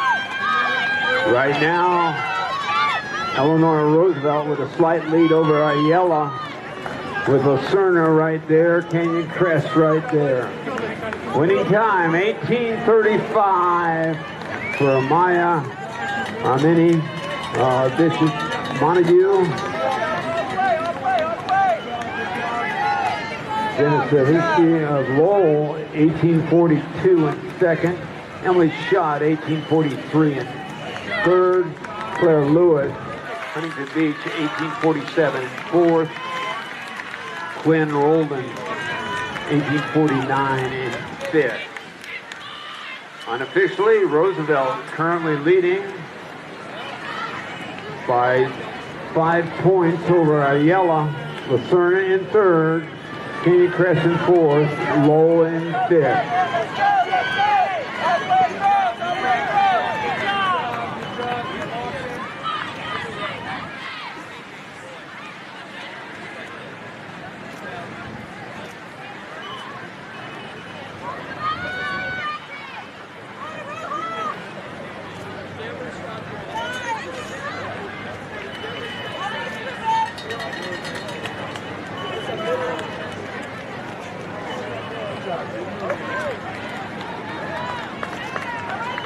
Unofficially, Roosevelt with 148, Ayala 155, Lucerna 165, Canyon Crest 171, Lowell 174, Foothill 1,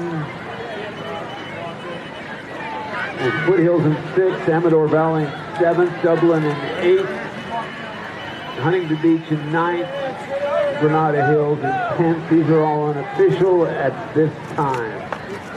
Good job, good job.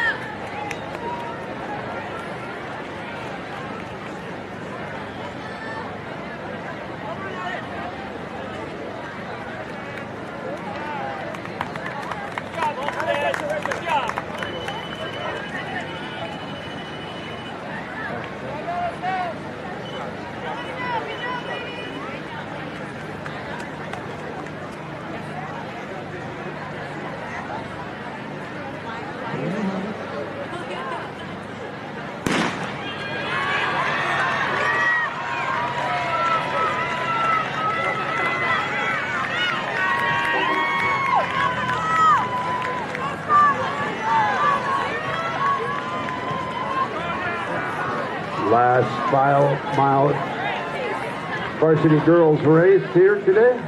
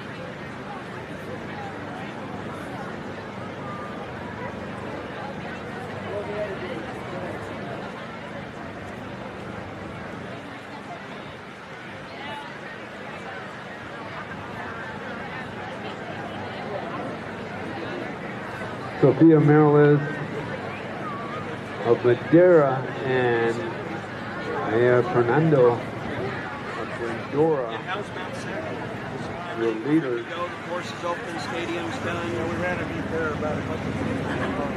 Oh, good. About 20,000. More than we had last year. Not hardly anybody comes out of the set.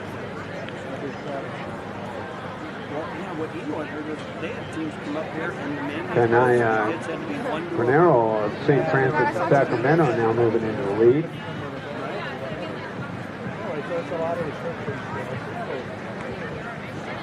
You just got to do these things to start getting back to normal. That's how the numbers are down. I was looking yesterday.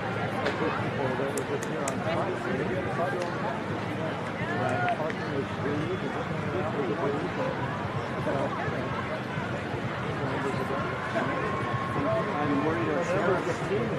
Canero of St. Francis Sacramento. She was 5th at Lowell. She's run 2:18, 5:08, 11:08, and she ran 18:57 here at State. Bill, how are you? I'm good. How are you? I'm good. Thanks, Tim. Just wanted to say hello. Congratulations. Oh, yeah, I was so close.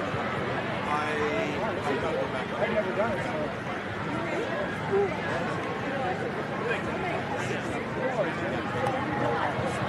So Cornell continues to lead from the outstanding St. Francis program.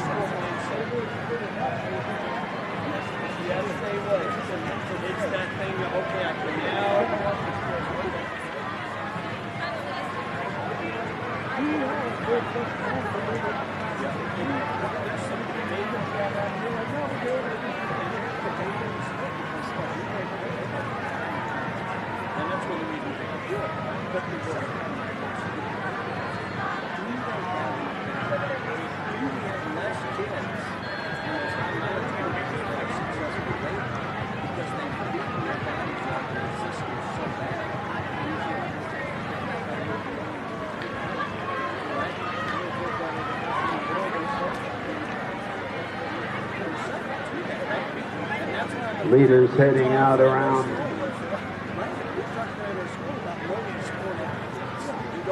the lake right now.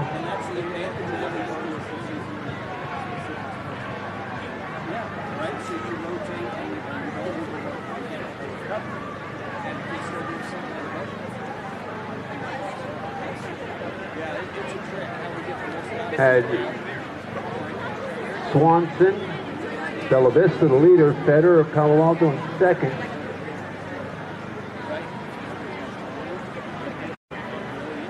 Sutter of Palo Alto in 3rd. Palo Alto leading at the mile team score.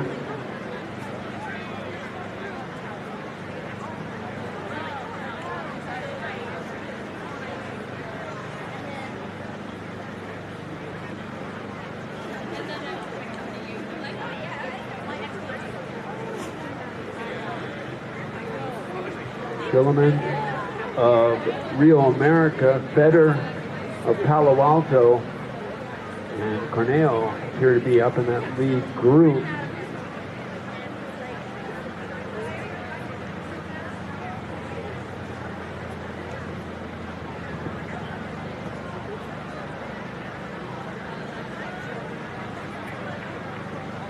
And Palo Alto, St. Francis of Sacramento, and Rio America, your top 3 at the first mile.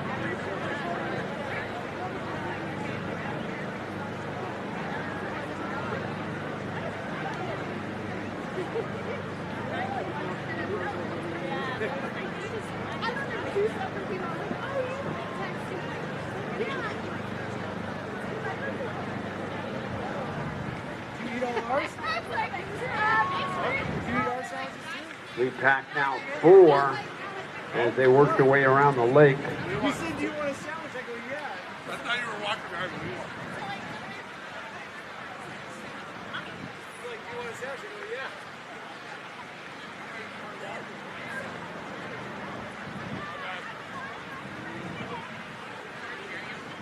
Looks like Cornero's back up into the lead at the halfway mark.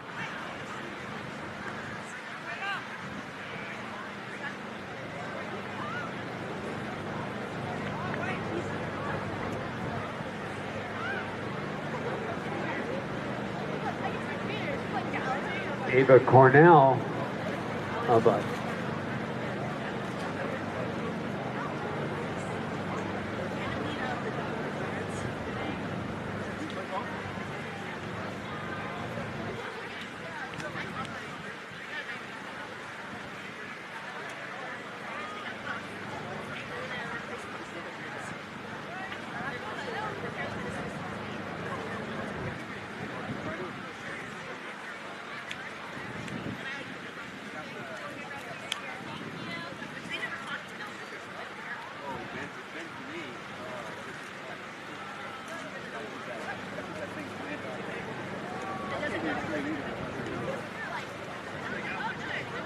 working their way up Killer Hill right now as they're moving toward the 2-mile mark. Vetter, Dillerman, Cornell, all in that lead group.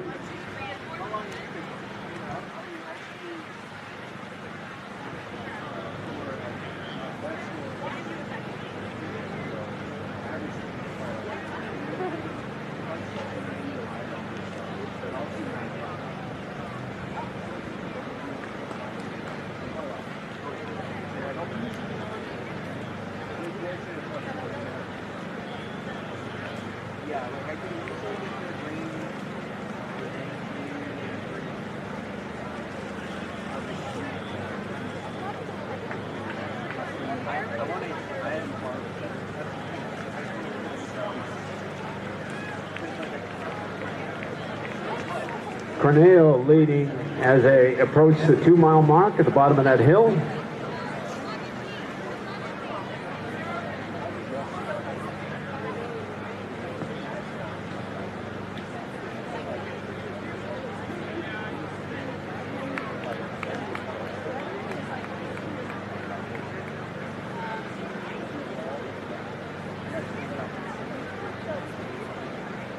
Better in that lead group. There's a group of 5 in that lead group with Cornell at the front end, Veteran second, Swenson in third,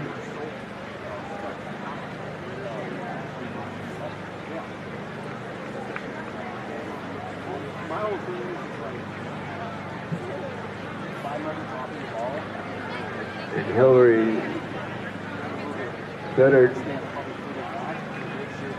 of Palo Alto also up in that lead group.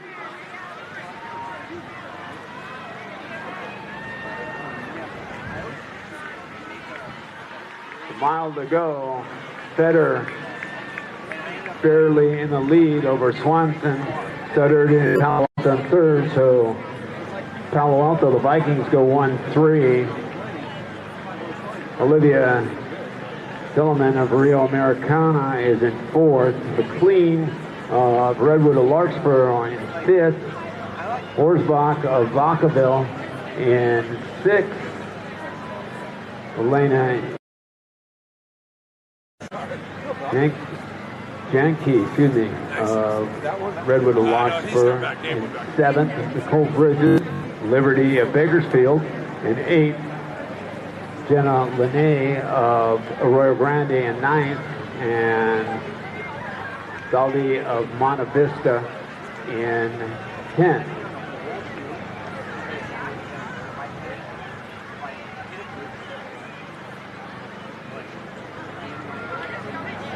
So Fetter, Swenson, and Studdard leading with about 1,200 meters to go, with Fetter a slight lead, maybe 5 meters, as they head toward the whoop-de-doos.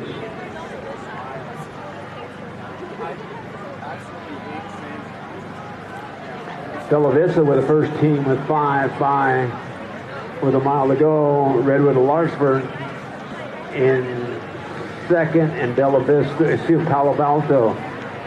Palo Alto, Bella Vista, Redwood of Larkspur, all within a point or two of each other with a mile to go. Bella Vista has been moving up well in the second half of the race. Palo Alto still leading.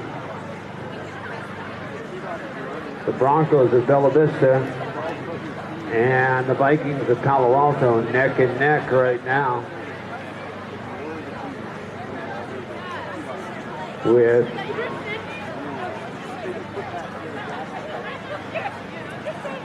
Giants of Larkspur right there. 1 point separating first and third with a mile to go.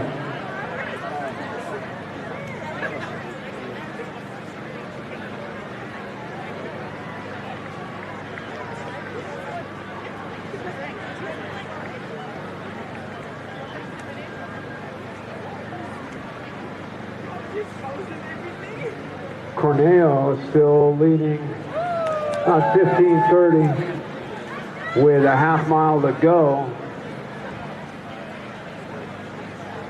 So hey guys, low 18-minute time, maybe. An athlete who registered that he was in the sweepstakes race, but he didn't run it. What do I do? Are you going to put him in a different race? Yeah, he's in the JV race. I don't know why his results showed up. It will. Oh, it showed up. No, it showed up in the sweepstakes race. He didn't run it. So we have 8 runners in the. What time did it show up as? So we can find it. Make sure it was a picture. No, he has a time. I'll tell you who he is. I'll tell you the chip number right now. Okay. Right here, huh? Yeah, because now it's showing we had 8 runners in the race. Yeah. Okay. You gotta be good. Let me go see if I can get him earlier.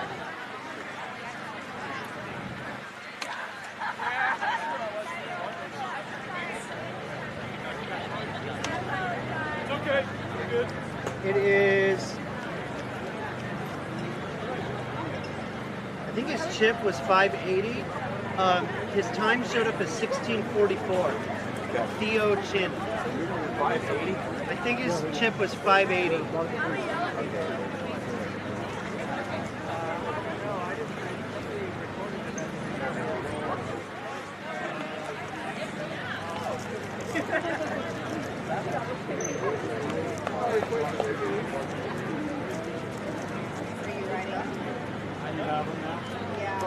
That athlete ran because I got 3 splits for him, or I got 2 splits and a finish. So. Yeah, no, he definitely didn't run. I believe you. I'm just trying to figure out what happened. So all of our, I was thinking, oh, maybe it was switched with another one of our athletes, but all of our other athletes, the other side. They're all there. They're So all maybe the we other typed them in though. So. Great race up front here, with less than 100 meters to go as they come on the grass. 3 guys finished right before him. Right before. And they're all there. Okay. Well, that's what I'll do. I'll have them open that race up after this one and confirm like bib to tag. Because sometimes This is Cornero of St. Francis. So, but yeah, that tag. Just reuse it. Better behind her. Great race here. Help him along. Corneo on the outside. Better on the inside. 18:08 unofficially. Great finish there. So we'll clear it up. Let's go, Layla! That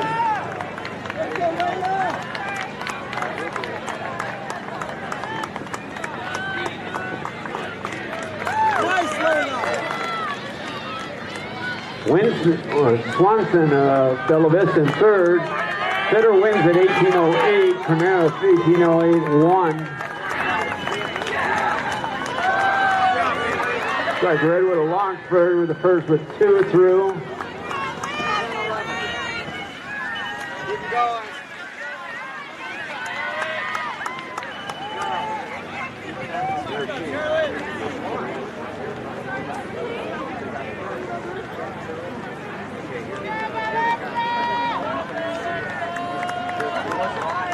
Both have Federer is first, Cornell is second, Swanson is third, McLean of Federer Larkspur fourth, Orbach of Vacaville.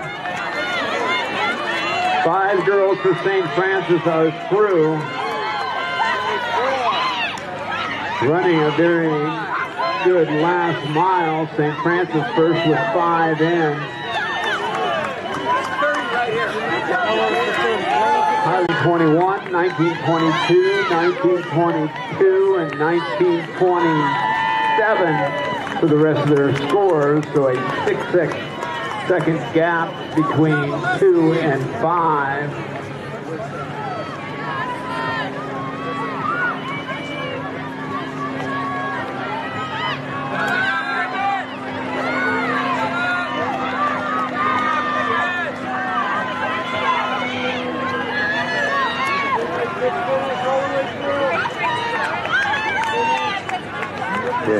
Unofficial race results. Federer in first, Cornell in second. Both run 18:08. Swanson in third from Bella Vista, 18:32. McLean, Redwood Larkspur, fourth, 18:43. Orbach of Vacaville, fifth, 18:44. Sutter of Palo Alto, 18:44. Sixth.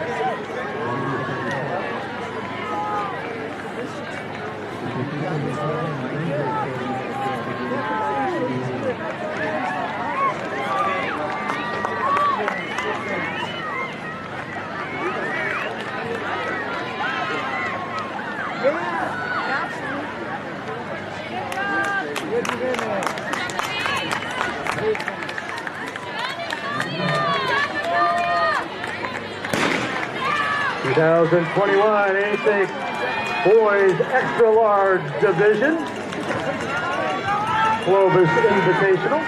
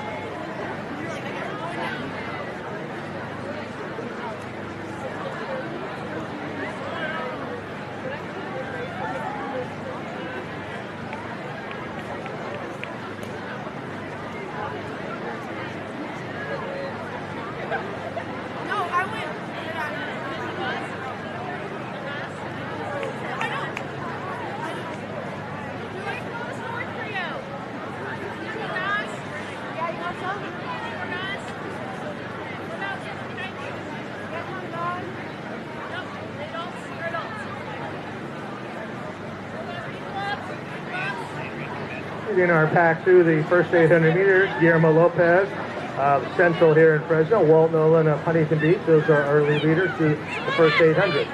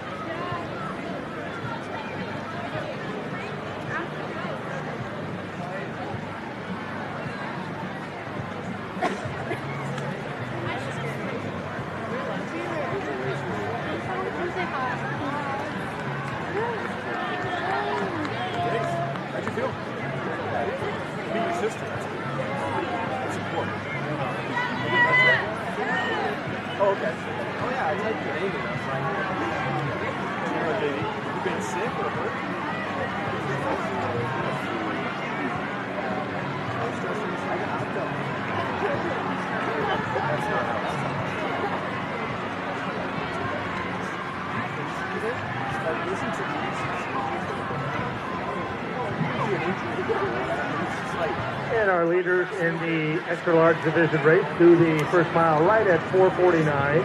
Got Dallaire of Sanger, Walt of Huntington Beach, Lopez of Central, Salas of Sanger, Fredericks of Saugus, Bell of Templeton, Witt of Lowell, Aguilar of Patella, Alvarez of San Marcos, Barrera of Lucerna. That's the top 10. All those boys under 4:52. And realistically, that whole pack, there are 30 boys under 4:59 for that first mile.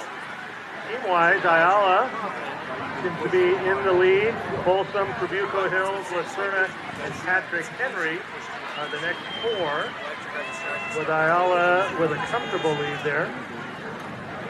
It's one of those things. It's important.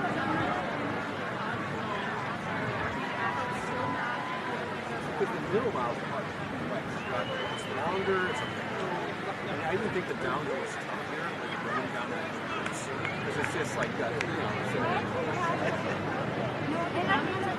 No, you made a lot of like I saw it.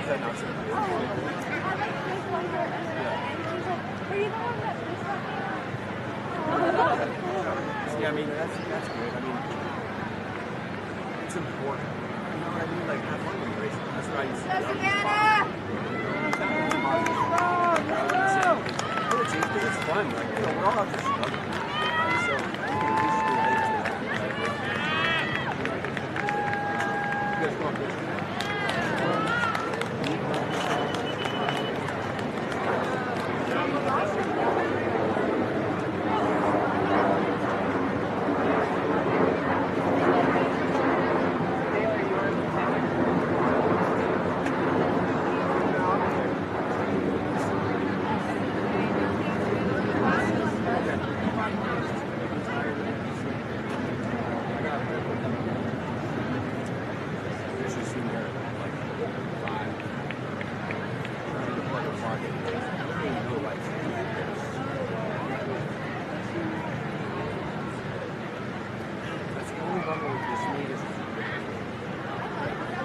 good if you're a morning person, but if you're not, that's what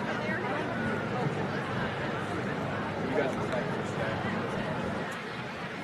I wouldn't. Riverside's tough. We've never really done well at Riverside. Even like our best team. Like what I'm seeing is it's like they had so much opportunity. I wanted that team to run outside.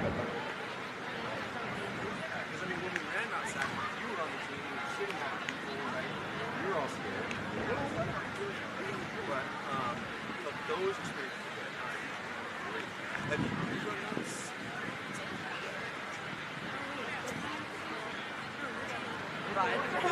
Don't make me get you in trouble.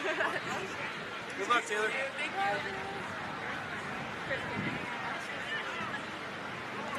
Looks fine. You're comfortable. You had a good race here a couple of years ago. Then, or not? Then. Just seeing Garrett, the fact that you're in the race is good. So if you guys get back to the state, curious to see. Probably not that much. I think you might have been a little next year. I remember last time we ran here, I was happy.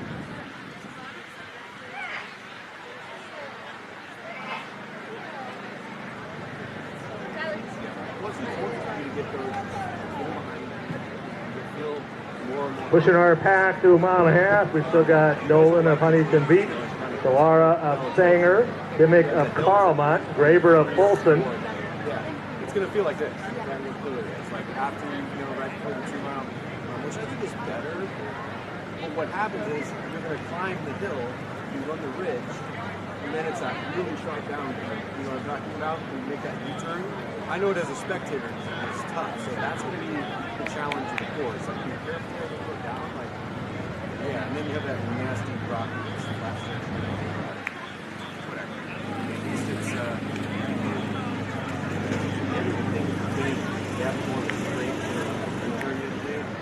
Everyone's all muddy and everyone's like falling on the ground. Yeah.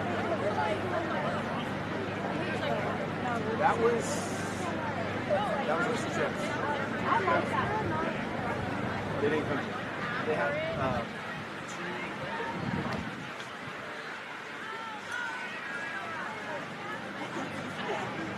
well, I mean, they did. The girls did. The guys didn't.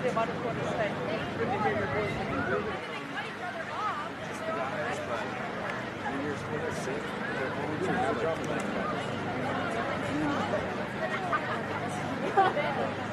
Well, you know what I mean. You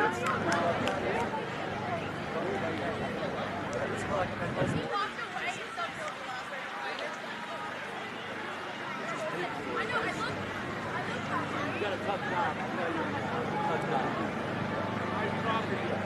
Boys. I didn't see you. What race are the guys in? What were you hiding? They're in the You're the crew one. And at mile to go, we've got Dimmick of Carlmont and Bell of Templeton, Delora of Sanger, and Lopez of Central. That's our top 4. Little bit of a gap to Graber of Folsom and Fredericks of Saugus. Bowles of Patrick Henry. He's moved up considerably over the last half mile. Ma of Ayala, Aguilar of Catella, and Gleam of Patrick Henry.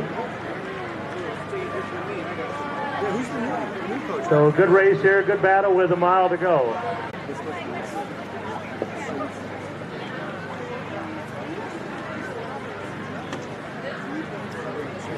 It's tough. And this force team, would have been, well, if it didn't rain, we would be smelling the pasture.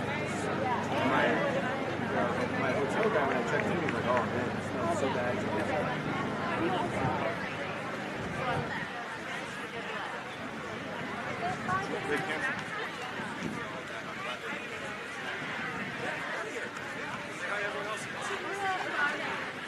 Yeah, I'll be at OC.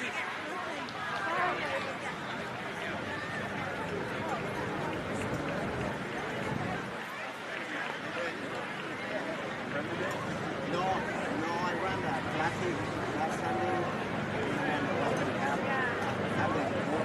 My leg was kind of shocked.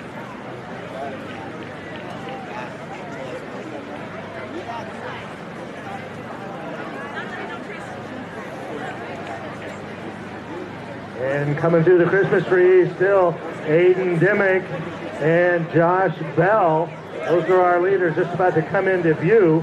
David DeLaura of Sanger, Guillermo Lopez of Central round out the top four. And just coming through the trees,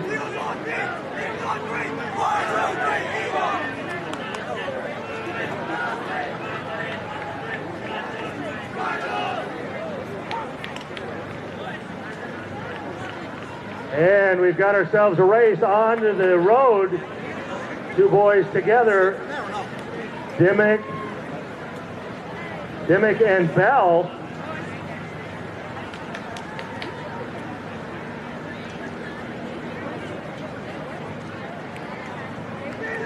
And we've just hit the 15-minute mark, so we got a great shot at breaking under 16.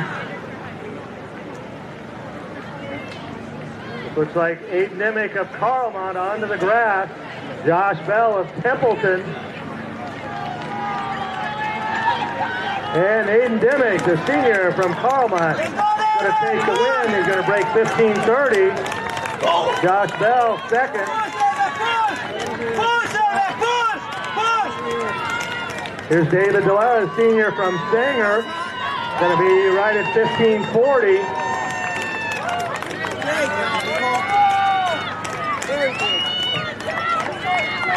Guillermo Lopez of Central holding on. Great finish, Graber of Folsom.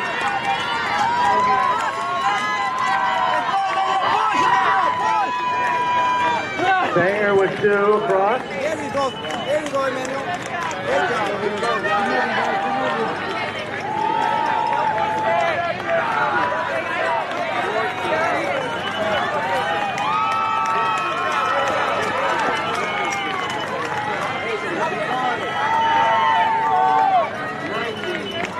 We are at 16:20. So all these boys finished right here, going to break 16:30. All these boys on the grass going to be well under 17.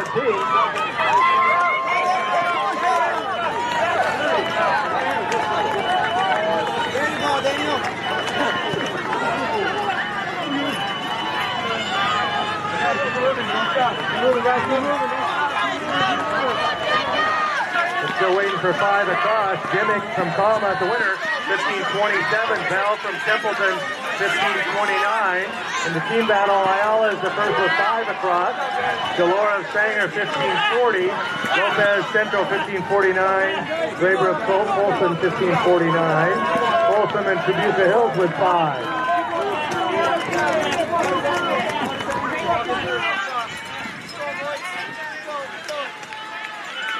Come on, Max! Come on, Cam!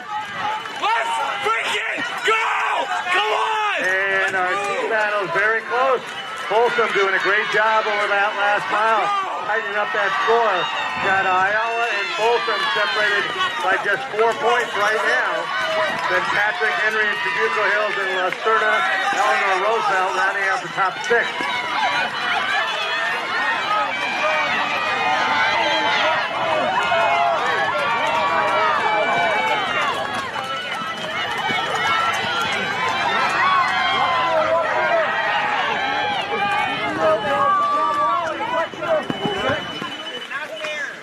And we hit the 18-minute mark.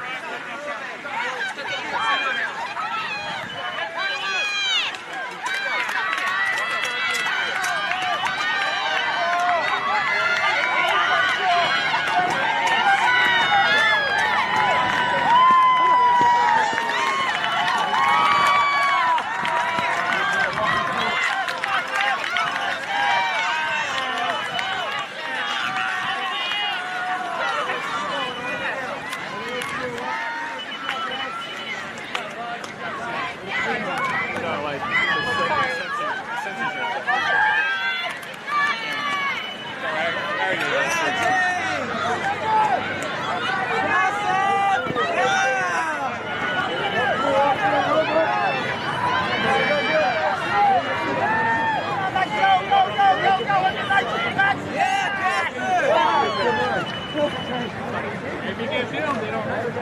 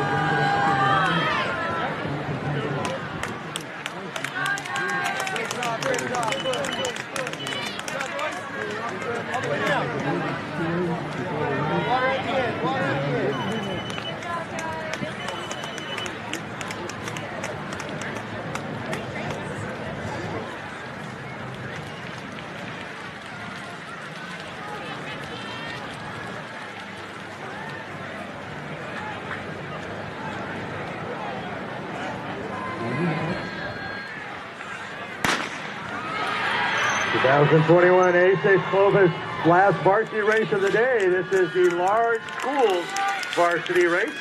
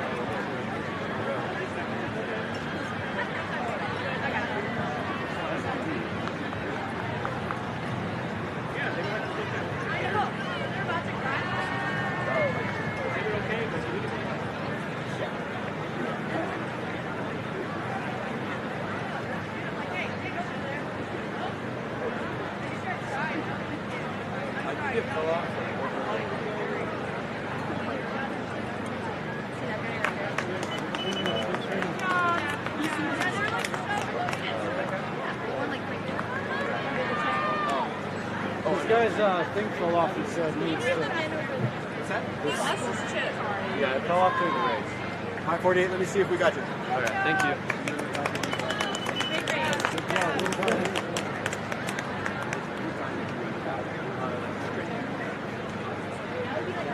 And we were right around that. You guys, it fell off. They got 30. One more turn. It's like a $10. We had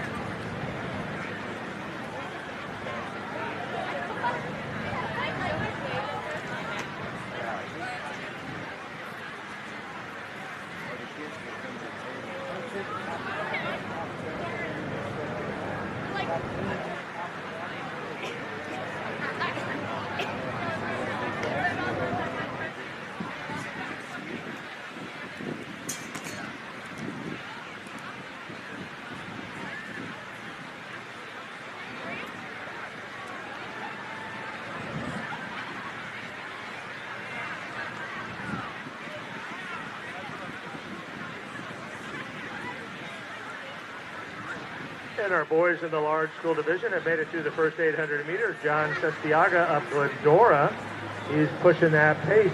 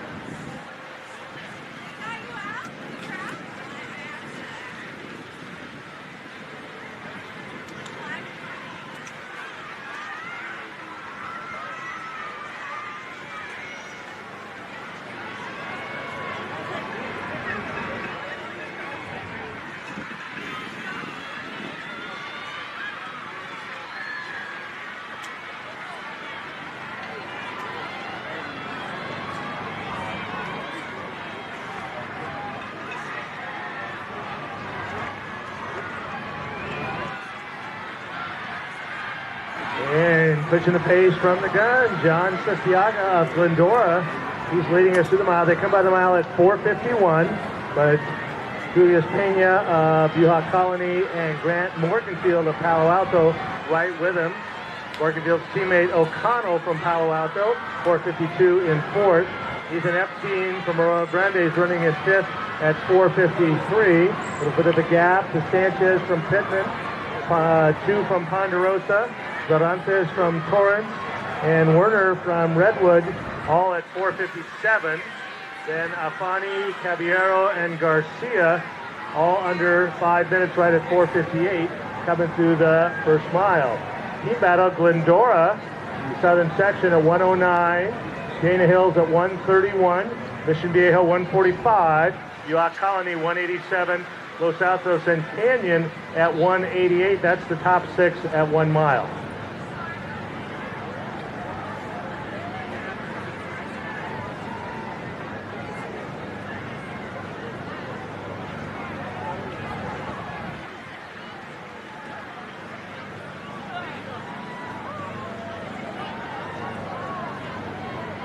Attention please, coach from Torrance. Coach from Torrance High School, please come to the registration area. Coach from Torrance High.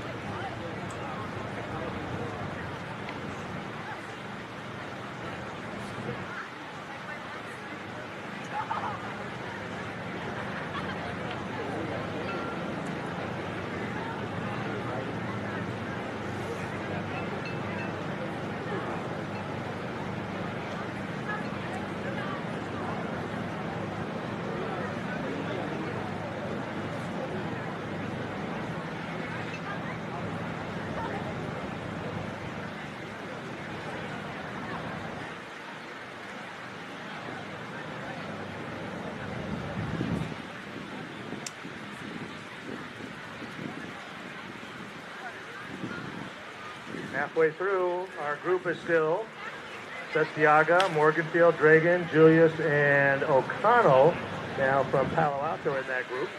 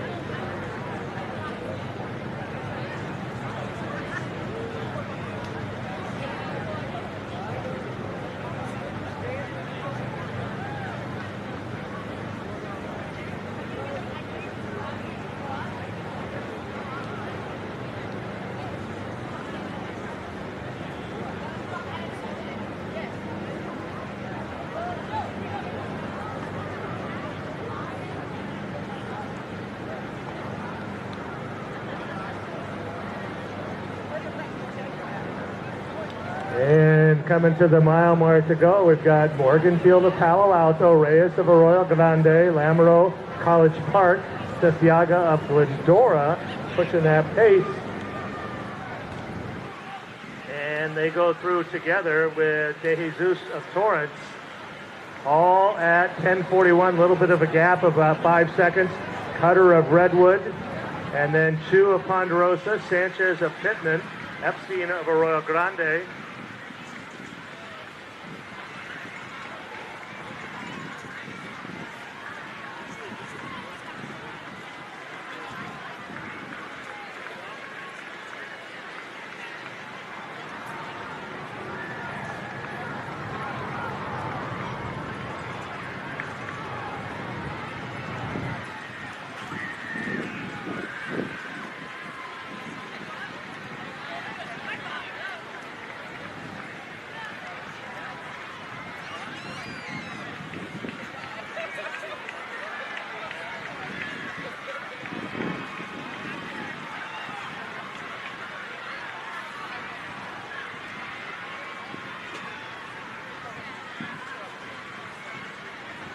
Just about 1,200 meters to go. Morganfield, Reyes, Tiaga.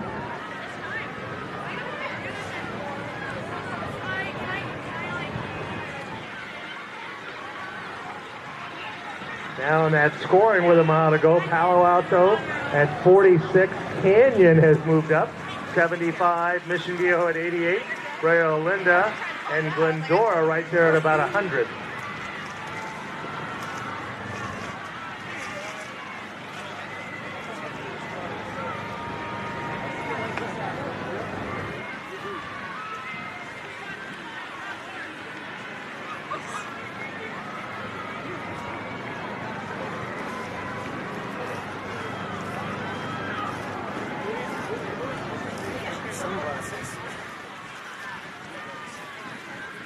Drive here at 5 in the morning, you don't think sunglasses.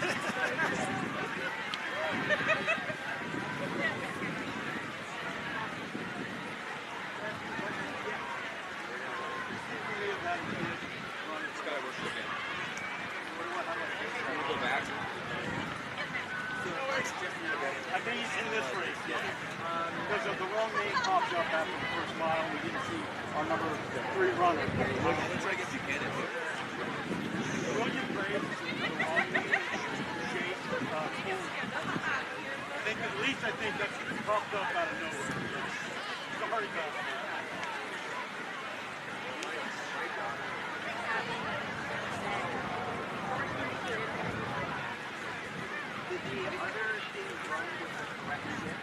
Like Grant Morganfield has opened up a little bit of a lead, about 15 meters with 800 to go. Nathan Reyes of Arroyo Grande and Alex Lamoureux. Then De Jesus of Torrance. A little bit back to Dragon Cutter of Redwood.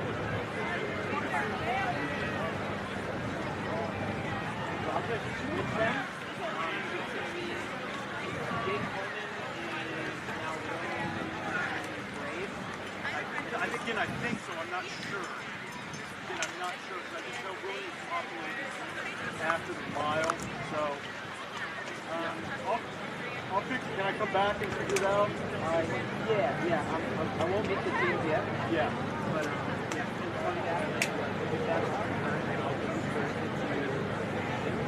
and then there.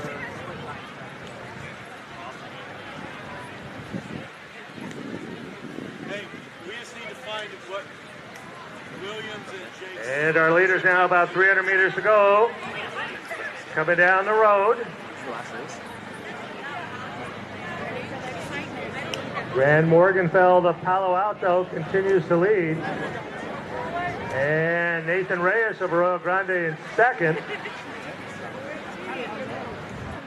Been a great battle there, 3, 4, 5, 6, all separated by just about 20 meters.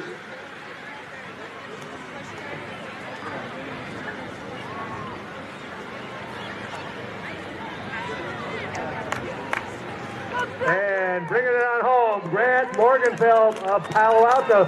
Just a sophomore, very fine time. Gonna break 15:30. Nathan Reyes second. This is Alex Lamro in third.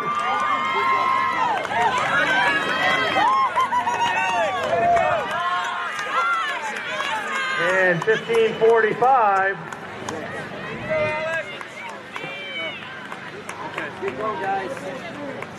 John Chu of Ponderosa in fourth. Jesus of Torrance in fifth. Morganfield's winning time, 15:30. Make sure Williams chip number. All those guys. Santiago Glendora 6th. Cutter 7th. Epstein 8th. McDaniel Mission Viejo 1606 in 9th. And Flores of Canyon 1608 in 10th. We're still just at 16:25. All these boys here in the grass going to break 17.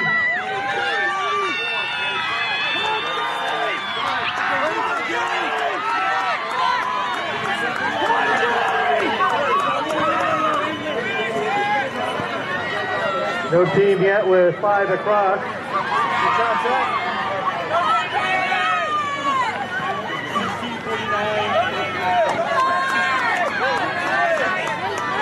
And Palo Alto will be the first with 5 finishers.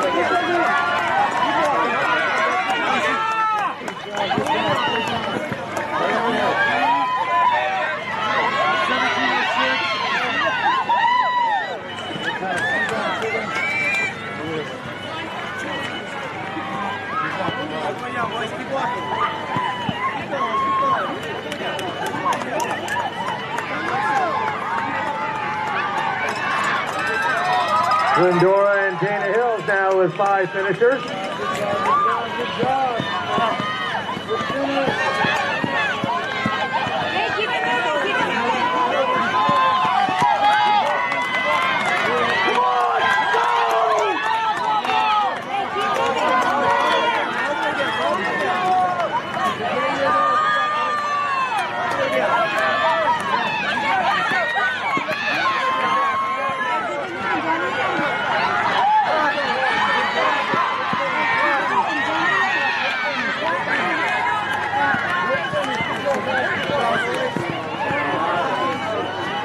In the team battle, looks like Palo Alto is going to be comfortably winner. Torrance in second, then a very close battle with Glendora, Mission Viejo, Brea Linda, and Canyon for that 3, 4, 5, 6.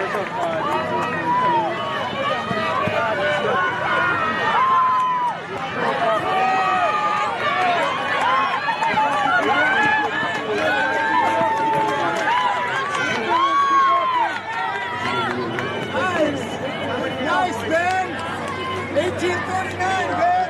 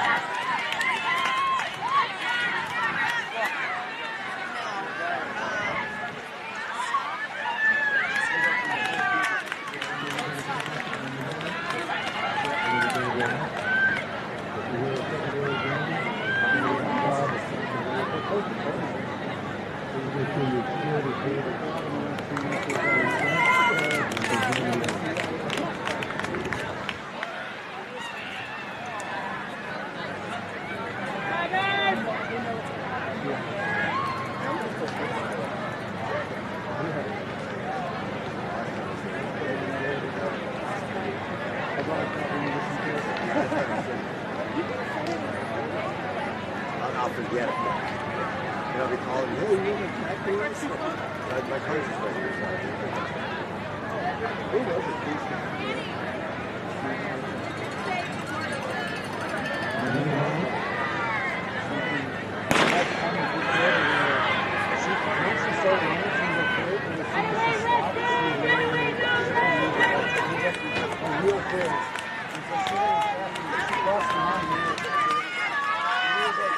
This is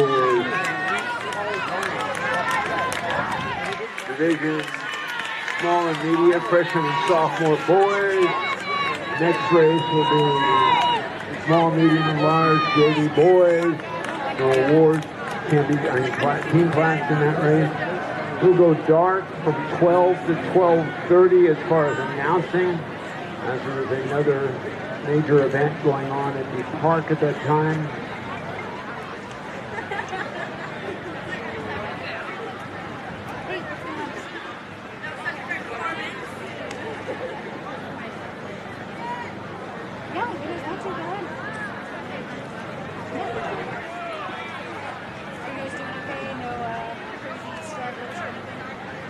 So, cross off boys.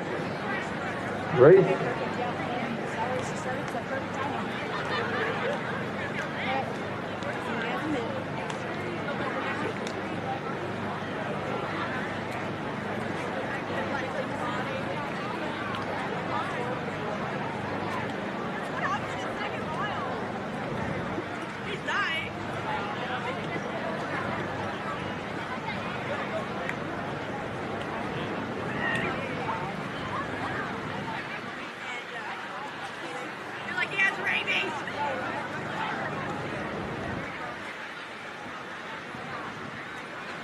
Not that you need any more to go this much. The Munich Creek just may have started in the wrong race. The Munich Creek, go continue.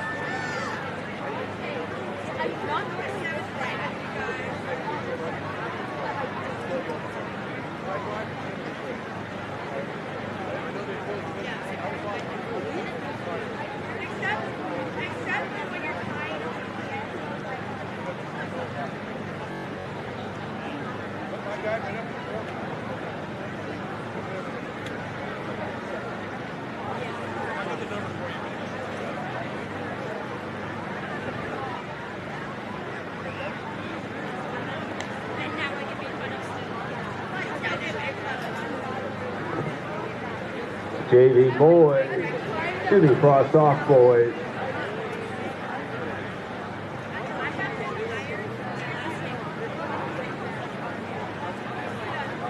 Moving well.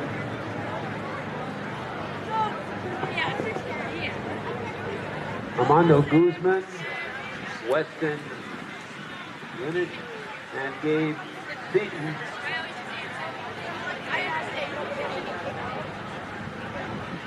The early leaders, usually some outstanding times in these cross-off races.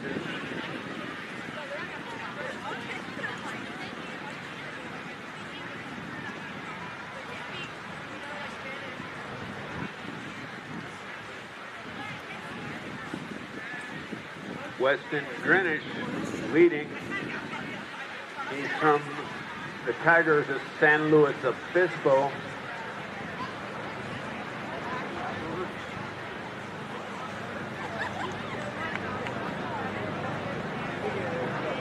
Across small schools race 2019.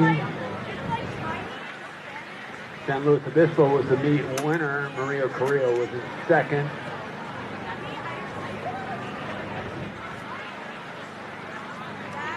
And the winning time was 16:59 in 2019.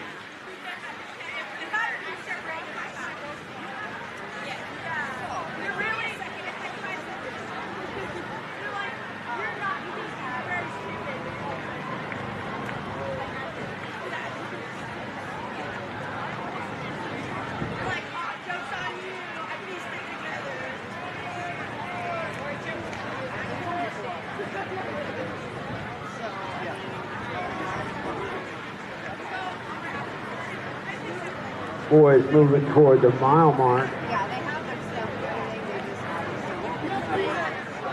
All right, thank you. Hopefully they do well, though.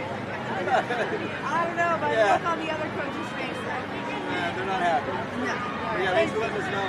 Okay.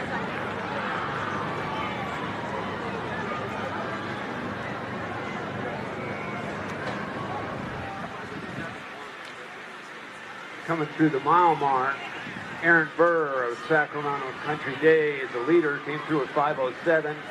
Weston Greenwich of San Luis Obispo in second. Nolan Romnick of San Luis Obispo in third. Gabe Seaton of Maria Carrillo in fourth.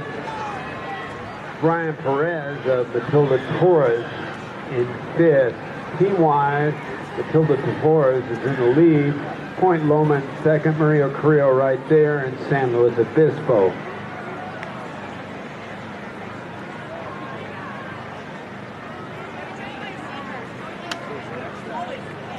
Aaron Bear continues to lead as they go up the little hill just past the lake.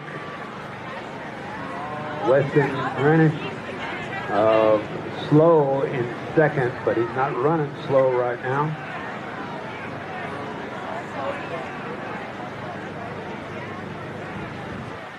San Luis with two in the top three, with Nolan Romnick of San Luis Obispo in third, and Gabe Seaton of Maria Carrillo in fourth. You haven't picked up your t-shirt. You shelter and pick up your shirt. Small sizes are going quickly, as they always do at a cross-country meet. Hurry over there and pick up your official Clovis Invitational 2021 memorabilia. Be cool at school at Monday with your official Clovis Invitational, where the fastest race ever on this course was run in the boys' championship race, and in the girls' championship race, the meet record was tied, and the local Buchanan Bears came home victorious.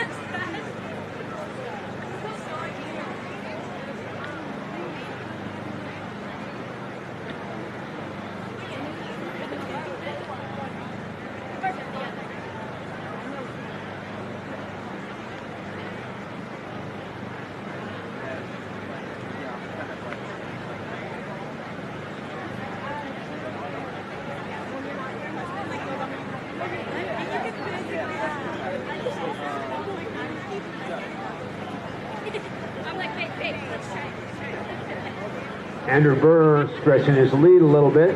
10 meters over second and third. Aaron, Sacramento Country Day.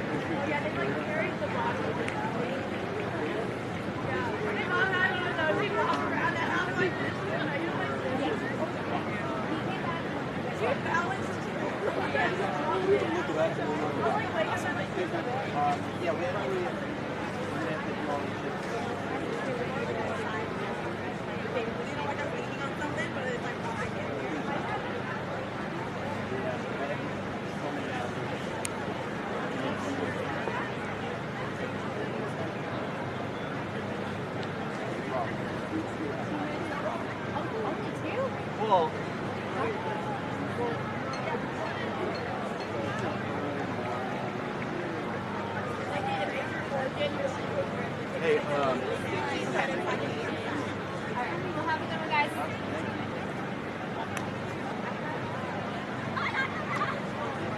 Leaders stay the same. Pack just behind. Andrew Burr, excuse me.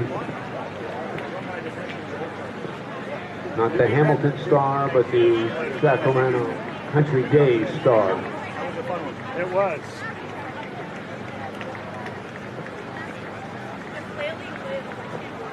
Get a little warmer. Make sure you go over to the Mountain View Shelter, pick up water, Gatorade, other important hydration here at the Clovis Invitational. Also check out the new t-shirts and go over there and thank one of the many volunteers that make this such a great event here at the 42nd annual ASIC Clovis Invitational.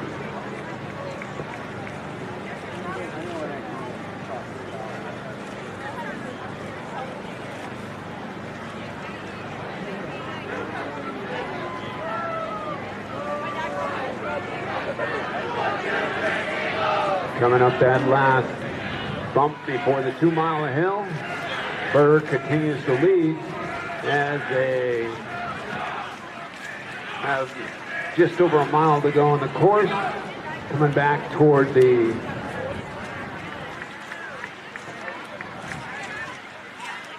trail that leads to the tunnel of trees. Leaders now less than a mile to go. Aaron Burr has about a 5-second lead over Weston Greenwich of San Luis Obispo. Gabe Sitton of Maria Carrillo and Grant Sanderson of Maria Carrillo go 3-4. Right now, Sebastian Flynn of Point Loma, Victor Godinez of Matilda Torres, and Dion Matisse of Maria Carrillo, which gives Maria Carrillo 3 in the top 10. Point Loma also has 3 in the top 10 and 4 in the top 11. Maria Carrillo, excuse me, Point Loma's top 5 are in the top 13. So great team battle going between Maria Carrillo and Point Loma, with San Luis Obispo just a little ways behind. Aaron Burr stretching his lead out, shooting at a sub 17-minute time. He comes by 2.5 miles at about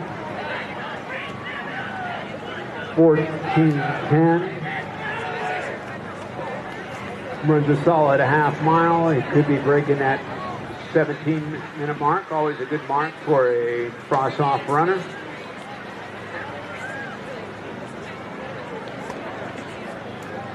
Burr just a freshman, so first time competing in the Clovis Invitational.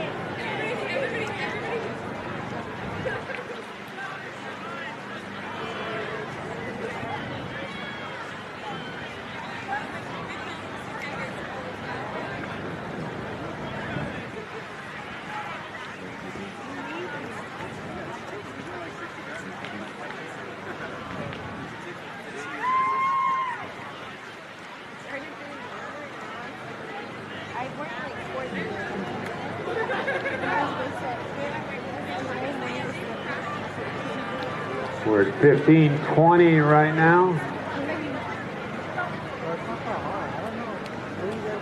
Leader's about a minute from being in sight for the finish line area. Oh, I'm sorry.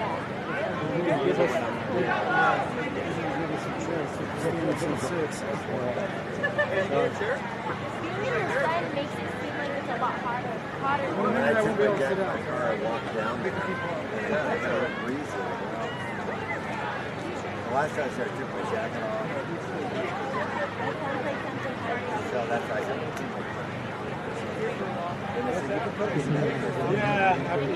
I'll forget it. Comes your leader, appears to be Andrew Burr. He's at 16:10 with 100 meters to go. Looks like closing fast behind him is Greenwich of San Luis Obispo. We're at 16:25 right now. This is Andrew Burr, Sacramento Day. He'll be your race winner. Excellent cross-off time in the 1640s. Two guys in front of the winning time of 2019. That's Weston Greenwich. Burr, 1635. Greenwich, 1641. Appears to be Romnick of San Luis Obispo in third.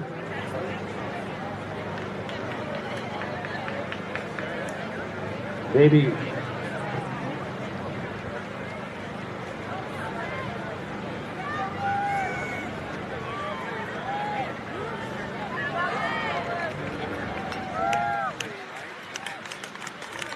like Romnick, San Luis Obispo.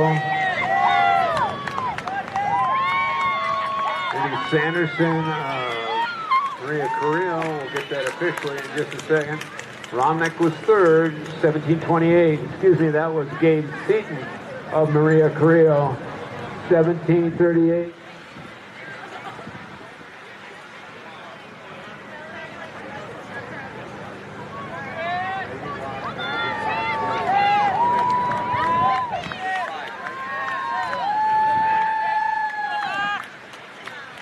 Comes number 2 for Maria Carrillo. So San Luis has 2 in. Grant Sanderson makes 2 for Maria Carrillo. He's just over the 18-minute mark at 18:05.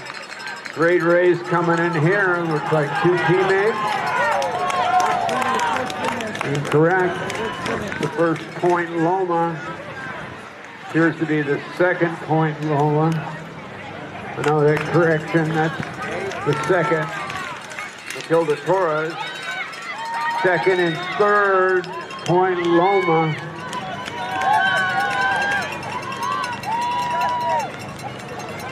Another Maria Carrillo.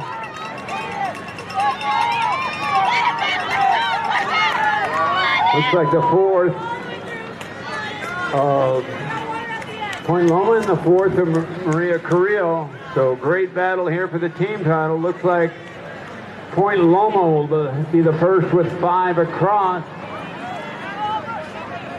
Point Loma, that's the third. Winning time once again. Andrew Burr, the freshman from Sacramento, Country Day, 1635. Now we have the bulk of the folks coming in. Point Loma, the first with 5 in. Maria Carrillo also has 5 in.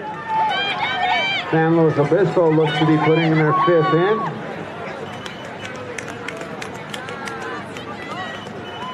And it looks like Matilda Torres also has 5 in. We'll check in a bit.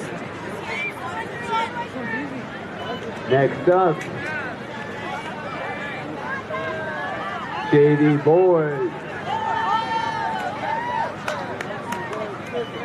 Gives it a go at 11:45. Reminder all fans and spectators, we will go silent from 12 o'clock to 12:30, as there is another event that needs significantly more quiet than we provide.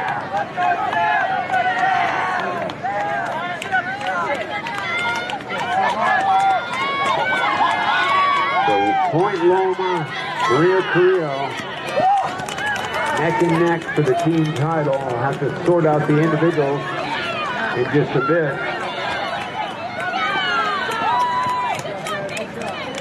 Point Loma with a slight lead over Maria Carrillo with just 4 teams scoring right now. That will change as far as the total scores for all those teams as more teams get their scoring to 5 across the finish line.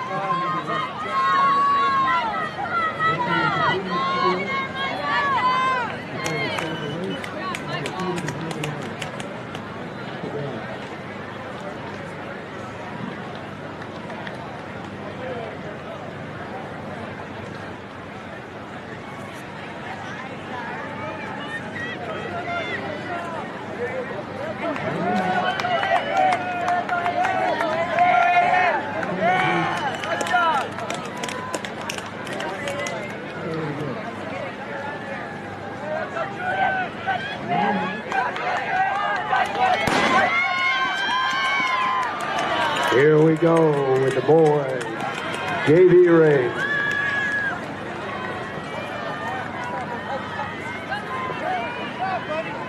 Meanwhile, the boys frost off.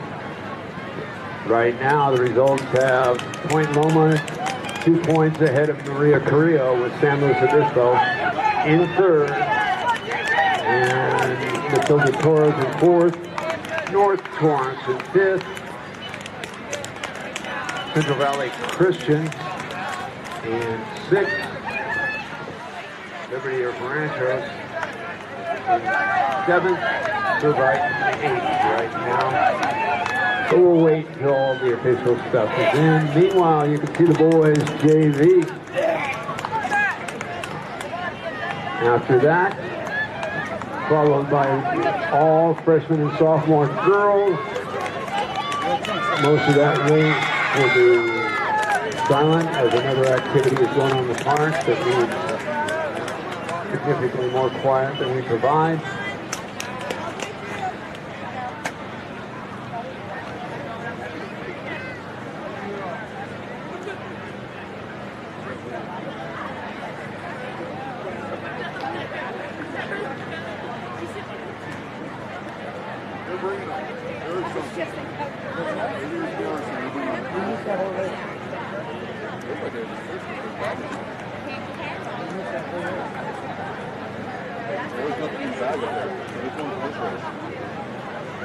This race they missed.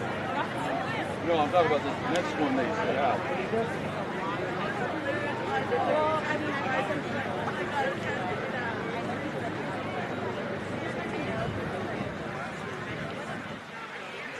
Yeah, like it's like the same Navy boys last time, winning time was 15:48. Great Oak went 1 through 5 in that race last year.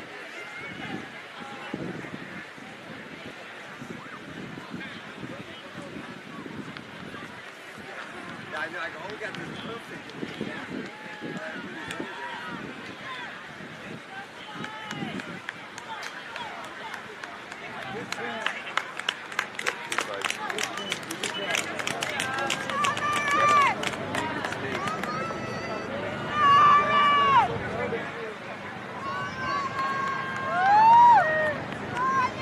Appears to be Cole Ponce of Royal leading.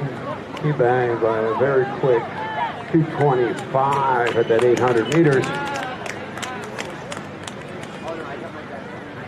Grant De Leon of Royal second. Lead pack is about 5. And they've gone out very quickly in this boys JV race.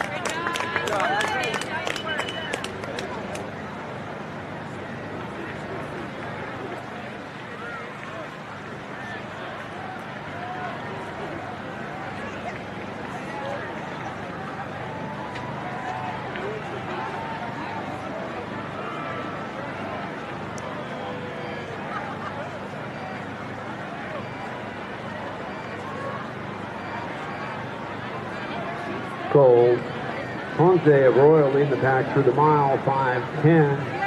Carson Clements of Glendora in second. Grant De Leon, also of Royal, in third. Nicky McGrath, Los Altos in fourth. And Ryan Delhill of Royal in fifth. So 3 of the top 5 from Royal, but St. Ignatius College Prep, early leader in this, just ahead of Dana Hill. Royal in third, Glendora in fourth, Los Altos of Los Altos in fifth.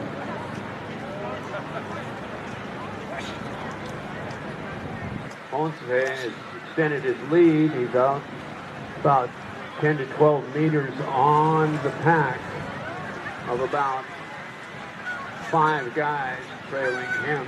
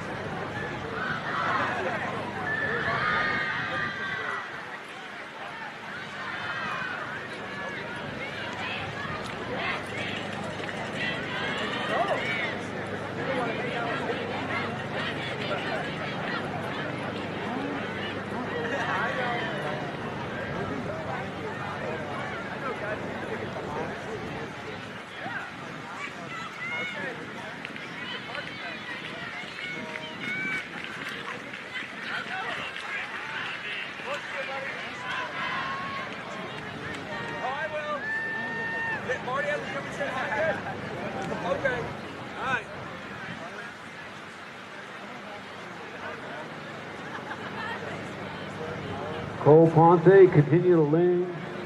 Grant De Leon, Carson Clemens, Mikey McGrath, and Ryan Dazell.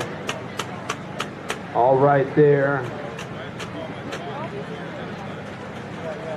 Battling that second pass as Cole Ponce has kind of stretched it out a little bit as they head toward Killer Hill.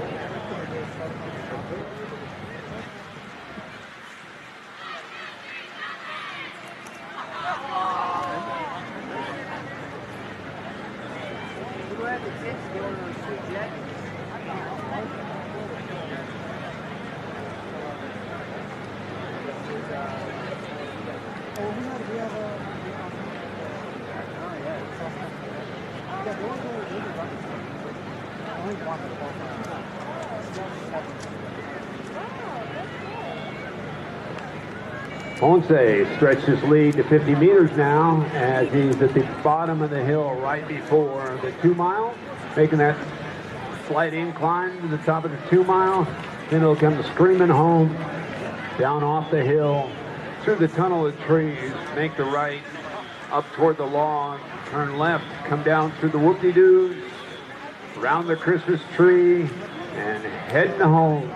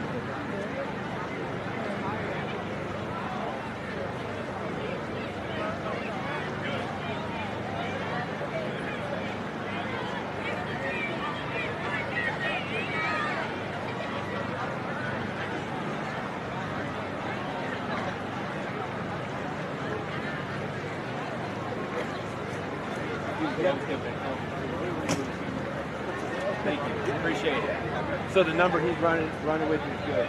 Okay, great. Thanks, guys.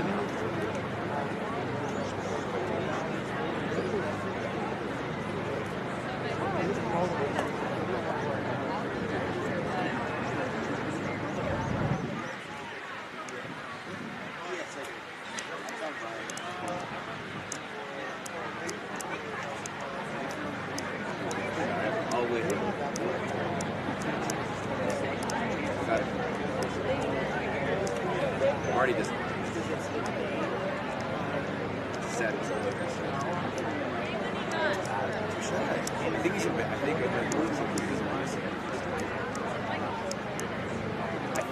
I don't think he's, you know what I'm saying? I don't think he's shy. I just think he thinks he's too old. You know what I mean? Oh, I've had a great time. Yeah, so you'll never guess what he's all about. He's like 6'5", 250 pounds. Oh my God.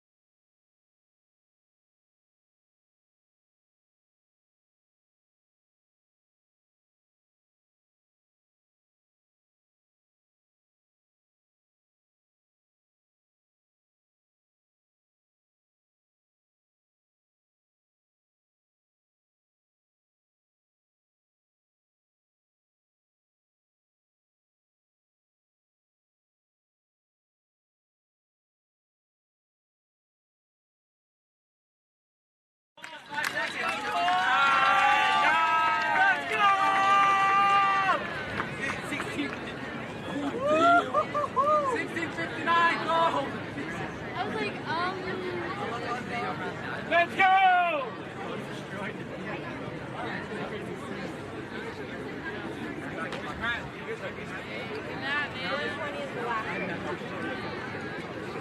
No. Come on, Grant! Let's go, Grant! You got it! Let's go, Grant! Let's go, Grant! Let's go, Grant! I know. The other side's perfect for the block. Let's go, Grant! Good job, dude! Good job, Grant! Go, go, go, go!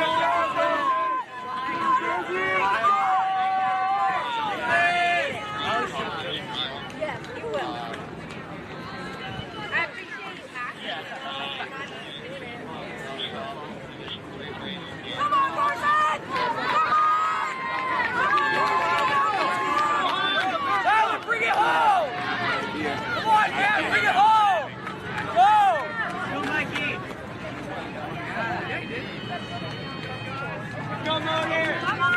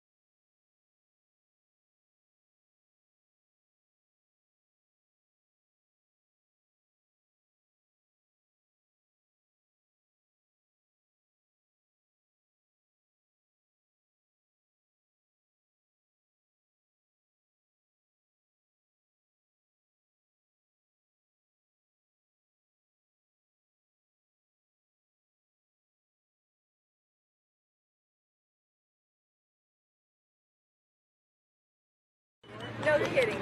No, before I was And were you a runner as well? Okay. Like block No, feed thank points you. or whatever. Yeah. I was like, never again. I didn't even want to do it. Go, Jason, come on. Really scary dude. Where'd you go to school? Hold on. Yeah. Mr. Evans? Yeah, that's where my boy went.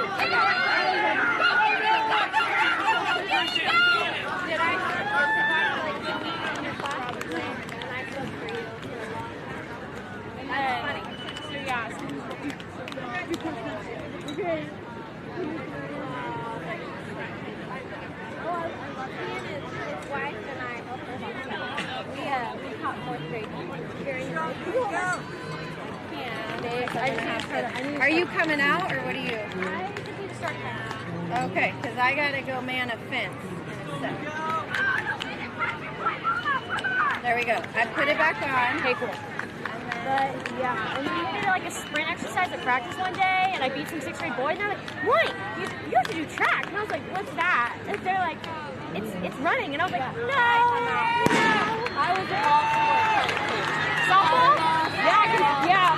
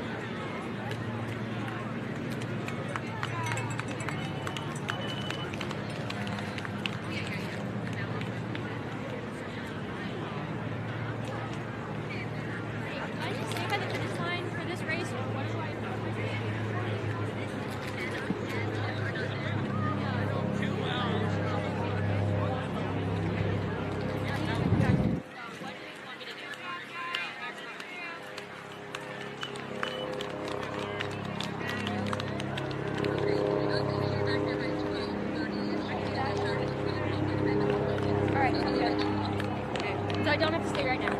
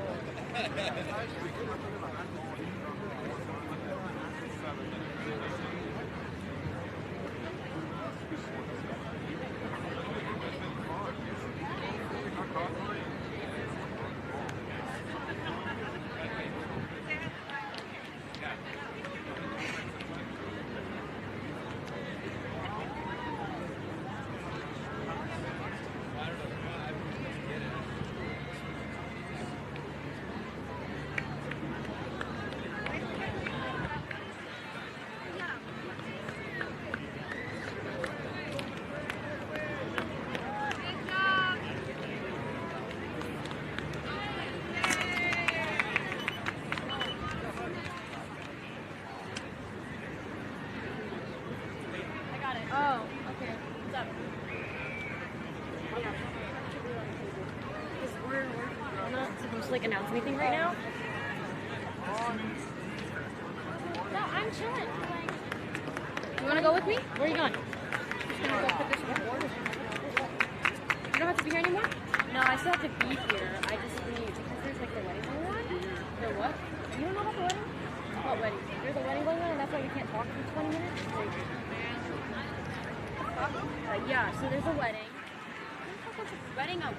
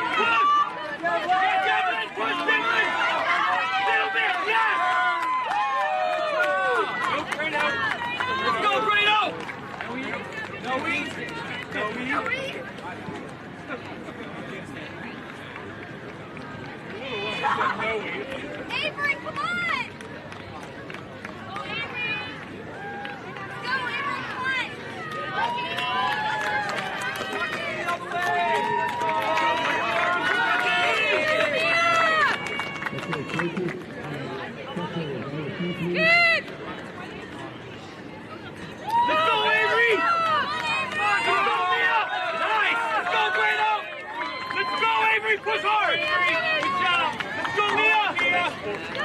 Let's go, Mia! Woo! Good job, man! Way to push it through! Let's go, Mia! Let's go, Ava! Here's 5. Let's go, Grado 5. Go!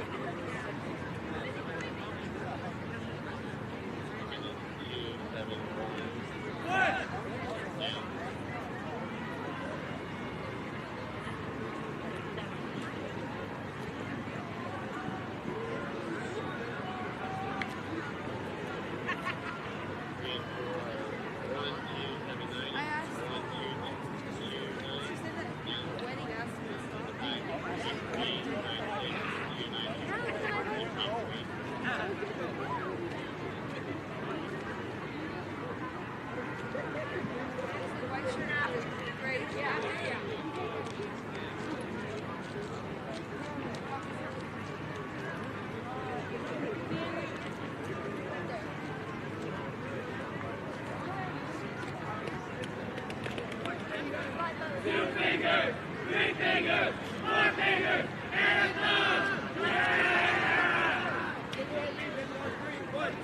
Yeah! I lost track of time. I That's okay. apologize. But I we'll took start. down numbers for the entire race if you want to announce everything. We'll see. Oh, it's where are we at the race? We're They coming passed to the the finish. 2 mile mark. Huh? They passed the 2 mile mark. Where we got girls? Just girls? I'm not too sure actually, but I think it is.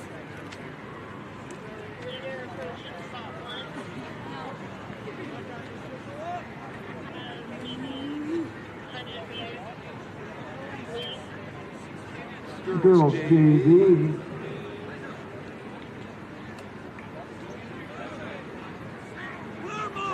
What is our mantra?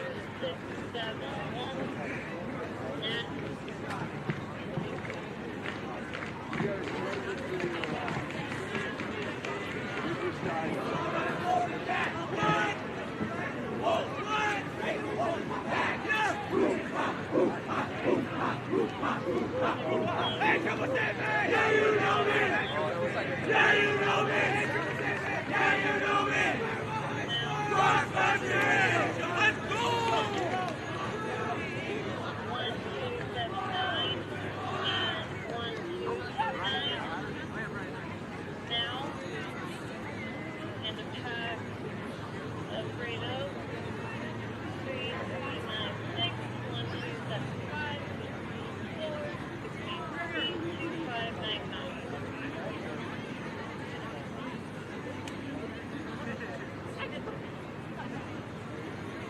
Three, two, three! 1, 2, 3, 3!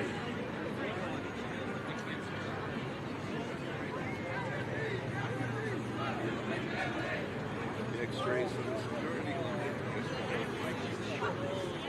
Next race on the starting line, scheduled to start at 1:05.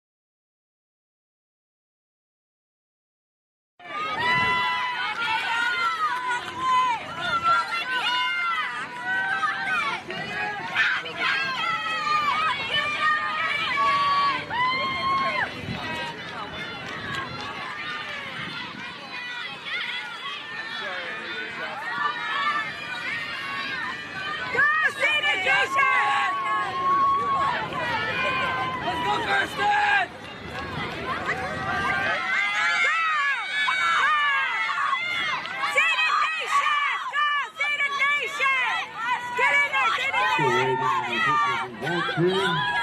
Let you know the race winner's time description. Number 1.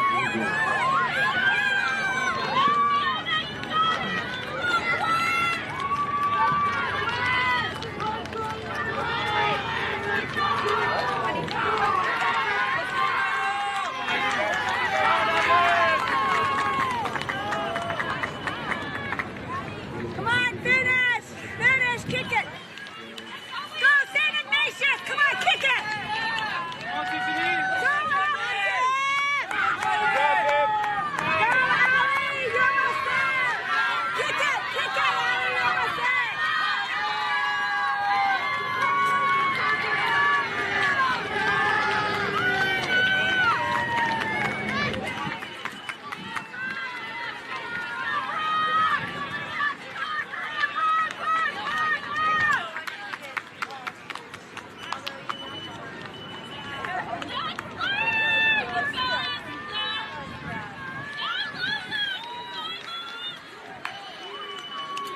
Let's go, Rihanna!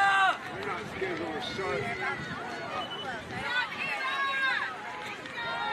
not scheduled to start until 1:05.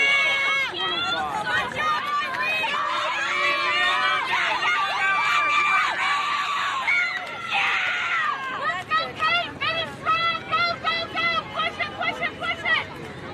Go, go, Toby! Go, Toby!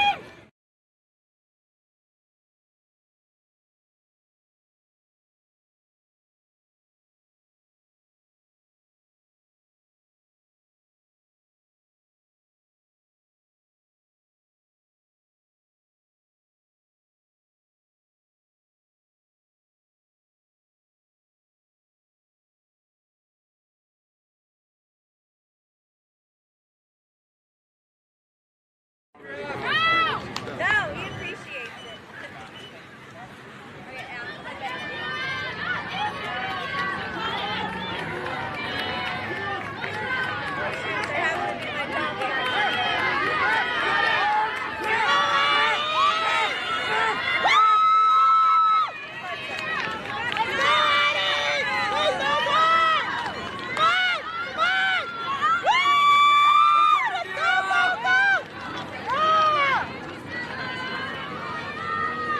Let's go, Hanya! Let's go! You gotta go! Come on, you got it! I see him. This is just JV ball. Go, Emma! Go, Emma! Go,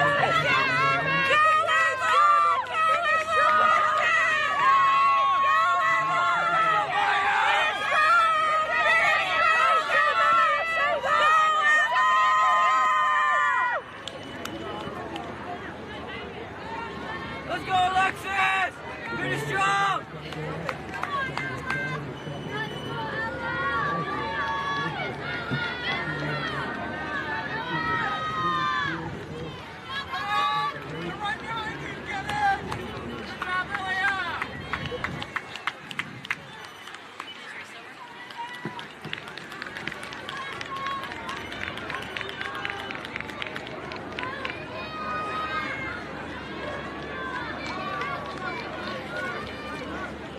Let's go, Olympia! Let's go! Arms!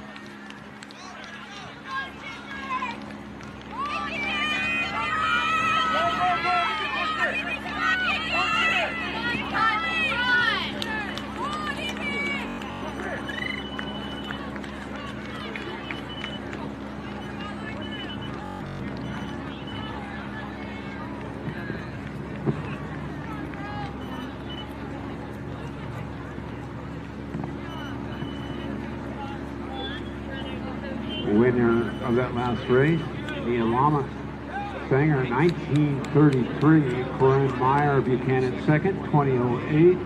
Hannah Miller, Great Oak, 2011. Lauren Alpaki, Great Oak, 2013. Mitzi Macias, Great Oak, 2020. Ida Gedlin, St. Ignatius, 2022. Laura Soft, Great Oak, 2027. Isabella Blanco, Clovis North, 2028. Aaron Wadsworth, San Francisco University, 2035. And Claire Laney of Buchanan, 2042. Great. Team winner with 21. St. Francis. Here's San Francisco second. San Francisco University third. Redwood Hartford fourth. St. Ignatius in fifth. There are no team awards in the JV races.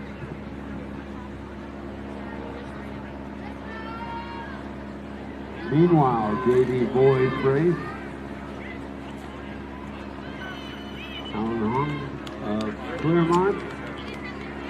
Visit the lady of Dublin, and David Campos were the leaders at the half mile. Campos is from Ayala.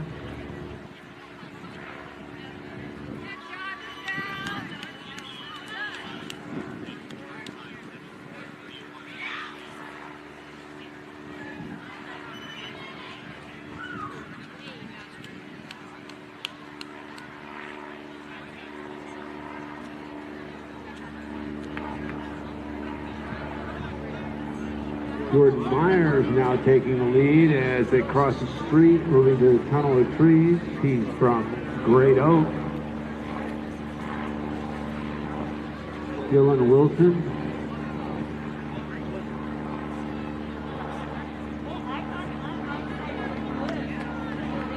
Rico Hills. Up in that lead group, moving toward the mile. You can see the boys working their way directly below the finish line right now. A huge pack going by. Should have information for the mile momentarily.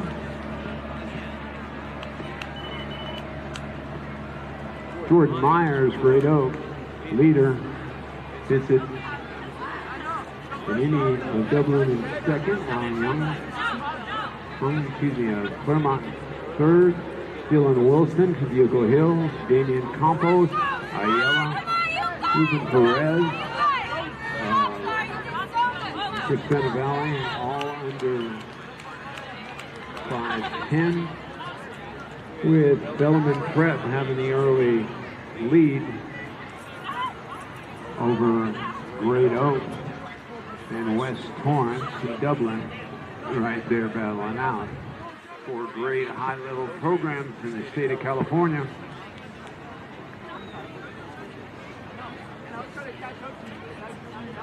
Bellman, Great Oak, and Dublin Division I, if I'm not mistaken. West Torrance, Division III. The varsity team had an outstanding performance in the boys' championship ring, which saw an all-time course record.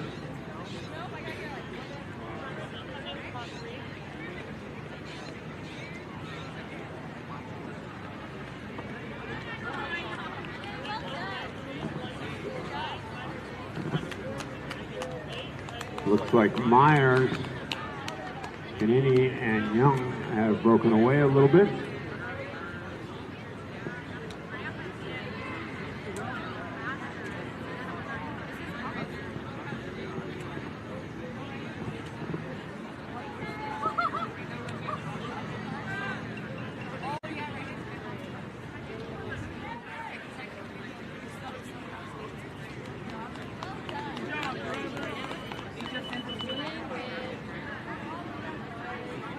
Dylan Wilson, the leader.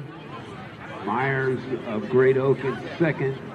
Giannini of Dublin in third. As they move out on the dark side of the course, they will come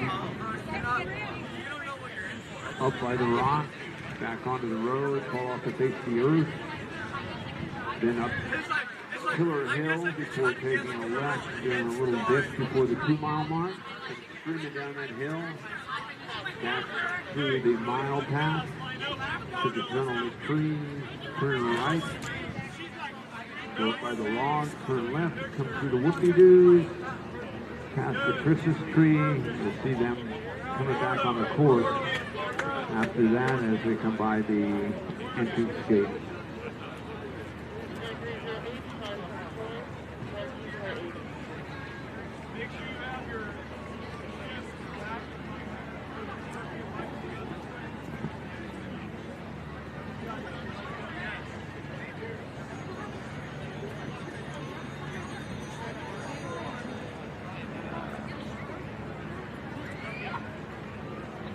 Aaron Cohen of West Torrance now moving up into that lead group. The junior from West Torrance stepping up big time. Looks like Wilson, Myers, Giannini, Cohen, and Carter, the lead group.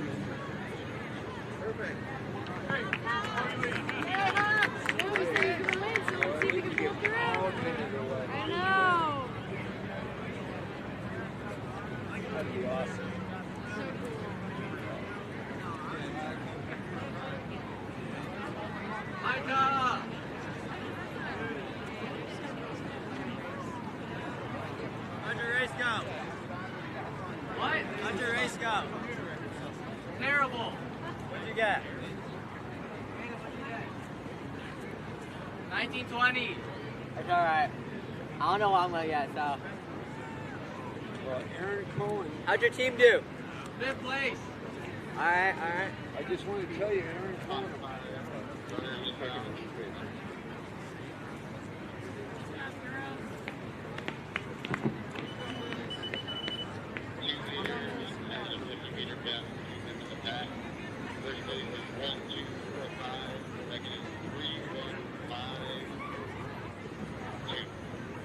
Jordan Myers and Dylan Wilson have broken away from the pack.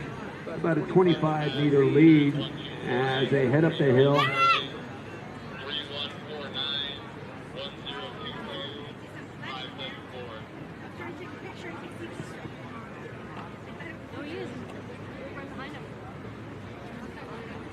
Second group, Giannini, Cohen, and Carter, but Dylan Wilson and Myers, Jordan Myers, Wilson of Bugle Hills, Myers of Great Oak, seem to have broken away.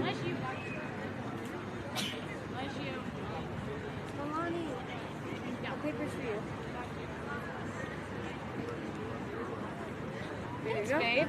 Yep. Up.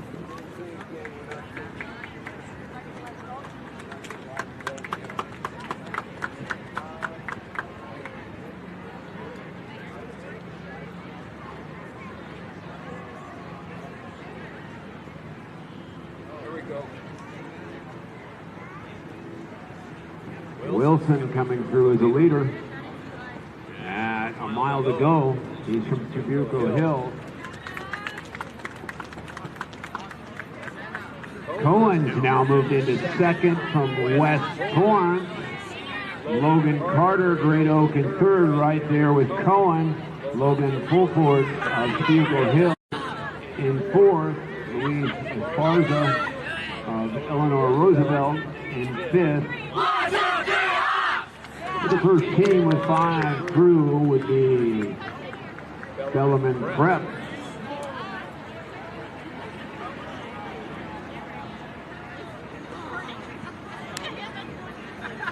Wilson, Cohen, Carter, Fulford, and Esparza, Ruben Perez, Crescenta Valley, Cooper, Cuesta of West Torrance, all right there. Cohen, the leader as far as team races so far. Bellman Prep, Great Oak, West Torrance, and Patrick Henry, your top four, with Dublin and Jesuit battling out for fifth. Right now, Bellman Prep.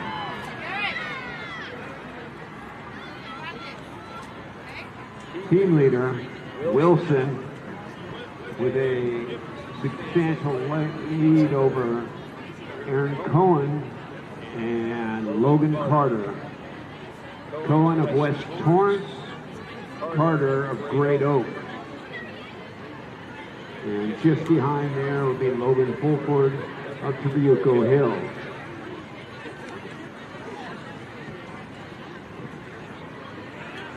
Fourth place. Second place. Right now?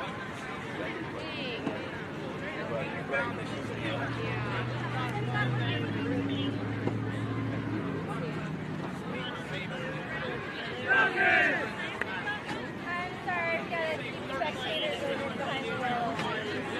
Yes, thank you so much. Hey, grab your stuff and walk in the van. Or you can go on the other side if you'd like.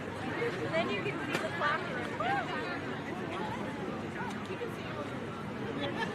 Just over a half mile to go. It appears that Wilson continues to lose.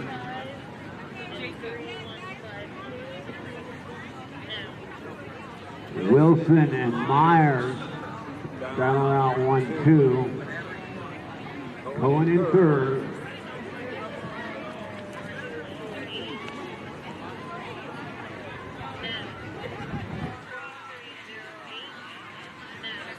So Carter's moved into fourth. Cohen's in fifth right now. Less than a half mile to go. We're at 14:30.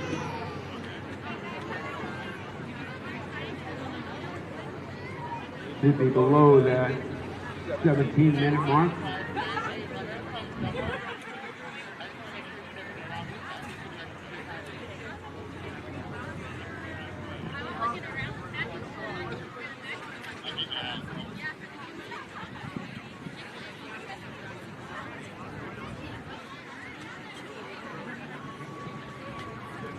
Wilson and Myers.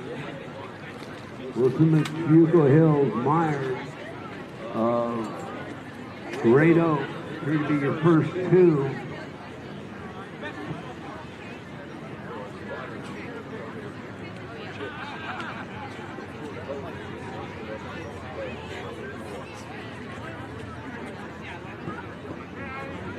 Lexi said there's like a 20, 50-minute lead, so I want to see the kick at the end here. Got to get close before we can even do that.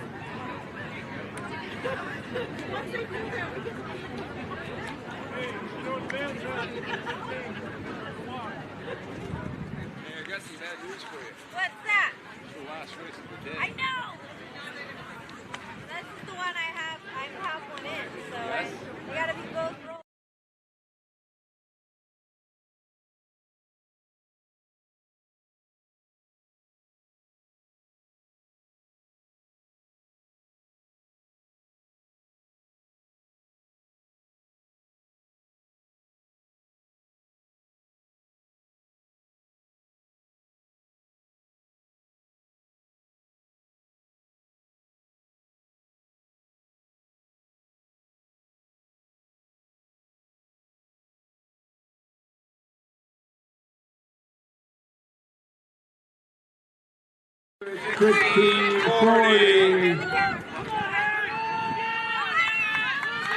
Wilson of Trabuco Hills in second. Here comes Aaron Cohen of West Torrance in third, breaking 17 minutes and a pack of Bellman.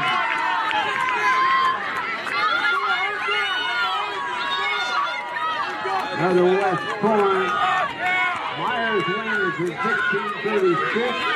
Second, 16:46.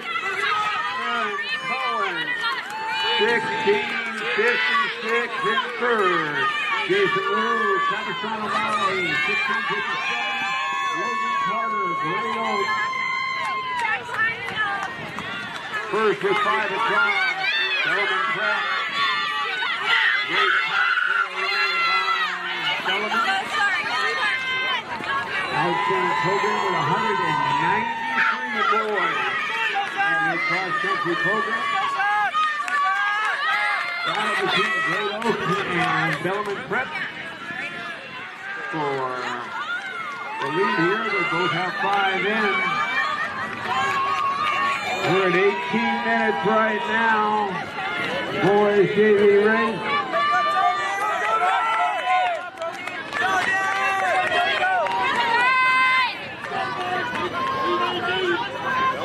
Prep, Great Oaks, Bugle Hills, West Torrance, and Jesuit.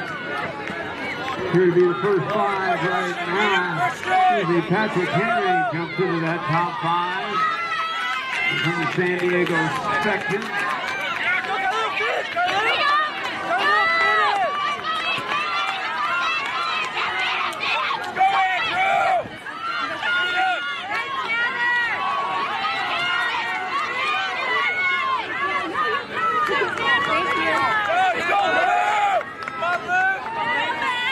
All right, top 5 teams presently. These are unofficial. The race is not over yet. Bellman Prep, Great Oaks, Bugle Hills, West Torrance, Patrick Henry, Eleanor Roosevelt, Jesuit, Dublin, Buchanan, and Lucerne in the top 10.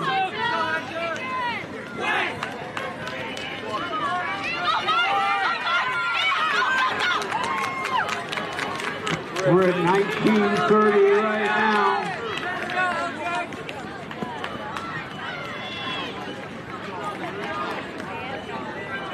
Like Bellman Prep secures the victory. There are no team awards in this, but scoring-wise, Bellman first, Great Oaks second, Bugle Hills third.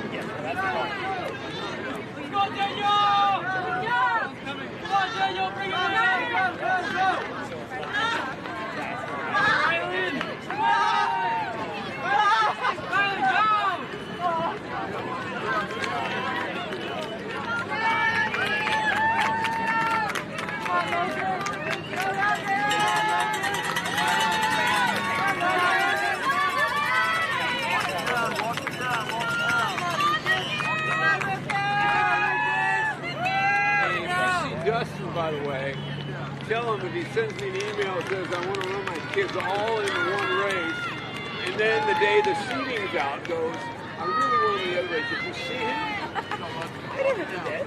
Pardon? I never did that. I've got documented proof on you. Yeah, I'd like to see this documented proof. I got emails of me.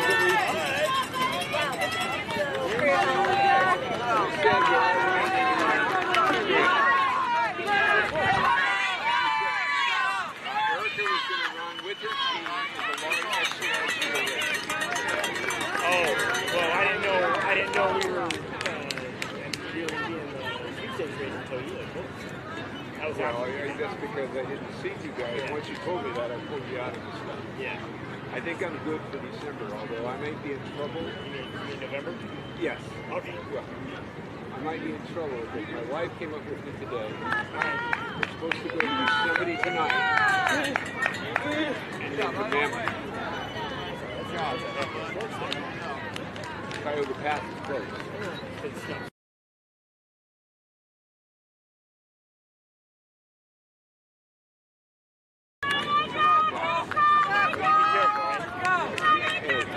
Whatever my wife says, we'll exactly. Like, hey, I'm going from here to my house.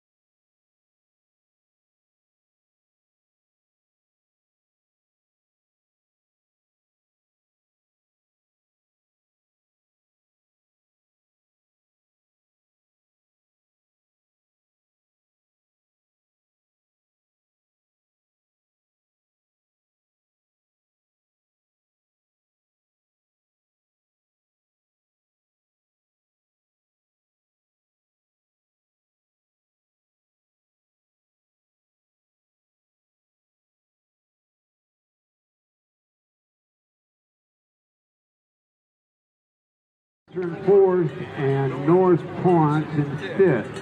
Biddy runs 100 minutes, 18 seconds to win that race. In the girls' small schools race,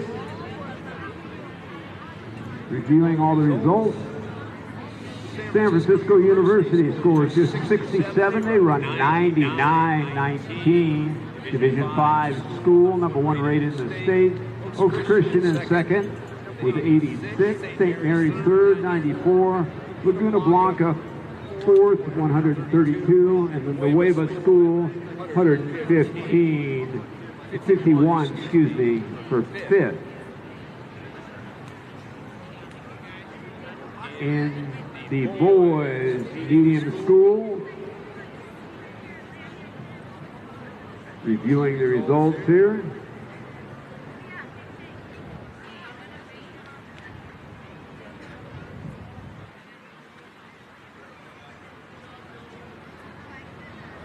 Newark Memorial won with 97. They won 81-17. Santa Margarita's second. St. John Bosco third. Chico fourth, and Pleasant Valley just 2 points behind them in fifth. Moving on to small school boys results.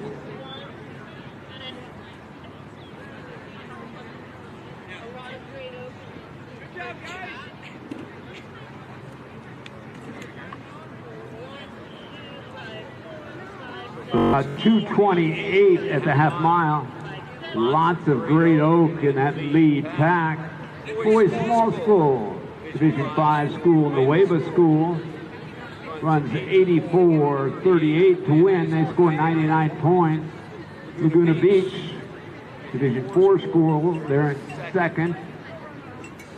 San Francisco University in third. Oaks Christian fourth. And Yosemite finishes in fifth.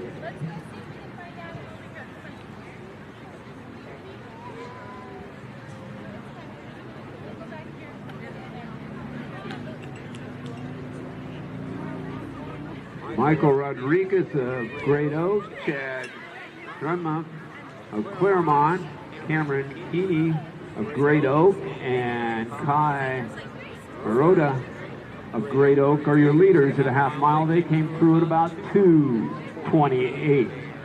Moving on to championship girls races.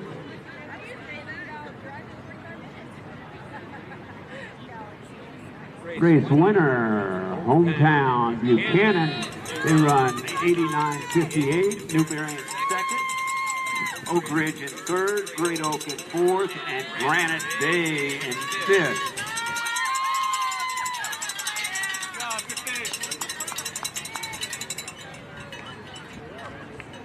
Championship boys saw the all-time course record set by Newberry Park and scored just 19 points. They run 73-37. Great Oak in second. West Torrance, Division 3 team, in third. Crescenta Valley fourth. And San Clemente in fifth.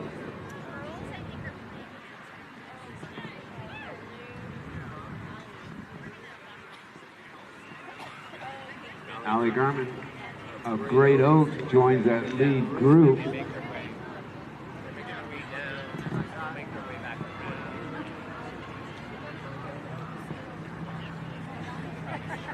Division extra large for varsity girls, Eleanor Roosevelt first, Ayala second, Lucerna third, Canyon Crest Academy fourth, and Lowell San Francisco section in fifth.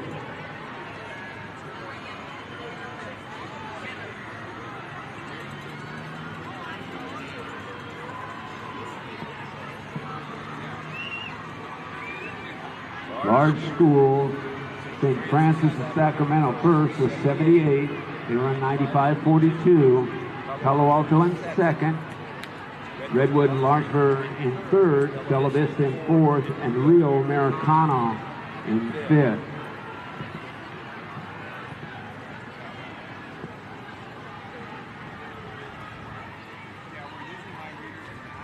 Large School Boys running 82.36, a yellow win.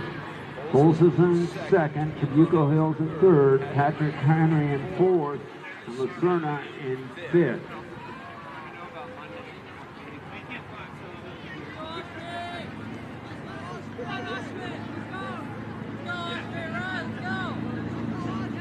And varsity large schools, Palo Alto the winner, 81-29. Torrance in second, Glendora in third, UCDL in fourth, and Braille Linda fifth.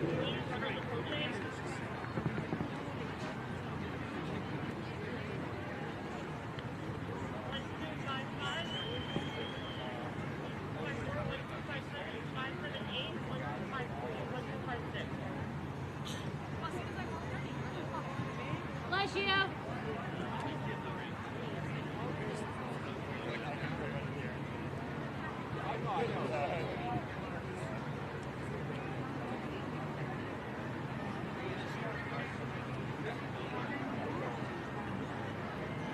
Last race of the day. If you haven't checked out the t-shirts, you better hurry up there. Kai Oreda is Great Oak in first. Miguel Rodriguez, Great Oak in third. Cameron Keeney, Great Oak in fourth. Chad Drummond of Claremont in fifth. Nathaniel Denny of Mission Viejo in fifth. Team-wise, at the mile mark, Great Oak crushing it with 23. San Clemente in second, Buchanan in third, Granite Band fourth, and Mission Viejo in fifth.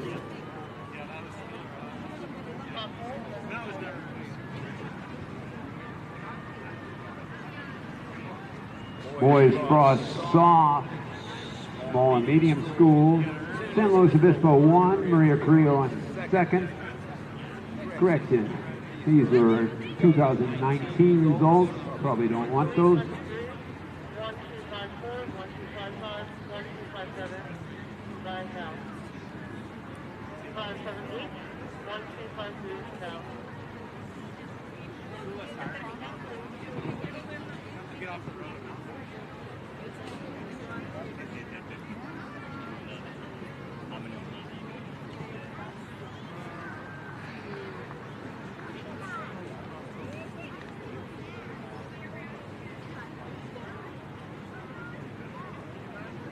Frost off boys, small and medium. Point Loma was the winner, just 2 points over Maria Carrillo. San Luis Obispo in third, Matilda Torres in fourth, and North Torrance in fifth.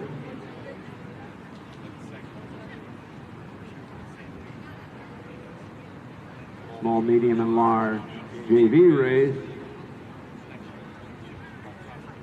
There are new team awards, but lowest scoring team was St. Ignatius. Royal was second. Dana Hills was third. Glendora fourth. And Los Altos of Los South fifth. I'm not going to stop you now. Race is over. That's why I came over here now, because Yeah. it's the last race and my Now kids are in it, so. I'm with you, because I have one in this race too. Alrighty. Sorry. Hi, baby. I got premium parking on this race. Girls. Frost off all divisions. Great Oak first. Maria Carrillo second. Clovis North third. San Luis Obispo fourth. And Vacaville fifth.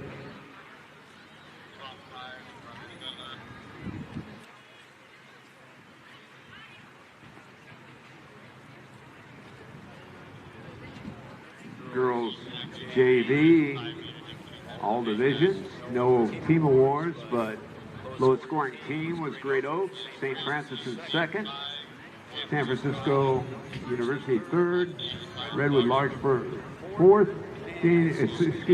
Ignatius in fifth.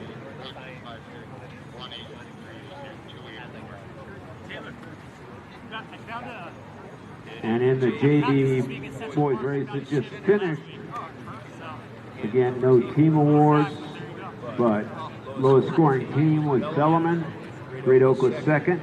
Bucco Hills was third. West Torrance fourth. Patrick Henry fifth.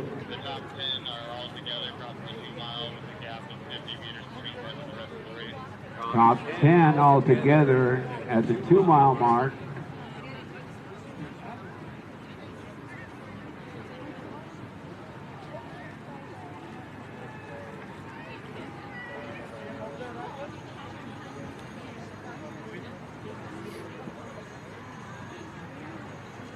They had a really tight pack.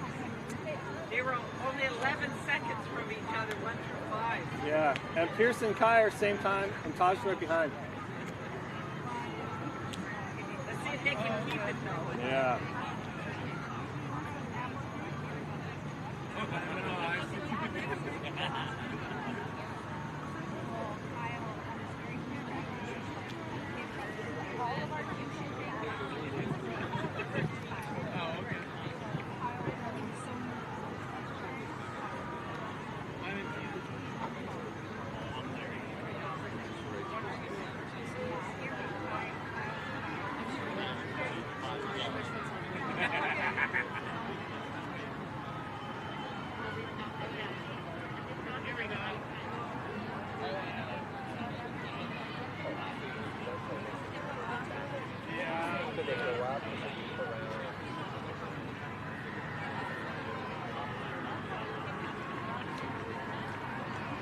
Oh, it's 7 to week to be here.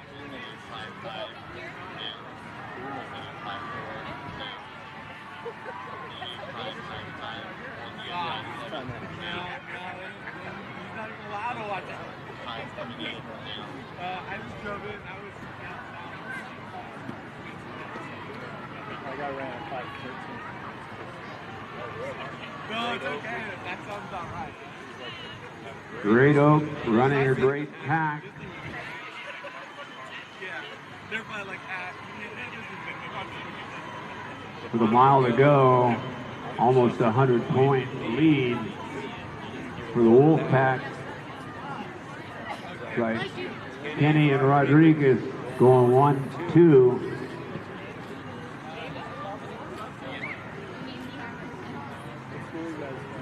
Kai Loretta Graco appears to be in third. Tyler Olson and Clementi in fourth. Ted Strummock of Claremont. Jacob Brown, Great Oak. Jack Paradise, Great Oak. Caleb Leon, Homestead. And Nathaniel Denny of Mission Viejo all up in that lead group.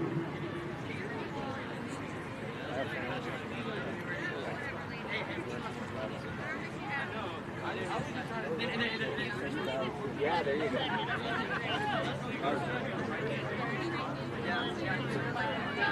Half mile to go.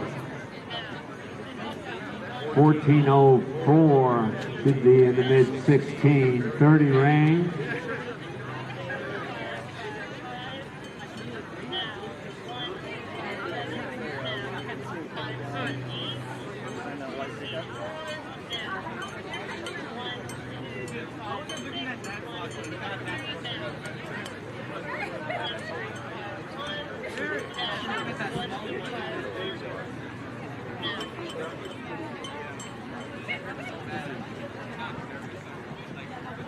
Alright, thank you spotters so much. You guys can all come back in and bring everything. Once you get stuck, you're basically fucked up. Including your flags. No getting past it. Well, we got a lot of love Hey, there. dude, They had you in the we're rooting results for just you. a second with a mile to Yeah. go. Yeah. So we gave you all kinds of love there, but they misread some other chips. All right. I appreciate it. Good race there, dude. All right, Yeah, thank you. congratulations. Race You your broke your competition. 17 minutes. Yeah. You said you were going to do. Yep. Okay, keep writing down those goals, buddy. I will. Thank you.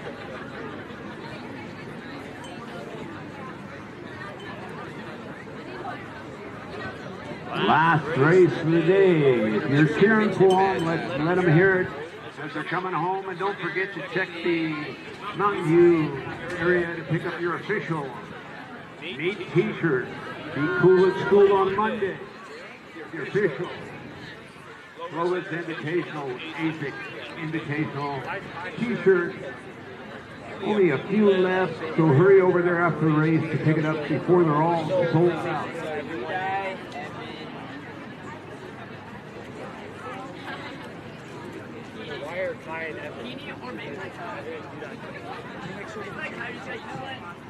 We're just right at 16 minutes round. We see the race leader coming in from Great Oak.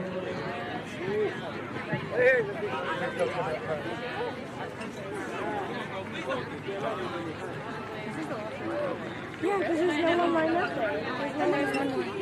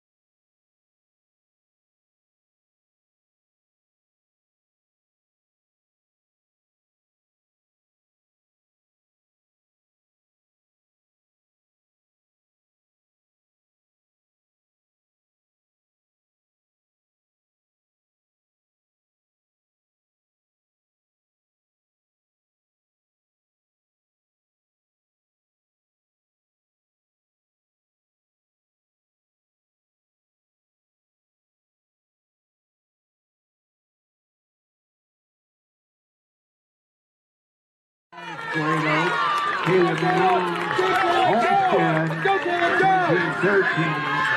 Here's Clark, Cincinnati, Weston Brown, Great Oak, Robert Ward, Taylor Olson, San Clemente, Caleb Trevor.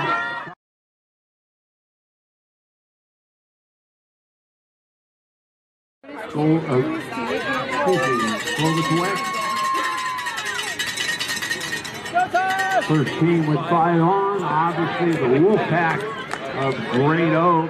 Help these people along. We're finishing the day here for the 42nd annual Clovis Invitational. Hurry home, boys. We're at 2:05. Looks like 2 hours in on this course. Crowd's going crazy. We're at 18:20. 18:25. 18:30.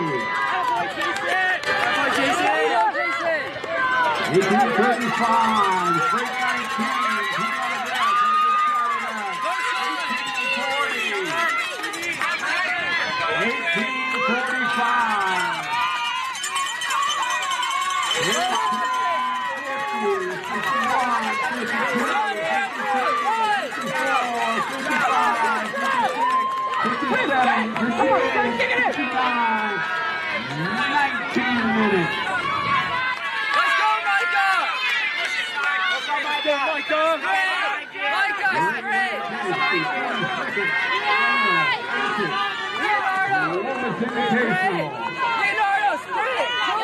Congratulations, the only outstanding performance today, which is still going on in the finish line area right now. We're at 19:25, 19:30.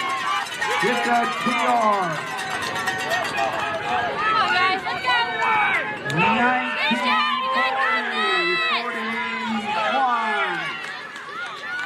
19:45. 1950, 51, 52, 53, 54, 56, 57, 58, 59. 20 minutes. Outstanding job today. All the spectators, fans, athletes was greatly appreciated by the management. If you clean up your team area, put the trash in the trash receptacle. Thanks to the outstanding staff at Clovis High School for putting on another outstanding invitational record-setting today. And congratulations to all the people still finishing right here in the 42nd annual E6 Clovis Invitational.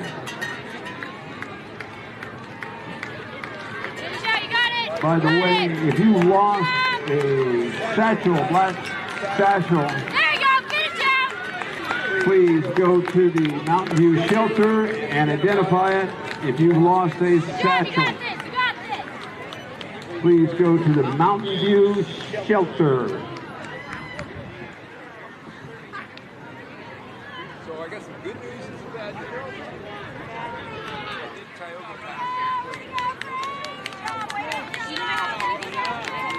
You're out. You're the woman. Don't try. That's right. Won't forget it. It's nice to meet you. Nice to meet you. Come on, Noah! All right, bud! Has a number that I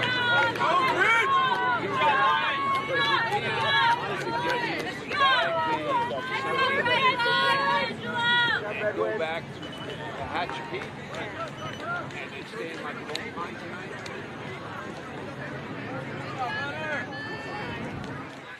You just have to eat it on that.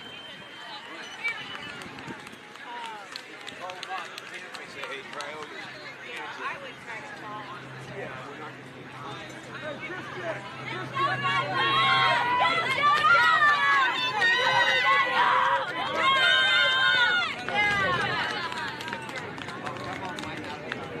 I came by earlier. I wasn't your voice.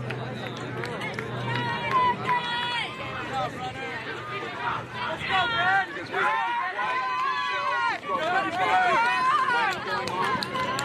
and they had to be able to hear the valves. Almost there, you almost got it.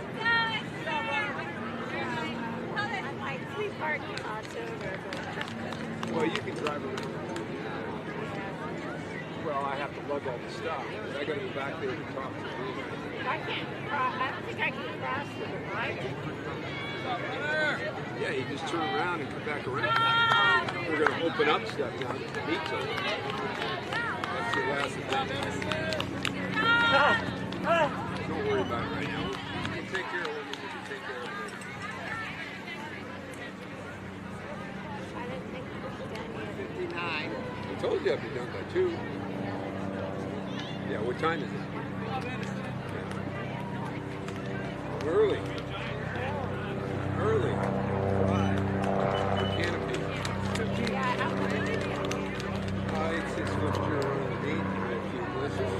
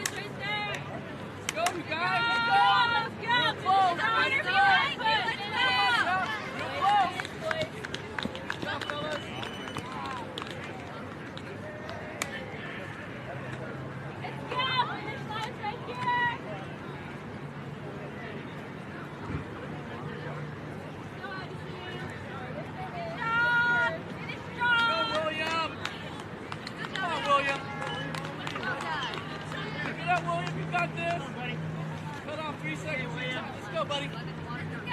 Come on, William. Let's go, buddy. Let's go, first off. Finish line's right here. Come on, give it your all. Let's go. Come on, let's go. Come on, let's go. Finish strong. Come on, Beto. Let's go. Boy. Let's go, Beto.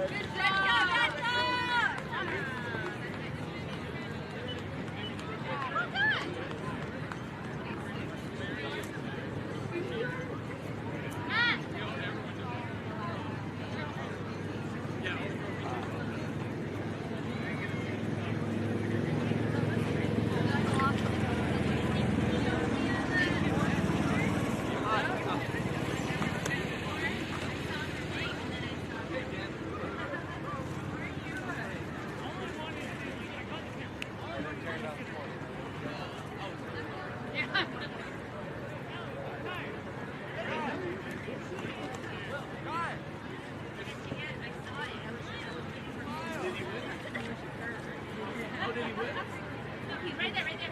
Where is that? 18. Mitchell's 18. Go through the middle, right? I look, you want to go to the finish line. It's a good run.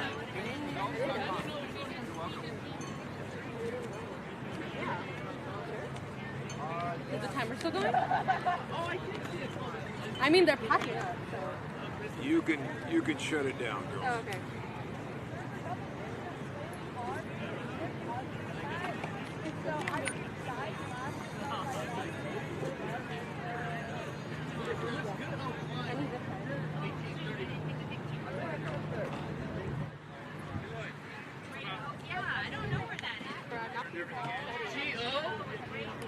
I know. For this division, but you very smart for the championship. They ran under 5 tripping. All the way.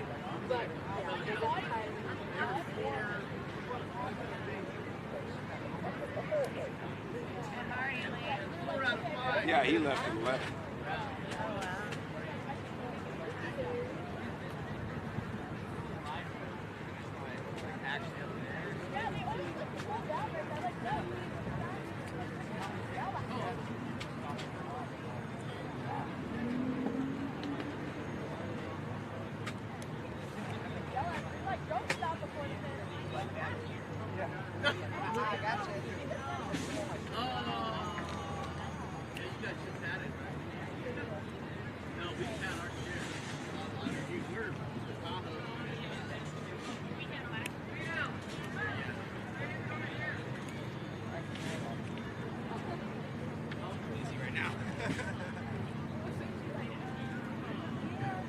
But at Clovis,